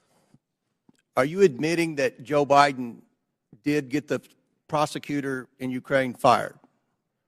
I think it's very clear that Vice President Biden, along with all of our allies in Europe, pressured Ukraine to fire a corrupt prosecutor general who was not charging corruption cases that would have included potentially Burisma. Corruption with his son's company? Yes. In fact, if what he wanted was the prosecutor general to prosecute corruption, and the allegations that you are making and that the Russians are making, because this is all part of Russian propaganda, is that Burisma was corrupt and Joe Biden was trying to stop an investigation into Burisma. That is categorically false, and there is no evidence of it. Mr. Chairman, we're going to recognize one more speaker. We've been requested by the presenters for a brief bathroom break. If you'll allow us, we have one more questioner, and then we'll take that break. Chair recognizes Mr. Timmons for 5 minutes, and then we'll have a 5 to 10 minute break. Mr. Timmons. Thank you, Mr. Chairman. We have a big picture problem right now, and we're talking about Twitter specifically and Hunter Biden's laptop, but it's not just that. It's the general trend of the media, social media, the FBI, DOJ, doing one side's bidding. That's the issue. There's mistakes that have been made, and we keep looking back at these mistakes and say, oh, that shouldn't have happened that way. we are going to have a new policy to avoid that from happening again. But every mistake benefits one side. Every mistake benefits one side. Let's go back to 2016. The Democrat National Committee and the Clinton campaign paid Fusion GPS to fabricate the Steele dossier, which was the basis of this entire Russia collusion investigation. Special counsel, we spent $40 million pursuing it. There was no evidence of the Trump campaign colluding with Russia. There was none. It was actually fabricated by the Democrats and the Clinton campaign to create a narrative to damage President Trump. So that was a mistake. We all know that now. That was the conclusion of that investigation. So, and as a side note, that's why Adam Schiff is no longer on Intel, because he lied about that investigation. He said, as the chair of Intel, I have all this information. He abused his position, and that's why he was removed from Intel. So next, we go to 2020. Another mistake. We have something that is real labeled as something that is fake. We tell the American people that we're going to have an honest, open conversation about issues, about challenges that our country faces, and everybody has their own facts. Congressman from New York is mentioning his facts. It's just very bizarre that Hunter Biden making tens of thousands of dollars a month with no credentials from a business in Ukraine, whether they're being investigated, who knows? I mean, these are all speculation, and it's something the American people can't really digest because we don't know the answers to it. And when we're told the answers by our government, by big corporations, by big tech, and they're repeatedly wrong, it creates a trust issue. It creates a trust issue. So the American people do not trust what they're being told. They do not trust what they're being told. We're going to dig into the Hunter Biden laptop briefly. Jack Dorsey has said that he did not make that decision. Ms. Gaddy, did you make the decision to censor the Hunter Biden laptop story? Yes, I was involved in that decision. Who was the final arbiter? Because Mr. Roth has said he disagreed with that decision. Who was the final person that said, we're going to do this? I ultimately approved that decision. Okay, thank you. Mr. Roth, you have said previously that you did not believe that the New York Post story violated any policy. You've said that multiple times today. How many times, other than this one, did something get banned or flagged that you disagreed with? Is this the only one? No, sir, not at all. Okay, so these are Twitter challenging. Twitter repeatedly banned and censored material that you thought shouldn't be censored. Is that fair? These are challenging judgment calls, and I think reasonable minds can differ about whether a given piece of content. Okay, but on this one you did disagree. I just want to say the American people need to have valid information to process decisions. I would argue that denying the American people the substance of Hunter Biden's laptop story was Hunter Biden's laptop was wrong. You got photos and text messages of Hunter Biden committing multiple felonies, which was never actually criminal. There were no criminal charges. Must be nice. Hunter Biden and James Biden were negotiating deals with Chinese Communist Party agents, one of whom Hunter Biden classified as the spy chief of China. We have evidence at least one of Hunter's deals with Chinese Communist Party linked entities. Joe Biden was given a 10% equity stake in the joint venture. You have evidence that the Bidens were trying to sell America's natural resources to the Chinese, and this is my personal favorite. Evidence that the Bidens and a Chinese energy company owned by the Chinese Communist Party had leased office space no further than 3 miles from where we're sitting right now. And the man running for president had his own office in that office space, his own personal office. You think the American people deserve to know that? I do. I think that there's a lot of smoke surrounding the Biden's relationship with the Chinese Communist Party. There's a lot of smoke surrounding the Biden's relationship with Ukraine. And they deserve to have the facts to make a decision for themselves. Y'all got it wrong in 2016 with Russian collusion. You got it wrong with Hunter Biden's laptop in 2020. You got it wrong regarding COVID at every turn. The American people deserve better. Will the gentleman yield for a question? Gentleman yield. Will the gentleman yield for a question? Gentleman yield. Yes. Then Mr. Raskins. Mr. Baker, did you talk to any of the 51 former Intel officials who sent the now famous letter on October 19th, 2020, saying that the story in the New York Post had all the classic earmarks of a Russian information operation? Have you talked to any of those 51 prior to that letter being sent on the 19th or after? Sir, I can't remember who's on that group, but Clapper, Brennan, Morrill. I've talked to those people during the course of my career, yes. Have you talked to them in your time at Twitter? I can't remember who's on that list, so I'm afraid. No, how about the three I just mentioned, Clapper and Brennan? Okay. All right. Mr. Chairman, regular order. Last question, but feel free to answer.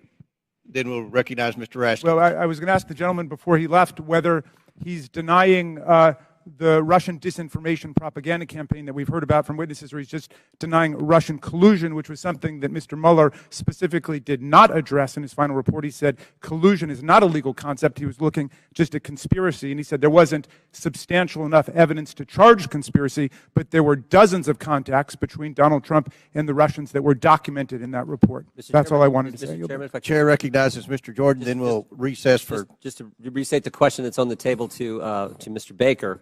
Did he talk with Mr. Clapper, Mr. Brennan, or anyone else that he knows of on that who signed that? Point of order, letter? Mr. Chairman. Whose time is this? Yeah, this was The chairman's time. remaining 3 seconds of... He doesn't have remaining time. Okay. He's gone over by a minute. We're over. Mr. Baker, feel free to answer the question if you want, and then we'll take a recess. Mr. Jordan, I don't recall discussing that publication that they did about the Hunter Biden laptop with any of those people.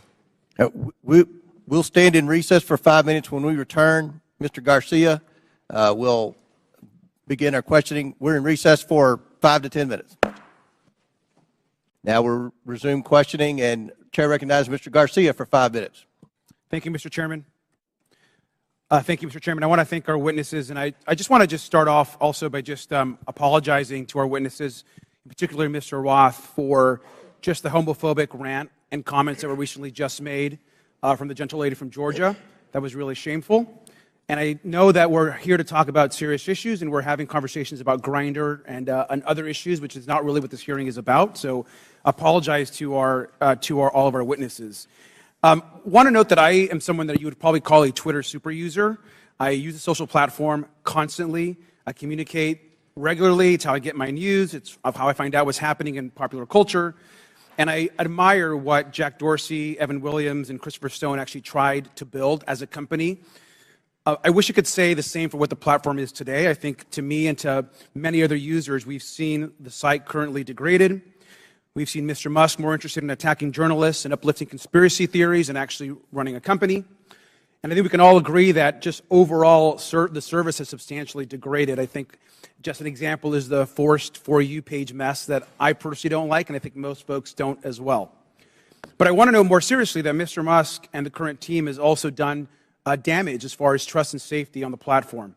He's gutted the trust and safety teams that have been described. He's eliminated content management systems and the human rights team, which, as we know, has ceased to operate. I do want to just take a minute to thank Mr. Roth and particularly Ms. Navaroli and your teams. I know that you were trying your best. I want to thank all of the folks that worked at Twitter because they believed in its mission, a mission I'm not sure holds true today completely, but it's one that I know a lot of folks worked on. And so just thank you for that work. And mistakes were made, and clearly you have actually lived up to those mistakes and the issues that have existed. But I especially want to thank you for your work around the pandemic. The pandemic took over 1 million American lives, 1,300 in my own city back home, and your decisions in content moderation actually saved countless lives in this country, including the work you did by moderating or banning members even of this committee who peddled in lies and were actively causing death and harm to others.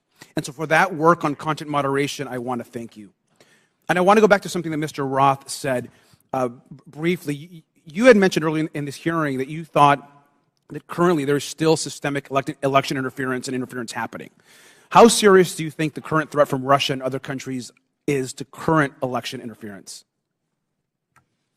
I think we can look to the evidence from the midterms to know that these campaigns are ongoing and they are serious. And it's not just Russia, Iran, and China, though they are the big players. There's now a playbook for how election interference works. And it's unfortunately all too cheap and all too easy for countries to try to carry this out. Thank you. And I think so. I think it's pretty clear what we've learned today. One thing we've learned, which hasn't been much, by the way, is that there's current election interference happening today by Russia and other actors. And so that is something that's serious. That's which the focus of this hearing should actually be about, versus all of this kind of nonsense and lies and conspiracy theories that this committee is actually focused on today. I want to take the remaining balance of my time and yield to Ms. Ocasio-Cortez. I thank the gentleman from California. I'd like to raise and follow up on a point that the opposition and the other side of the aisle is making, which is trying to insinuate that there is something scandalous or unusual about federal agency outreach to social media platforms and other organizations such as Twitter. The insinuation here is that in the FBI and other agencies reaching out to Twitter, that there's something nefarious about this, that this was some sort of partisan weaponization or attempt to intimidate. But we actually have quite a documented history of representatives from the Trump administration hailing the progress that the government had made in working with companies like Twitter to counter foreign influence operations and other areas of concern.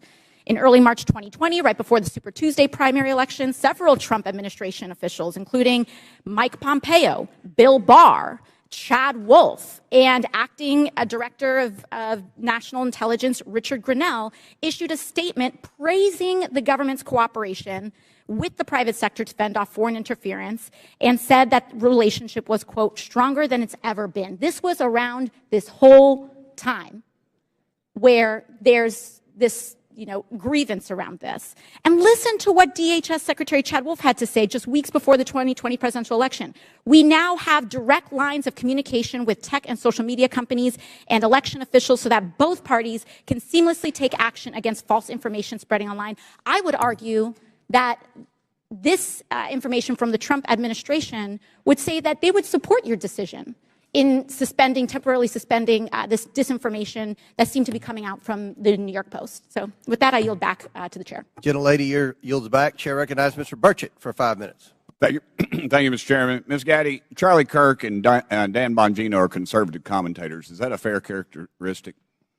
Just yes or no would be fine. I believe so, but I'm not familiar with them. Okay. The posters behind me show the side of Twitter that is not available to users. Is that correct?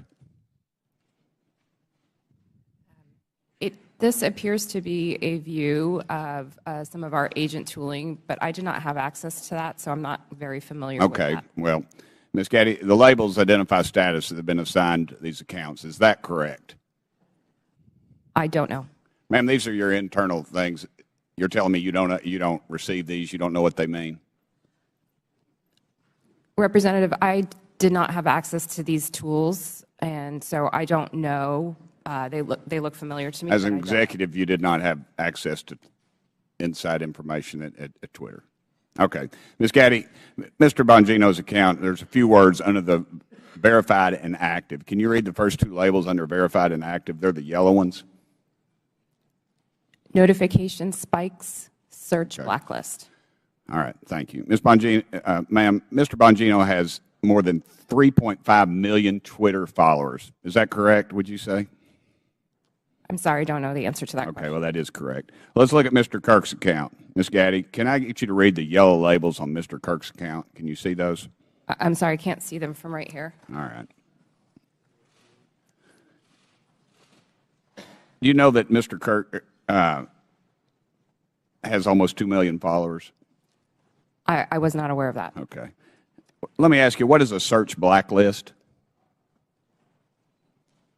I do not know specifically what that is, but I could make a guess if that would be helpful.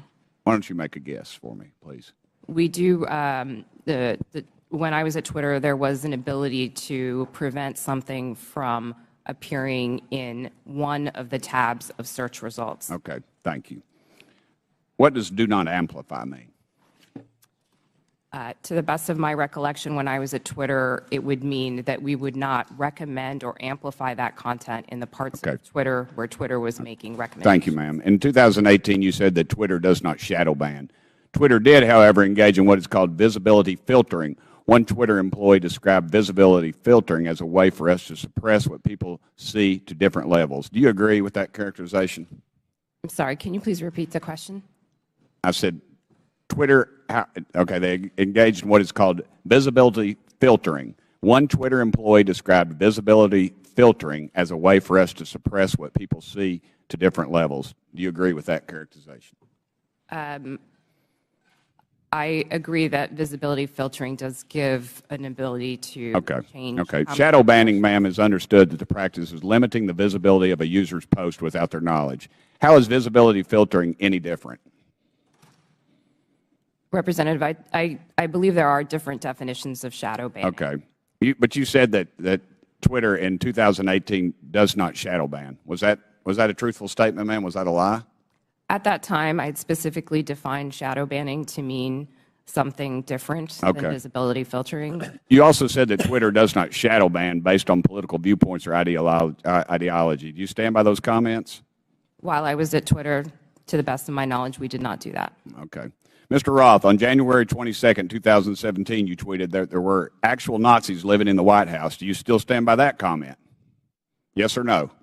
Sir, I regret the language I used. No, I do not. Okay. Mr. Roth, earlier in your testimony, you said you regretted tweeting that, quote, actual Nazis are living in the White House. However, Iran's Ayatollah sent anti-Semitic tweets, one stating, quote, Israel is a malignant, cancerous tumor that has to be removed and eradicated. Yes or no, did Twitter ever ban the Ayatollah or remove this hateful anti-Semitic tweet? Yes or no? To the best of my knowledge, Twitter did not remove that tweet. The answer is no. Mr. Chairman, it's clear that conservative voices are being silenced on social media in the mainstream. I appreciate this hearing. I might also suggest we look into holding one on DirecTV, Newsmax, and OAN. I give the rest of my time to Mr. Jordan. I thank the gentleman for yielding and for his good questions. So the user knows when their account's been suspended or blocked, but they don't know when they have some of these gold terms that were under Mr. Bongino and Mr. Kirk. Is that right, Mr. Roth? As of the time that I worked at Twitter, yes, that's correct. So they don't know if they're on the search blacklist. They don't know if they're on the do not amplify. They don't know that. That's correct. Twitter did not disclose that. So you did that to these two accounts. What I want to know did you know, Mr. Roth, if that was at the prompting of anyone from the government? Gentleman's time's expired, but please answer the question. No, sir, I'm not aware of any requests or orders or demands or anything from the government requesting that visibility filtering be applied to those accounts or any others. Chair recognizes Mr. Frost for 5 minutes. Thank you, Mr. Chairman. Look, I mean, I've been sitting here for over 2 hours, and I'm still not really seeing the point of this hearing. Is it to solve the problems of the American people, what people are struggling with? No. We get it. My Republican colleagues wish that the Hunter Biden story would have helped them win the 2020 election, and that didn't happen. And so they're angry about it, and that's the point of this hearing. You know, it was actually the foundation of the chairman's opening statement. It's why he brought up that poll on the 2020 election. That's what this is all about.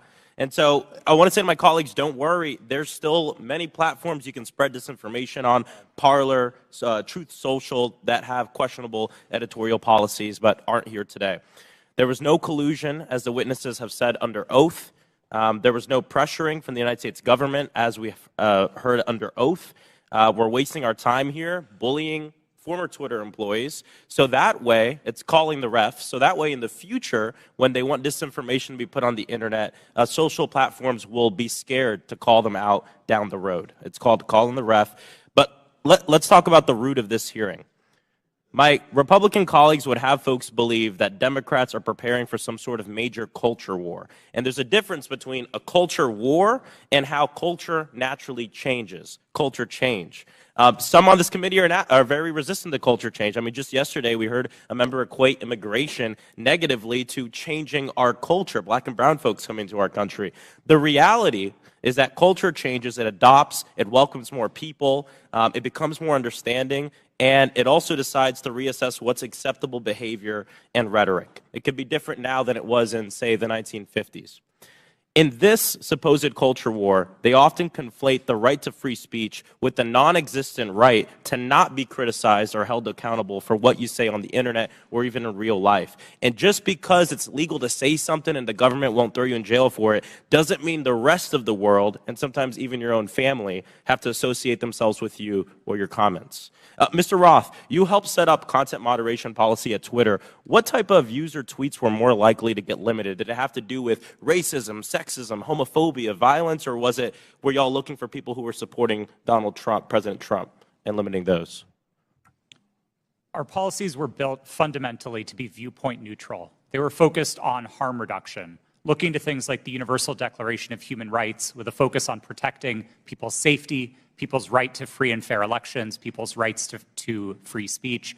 And we built concern with those rights into our policy. That makes, so being a decent human being. That's certainly what we tried to do. Gotcha. Yes.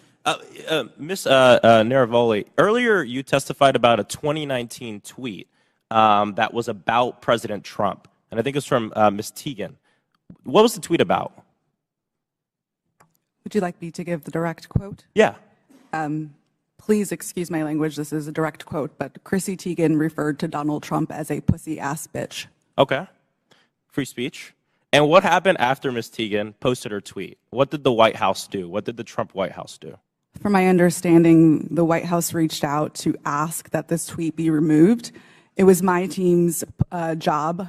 This fell underneath the policy for abusive behaviors, and we evaluated underneath our insults policy. At that time, up to 3 insults were allowed, and so it was our job to determine how many insults were included within that phrase. So the Trump White House reached out, not an agency, but the White House reached out and requested that you remove the tweet? From my understanding, yes. Okay.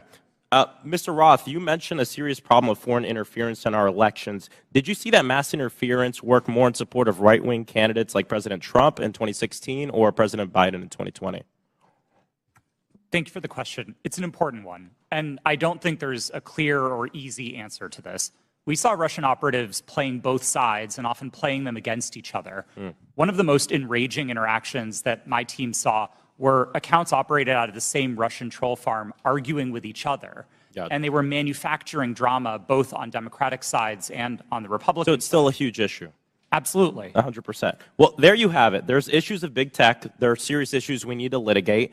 Hunter Biden's laptop is not one of them. And like many of my colleagues have said, we need to talk about these issues, how January 6th maybe could have been prevented if Twitter had taken action due to the hateful speech, and how we have foreign interference in our elections.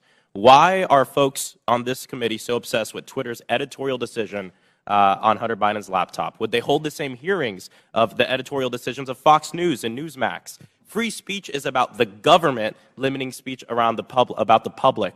My governor, Ron DeSantis, is doing that right now. I have a venue in my district that he's revoking the liquor license of, trying to close because they had a drag show. We have teachers who are not able to teach the curriculum that they want because they disagree with Ron DeSantis and his view of the world. That is limiting free speech. And I'd love to see this committee bring in some of these governors who are abusing their power, like Governor DeSantis in my state of Florida, to limit the free speech of people. I yield back. Gentleman yields back. Chair now recognizes Mr. Gosar for 5 minutes. Thank you, Mr. Chairman, for this important hearing. And thank you for our witnesses for appearing as well. I want to be clear. Despite claims in witness testimonies, government cannot deputize the private sector for actions that would be otherwise be restricted by the Constitution. In this case, the censorship of lawful speech. Now I want to direct you to a tweet over my shoulder sent by President Trump on October 5th, 2020, before Twitter banned him from the platform. This was after President Trump had become infected with COVID and received treatment at Walter Reed Medical Center. It says in part, "Don't be afraid of COVID. Don't let it dominate your life," end of quote. Do you see that, Mr. Roth? Yes, sir, I do. Less than an hour later, you received an email from James Baker at Twitter, reproduced behind me as well, saying, quote, "Why isn't this POTUS tweet a violation of our COVID-19 policy, especially the don't be afraid COVID statement," end of quote. Isn't that correct, Mr. Roth? Yes, I believe that's the email displayed. Now, Mr. Baker, was it your understanding that the Twitter COVID-19 policy was people should be afraid of COVID? Sir, my recollection. Yes or no? Could you repeat the question, sir? Was it your understanding that Twitter's COVID-19 policy was, quote, people should be afraid of COVID? Yeah. At that point in time, I did not fully understand what Twitter's COVID misinformation policy was, and so I was trying to understand. I'm recapturing my time. So maybe you thought that Twitter's policy was that it should dominate people's lives. Is that what you thought? I'm sorry, I'm having a hard time hearing you, sir. So is it the fact that Twitter, don't let it dominate people's lives? Is that the problem with the tweet? I didn't, at that point in time, I did not understand fully. I was relatively new at Twitter, and I was trying to understand what the policy was, and therefore I was... I just want to ask you, the other two were asked, where did you go to medical school? I beg your pardon? Where did you go to medical school? I did not go to medical Okay, school. good. Now, I'd like to have a yes or no from each of the witnesses on these following questions. Did you or others at Twitter communicate with government officials by means of disappearing messaging systems like Signal, Snapchat, or Wicker? Mr. Baker, yes or no? Have I ever communicated with a government official using those? Yes or no? I don't recall. Ms. Gaddy? Not to the best of my recollection. Mr. Roth? Yes. Mr. Rowley? Not to my recollection, no. Once again, did you or others at Twitter receive requests from federal law enforcement to allow criminal activity or content whose distribution is criminal to proceed on Twitter? Mr. Baker? I'm sorry, I don't understand the question, sir. Ms. Gaddy? Can you please repeat the question, sir? Mr. Roth? If I understood the question correctly, it was whether we received requests to allow unlawful activity, and Yes. the answer is no. Okay, Ms. Navaroli? Not to my knowledge, no.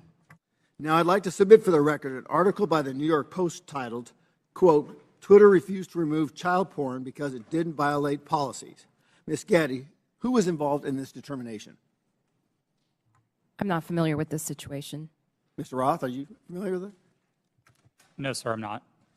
Once again, I'd like a yes or no from each of the witnesses. Did you apply labels to users with an administrative tool to downrank them? Mr. Baker? I'm sorry, sir. I'm having a very hard time hearing your questions. Ms. Gaddy? I'm having the same problem, sir. Can you please repeat the question? Mr. Roth? I'm not sure I understood the question, sir. Well, I'm asking you, did anybody use an administrative tool to downrank users? Yes, sir. That's a part of Twitter's content moderation capabilities. Mr. Baker? Well, I'll rely on Mr. Roth. Okay, Ms. Gaddy? Yes, we're very public about our recommendation system Thank and how they work. Mr. Chairman, today's witnesses played a central, powerful, and disturbing role in limiting not only free speech, but even people's good faith inquiries and research regarding their own health. The Internet is increasingly where my constituents go to engage in civic discourse. Our liberties as Americans will be diminished if we do not recognize our speech is increasingly virtual and right now subject to hostility and threatened through bans and deplatforming. The suggestions by witnesses that all of the removal of, quote, lawful but awful speech, quote, was done in favor of users is bunk. You could just as easily provide content filter options to allow lawful speech, letting users decide what lawful materials they do or don't want to engage with. But you didn't. You censored and manipulated millions of people. Do not allow people like this sitting in front of us today to be the arbiters of truth. I urge my colleagues to support my Section 230 reform, Stop the Censorship Act, which empowers users with the editorial contract. Our private businesses, you always have a contract with your customers. Allow them to pick. I yield back my time. Gentleman yields back. Chair recognizes Ms. Balin. Thank you, Mr. Chairman. And I want to say, as a former history teacher, I care a lot about the facts and the details, so let's dive in. On December 4th, then-ranking member Comer appeared on Fox News and alleged that what Elon Musk's Twitter files showed was, quote, evidence that the Biden campaign colluded with big tech to suppress a story that we now know is 100% true, unquote. That is simply not true. It is not true based on what we knew then. It is not true based on what we know now. Mr. Roth, in a declaration to the FEC in December 2020, you stated, quote, I did not receive any communications from or have had any communications with representatives of Biden for President, the Democratic National Committee, or any of their agents regarding the New York Post articles before Twitter implemented the enforcement actions on October 14th, 2020, unquote. Mr. Roth, do you stand by that statement? Yes, absolutely. It's also worth noting that your colleague, I believe, Lauren Culbertson, told the FEC the same thing. Ms. Gaddy, did anyone from the Biden campaign or the Democratic National Committee direct Twitter to remove or take action against the New York Post story? No. Mr. Baker, same question to you, please. Not to my knowledge, no. So the evidence is clear. Neither the Biden campaign nor the DNC had anything to do with Twitter's decision-making about the New York Post story. My Republican colleagues are using what are otherwise innocuous emails to suggest that there was somehow collusion between Twitter and the Biden campaign. For example, in one email, and this is the same one mentioned in Mr. Donald's questioning earlier, in one email selectively used by Elon Musk, one Twitter executive sends another a series of hyperlinks on October 24th, 2020, with the comment, quote, "More to review from the Biden team." For the record, this is tweet number 8 in the first installment of the so-called Twitter files. So, Ms. Gaddy, are you familiar with this email? No, I'm not. Okay. So, just to be clear, this email has nothing to do with the New York Post story. It is dated October 24th, 2020, after Twitter had both made and reversed its decisions about the New York Post story. Mr. Baker, do I have that right? Based on, I think, the exhibit that was shown earlier, that sounds correct, yes. So, Ms. Gaddy, can you clarify for the record, if you're able to, what's happening here? Can you please be more specific about With this email? I don't believe I was a recipient of that email or reviewed it during my time at Twitter, so I'm sorry I don't have familiarity with that situation. That's okay. Mr. Baker? To the best of my understanding, these were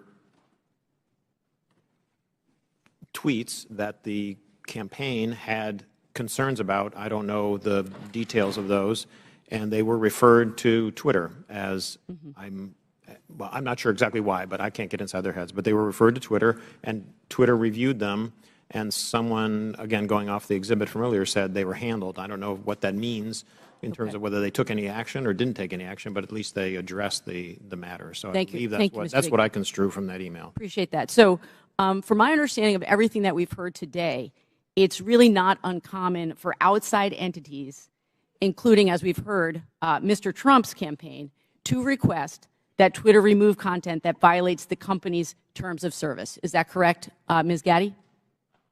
That is very common globally. Thank you. So, to the best of your ability to answer, Ms. Gaddy, were any decisions approved or acted upon based on the political party making the request? No, our teams were trained to enforce our rules consistently and fairly without regard to any sort of political ideology. Thank you. So I believe that what's happening here is my Republican colleagues know that the premise of this whole hearing is misleading. There is no evidence that the Biden campaign had anything to do with the Hunter Biden New York Post story. And the evidence we do have simply shows that the Biden campaign did what the Trump campaign and millions of Twitter users do routinely: flag content and ask Twitter to conduct its own review to determine whether it violates Twitter's own rules and policies. I yield back. Lady yield. Chair recognizes Mr. Palmer for 5 minutes. Thank you, Mr. Chairman. I'd like to submit a June 22 study conducted by Princeton University called "Powered by Twitter: The Taliban's Takeover of Afghanistan." Without objection, so ordered. This study covers the time frame of April to September of 2021, which is 4 to 5 month period between President Biden's official announcement of America's intentions to withdraw and the chaotic end of the American troop presence in Afghanistan. The study found that the Taliban weaponized Twitter and that Twitter's moderation policies failed. There were more than 126,000 accounts in the Taliban support network, and 83% of these Taliban-associated accounts were created before 2021, well before Twitter could claim that these accounts represented a government. These accounts shared graphic images and videos depicting dead and decomposing bodies and rampantly spread disinformation about the facts on the ground in direct violation of Twitter's public policies. Taliban tweets were shared millions of times in the summer of 2020. The study also found that 3/4 of Taliban content was produced by only 20 accounts, which is suggestively straightforward. By the way, the U.S. government classifies the Taliban as an insurgent group, in case some of my colleagues don't understand what real insurgencies are. Mr. Roth, Why wasn't Twitter more effective at curtailing the clear-cut content violations by Taliban Twitter accounts? Thank you for the question, sir. At the time that you referenced, I wasn't responsible for Twitter's work on counterterrorism. Do you have any idea of why Twitter would allow clear-cut violations by an insurgent group? And by the way, they carried out multiple suicide attacks during the time frame they were sending out these tweets, killing dozens and injuring hundreds. It's my understanding that Twitter's policies at the time distinguished between some of the more violent portions of the Taliban and some of the more political portions of it. I'm not rendering judgment on it. That stuff's still up on Twitter, and I just wonder how many content moderators were assigned, if any, to check on these accounts. Additionally, it appears that Twitter was profiting from Taliban's presence on the platform in the lead up to the overthrow of the Afghan government. Twitter placed ads from U.S. companies, including Amazon, Disney, McDonald's, and on the Twitter accounts of the Taliban news organization and their spokespersons and their senior leaders, Ms. Gaddy.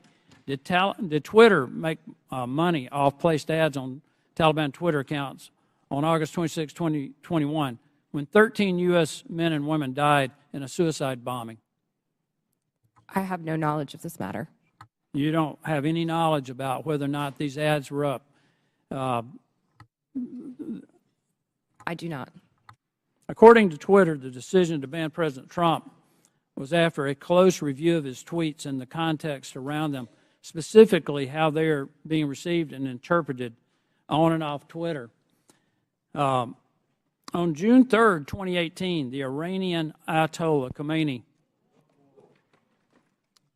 Now, did Twitter do that?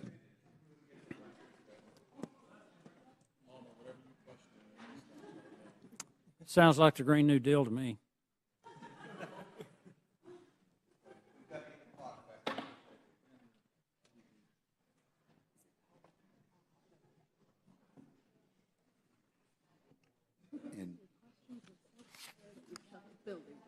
It's your fault, Coach.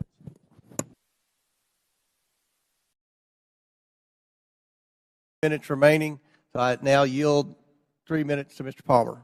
Thank you, Mr. Chairman. Let's try this again. According to Twitter, the decision to ban President Trump was after a close review of his tweets and the context around them, specifically how they are being received and interpreted on and off Twitter. On June 3rd, 2018, the Iranian Ayatollah Khomeini tweeted, "Israel is a malignant, cancerous tumor in the West Asian region and has to be removed and eradicated. It is possible and it will happen." This tweet remains on Twitter to this day. Mr. Roth, how do you believe this tweet from the leader of Iran calling for the eradication of Israel was received and interpreted on and off Twitter? I couldn't say for sure how that tweet was interpreted. You would have a pretty good idea, though, of how many retweets and the amount of traffic it got. Only from what I can see in that illustration. Why does the Iranian leader who has explicitly pledged to eradicate the Jewish state of Israel get to remain on Twitter? Mr. Roth. Like all of Twitter's users, the Ayatollah is subject to the same set of rules. And while I can't speak for Twitter's decisions today, I can say that Twitter took a number of enforcement actions against the Ayatollah's account, the same way that we would against That's anybody still up. You understand how hypocritical this is, right? You banned a sitting U.S. president and a sitting member of Congress, Marjorie Taylor Greene, while a man who has pledged death to America and can openly call for the death of millions of Jewish people and yet not be removed from Twitter. Do you understand how that looks? How hypocritical that is? I'm asking Mr. Baker, Ms. Gaddy, Mr. Roth, Ms. Navarro. That's amazing. But it shows hypocrisy at Twitter. I want to pivot here, Mr. Chairman. Mr. Goldman made a very troubling statement claiming that as Vice President Joe Biden fired the Attorney General of Ukraine, since he had knowledge of this prior to becoming a member of Congress, Mr. Goldman should provide to the committee documentation about this action. We should know who authorized Vice President Biden to take this action against the Ukrainian Attorney General. We need to know, was there an investigation to justify the firing of the Ukrainian Attorney General, and if yes, who conducted it?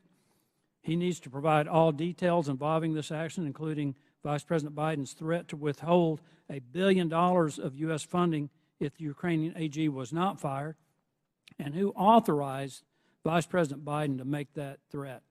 I would request that the committee look into this, and I yield back. Gentleman yields back. Chair now recognizes Ms. Lee for 5 minutes. Thank you, Mr. Chair. This has been an incredibly electric hearing. It'd be funny if it weren't real life. I understand my colleagues on the other side of the aisle want to be victims so very badly. But Ms. Navaroli, if I understand you correctly, public criticism and allegations of anti-conservative bias are actually making Twitter and other social media companies less willing to enforce their own policies against political conservatives, correct? Yes, that was my understanding based on research that was done at Twitter. Meaning the same Republicans insisting on making themselves a victim is working? Could you repeat the question? The same Republicans, folks on this panel, who are insisting on making themselves victims in this conversation about Twitter censorship and other accusations they've made, is this working because of the conservative bias and the implications of it? Or the allegations of conservative bias? In other words, are the allegations of conservative bias making it harder for those in Twitter or those who are working there to enforce these policies against folks who incite hate speech or make it?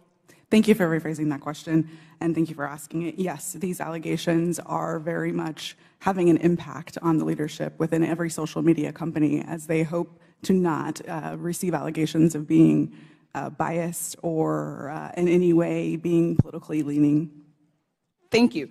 I'm not the only lawyer in the room, so you all know that while the Constitution does provide us the right to free speech, there are, of course, limitations. As Ms. Navaroli pointed out, we cannot yell fire in a crowded theater. Compromising freedom of speech may seem dangerous until we weigh that compromise against the men and women massacred in Buffalo, for instance, or the many other places where radicalized violent extremists found their motivation to kill on social media. This isn't about oppression. It's about public safety. This isn't about censorship. It's about protecting our democracy from misinformation. Ms. Navaroli, it was your job to decide whether someone was yelling fire in the theater. Could you describe the coded incitement to violence policy Twitter did not implement? Yes, thank you for that question. The coded incitement to violence policy was an incredibly nuanced policy that was created in order to fill the gaps that were existing in the already existing policies around violence. The policies around violence were explicit. So these were calls that said, I'm going to, I want to, I plan to, I wish to. Those sorts of incitements would have come down. Things like stand back, stand by. Things like I am locked and loaded and ready for a civil war were dog whistles that were not covered underneath the policy. Thank you. Could it have saved lives if it were implemented on January 5th, 2021, or possibly in November of 2020? I can't speculate as to what might have happened, and I do wish we would have acted. Thank you. Ms. Gaddy, the very same words that were plastered across Twitter were shouted at the January 6th insurrection. What threats do Americans face now that Elon Musk has removed all guardrails and welcomed back Donald Trump to the platform? Thank you for the question. I'm actually not really familiar with what the content moderation policies of Twitter are today. Okay, thank you. Social media platforms like Twitter must own up to their responsibility in spreading violence and chaos. I'd argue so too do members of this panel and institution. Thank you. I yield the balance of my time to Mr. Raskin. Thank you very much. Mr. Roth, I want to go back to the whole question of your finding hundreds of thousands of fake accounts set up by Vladimir Putin and the Russian Internet Research Agency, I think they called it, which was the propaganda arm in 2016, and I suppose to this day. Some have been suggesting on the other side of the aisle that it's illegitimate for the FBI or any representative of the federal government, presumably even Donald Trump, who did a lot of this, to contact private media entities in order to apprise them of anything, whether it might be the penetration of organized crime or child pornography or foreign malign influence. And I'm just wondering if you would give us a sense of how much work is actually being done, and I was going to check with you and Mr. Baker about that. How much work does Twitter and other social media entities do that relies on the FBI and other national security agencies? Thank you for the question. There is a considerable amount of work to address foreign disinformation at Twitter and also at other companies. And this work was reliant in part on intelligence shared with companies by law enforcement and by the intelligence community. I would regard that work as essential. At Twitter, we had dozens of people working just on these questions of election interference. Those teams no longer exist under Mr. Musk. And Mr. Baker, if you could. Thank you, sir. Just generally, I mean, it's a matter of public record that the FBI has worked with the public, including private entities, for decades. Indeed, they've had for some number of years now an office of, I think it's called Office of Public Sector Engagement. This is part of what they do in order to fulfill their responsibilities and to do their jobs to protect the country. Thank you. Yield back. Chair recognizes Mr. Armstrong for 5 minutes. Thank you, Mr. Roth. I'm going to continue down that line of questioning. So when you testified, you were just talking about working very hard to keep foreign troll farms from using Twitter and to engage in malign foreign interference. This sounds like a fairly robust undertaking. You said between 2016 and 2020, you had different teams stood up to do this. Constant vigilance? Yes, sir. That was the phrase that we used. Yeah. And these types of attempts are constantly evolving. They're trying to find new ways to penetrate your system, so you have to be engaging with it on and being willing to adapt on a constant basis. Yes, sir. That's right. And now we forward to 2020, and earlier you had testified that you were having regular interactions with national intelligence, Homeland Security, and the FBI? Yes, I did. And primarily to deal with foreign interference? Primarily, but I would say almost misinformation and all of that. exclusively. But you had said earlier, like your contact with Agent Chang was primarily with foreign interference? Yes, that's right. All right. And these were emails, were there meetings? Yes. Twitter met quarterly with the FBI Foreign Interference Task Force, and we had those meetings running for a number of years to share information about malign foreign interference. Agents from Homeland Security or intelligence, or just primarily the FBI? Our primary contacts were with the FBI, and in those quarterly meetings, they were, I believe, exclusively with FBI personnel. And you had multiple former FBI agents on the payroll. I mean, Mr. Baker, you have 10 years experience with FBI, DOJ? I was, well, with DOJ, it's 2 decades roughly, but I was just, for the record, I was never an FBI agent. Okay. Yeah. And Twitter has such a close relationship with at least one FBI agent that that agent could start emails with, "Hey, Twitter folks," and could actually advise your company about violations of your own terms of service. Mr. Roth, I think it's safe to say that you had a consistent dialogue with the FBI for the weeks and months prior to the New York Post. Is that fair? I had ongoing conversations with the FBI for years, I would say, about election security. And in response to Mr. Fry earlier, you said you would not categorize the FBI communications as pressure. No, I would not. However, Twitter's director of policy wrote to you in 2020 that Twitter has seen a sustained effort by the intelligence community to push Twitter and that Twitter should keep a solid front against these efforts. He specifically cited Elvis Chan, an FBI agent in San Francisco. Now, on August 11th, 2020, Agent Chan sent you 3 documents in prep for a meeting and said the documents pertain to APT-28, a hacking unit connected with Russian military intelligence. Agent Chan arranged for having security clearance for Mr. Baker and facilitated encrypted networks for the FBI to share information with Twitter employees. And on October 14th of 2020, you stated that this feels a lot like somewhat of a subtle leak operation. Earlier today, you testified that you were following national experts on Twitter, national security experts on Twitter, as a reason to take down the New York Post story on Hunter Biden's laptop. Yes, sir, I did. So, after 2016, you set up all these teams to deal with Russian interference, foreign interference. You're having regular meetings with the FBI. You have connections with all of these different government agencies, and you didn't reach out to them once? Is that question in reference to the day of the New York Post Yeah. article? That's right. We generally did not reach out to the FBI to consult on content moderation decisions, especially where they related to domestic activity. It's not that we wouldn't have liked that information. We certainly would have. It's that I don't believe it would have been appropriate for us to consult with the FBI. In December of 2020, you did a declaration to the Federal Election Commission that the intelligence community expected a leak and a hack operation involving Hunter Biden. Recently, Mark Zuckerberg confirmed that the FBI warned Meta that there was a high effort of Russian propaganda, including language specific enough to fit the Hunter laptop Biden security story. You're talking to these people for weeks and months, years prior to this leaking. They have specifically told you in October that there's going to be a leak potentially involving Hunter Biden's laptop. They legitimately and literally prophesized what happened. And you didn't contact any of them? No, sir, I did not. Did they reach out to you? On and around that day, to the best of my recollection, no, they did not. So after the story was taken down and you guys did it and you personally disagreed with it, Ms. Gaddy, you said you did. Did you contact them and say, hey, is this what you were talking about?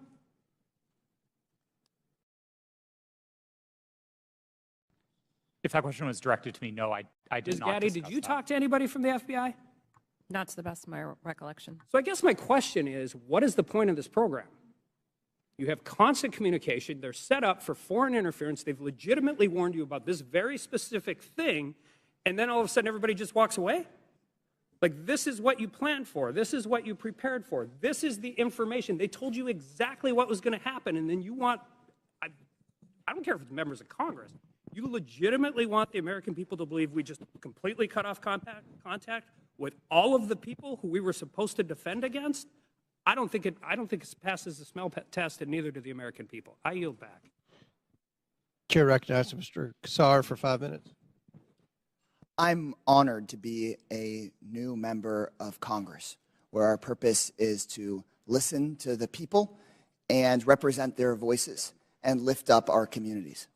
After talking to thousands of people across Texas, asking them, what do you want me to work on for you as a new member of Congress? Not a single person told me they were concerned about a New York Post story on Twitter about Hunter Biden. Is that really what we're dedicating this committee's time to? Is that really what we're going to dedicate the next 2 years to? Our constituents of all political backgrounds are worried they're getting pushed out of their neighborhoods by spiking housing costs. They see their public schools suffering because we aren't supporting our teachers. In my state, our rural hospitals are closing. We have more uninsured people than anywhere in the country. We have the highest number of food insecure kids, and reproductive rights have been stripped away. We're talking about none of that. It seems to me that we're having these hearings so that people can beat their chest about Hunter Biden, maybe do some fundraising, get some headlines, and ironically post those on Twitter. If that's what House Republicans want to spend their time on, then that's their prerogative. But to me, it's a damn shame. We're here for a bigger purpose than that. Under the leadership of the legendary chairman, Jack Brooks from Texas, this committee implemented the Great Society through the creation of Head Start and the creation of Medicare. They investigated Watergate. They built the U.S. space program. Anything is possible if we all come together to work on what our constituents demand, if we make sure that we say to our constituents that your voice matters here. We could be ensuring that the historic investments in infrastructure and domestic manufacturing create good union jobs where we need them the most. We could take on free speech and civil liberties issues at home and across the world. We could be investigating and taking a look at these real threats of domestic terrorism and civil unrest. We could be making sure that our constituents' lives are better. But instead, we're focusing today on Twitter. The American people deserve better. I yield back my time to Mr. Raskin. Thank you very much, Mr. Kassar. Let's go back to this point about the Russian disinformation campaign. And just to refresh everybody's recollection, Mr. Roth, you learned, was it before 2016 or after 2016, that Vladimir Putin had commanded an entire campaign to try to invade the American election with social media messages on Twitter, Facebook, and so on? Was that before the election you learned or after? While there was some public discussion of it before the election, most of the confirmed information was only declassified after Election Day. Okay, so there was this powerful, massive campaign unleashed by a malign foreign actor interested in undermining American democracy with a specific electoral objective, right? Did you find that? Was he just trying to create chaos, or did he want to put the thumb on the scale with his intervention for either Hillary Clinton or Donald Trump? A bit of both, honestly. I think there was a significant amount of the troll activity on social media in particular that wasn't tilted one way or the other. It played both sides and it played them off of each other. And I think that's bad for America and it's bad for democracy. I think the hack and leak campaign was a bit more skewed because that focused very specifically on the DNC and on John Podesta. Okay, and so the hack and leak campaign against the DNC and Hillary Clinton was one meant to damage Hillary Clinton's campaign. Is that right? That's what most research concludes was the objective, yes. All right. So some people are suggesting that if the U.S. government finds out about a malign foreign influence disinformation or propaganda campaign in our elections at any level, the government shouldn't say anything to the public or the news media about it. What do you think about that proposition? I believe that would be a profound failure. I think there's a collective responsibility across the private sector and the public sector to address our shared threats, and Russian interference in American democracy is one of those shared threats. Okay. Ms. Gaddy, do you agree with that? Yes, I do. Okay. And just back to you, Ms. Navaroli, for a moment. Did you follow the attempt to overthrow the official election result in Brazil? I was not working at Twitter at the time, but I paid attention to the news, yes. Okay, and were you struck by any of the resemblances between what happened in Brazil and what happened here on January 6th? Yes, it was the exact same playbook that was played on January 6th, in which a ruling party claimed that an election was stolen and that misinformation continued to spread and lead to political violence. Thank you. I yield back, Mr. Chairman. Chair recognizes Mr. Fallon for 5 minutes.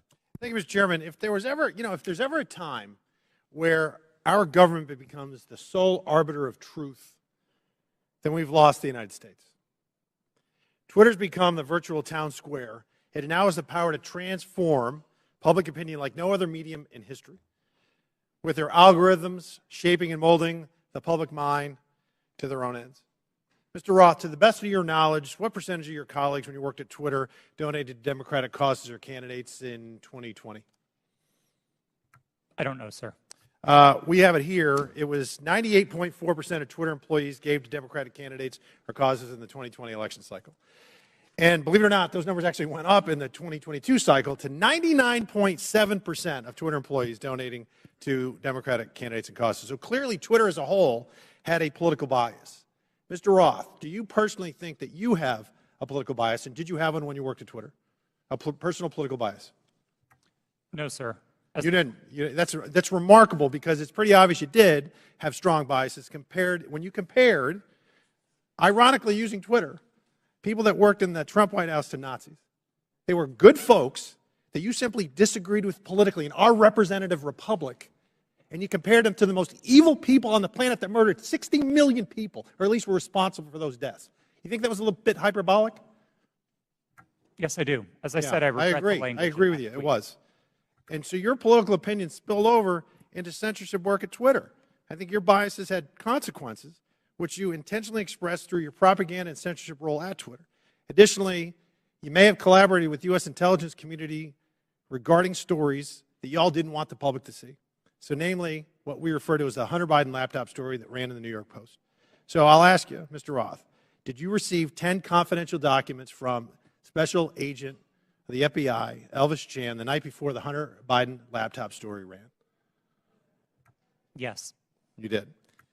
See, because it's interesting, with the immediacy with which you all acted to censor the New York Post Hunter Biden laptop story seems to be very indicative of foreknowledge. And the story was seismic. And it was rushed to be suppressed, knowing full well it was not Russian disinformation, as some here said. It was truth that was denied the American voter. And the Media Research Center polled Democratic voters in 2020 swing states and found that 17% would have changed their vote if they had known the contents and evidence of the New York Post story. President Trump lost key states, Georgia, Pennsylvania, Arizona, and Wisconsin, by collectively just over 100,000 votes.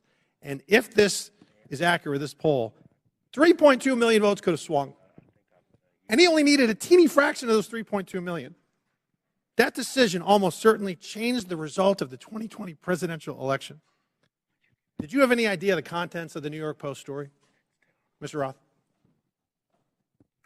Only what I read in the New York Post that day. And then it was killed by Twitter, and the mainstream media followed. So I found this interesting. In 2019, candidate for President Joe Biden said, and I quote, "I have never spoken to my son about his overseas business dealings."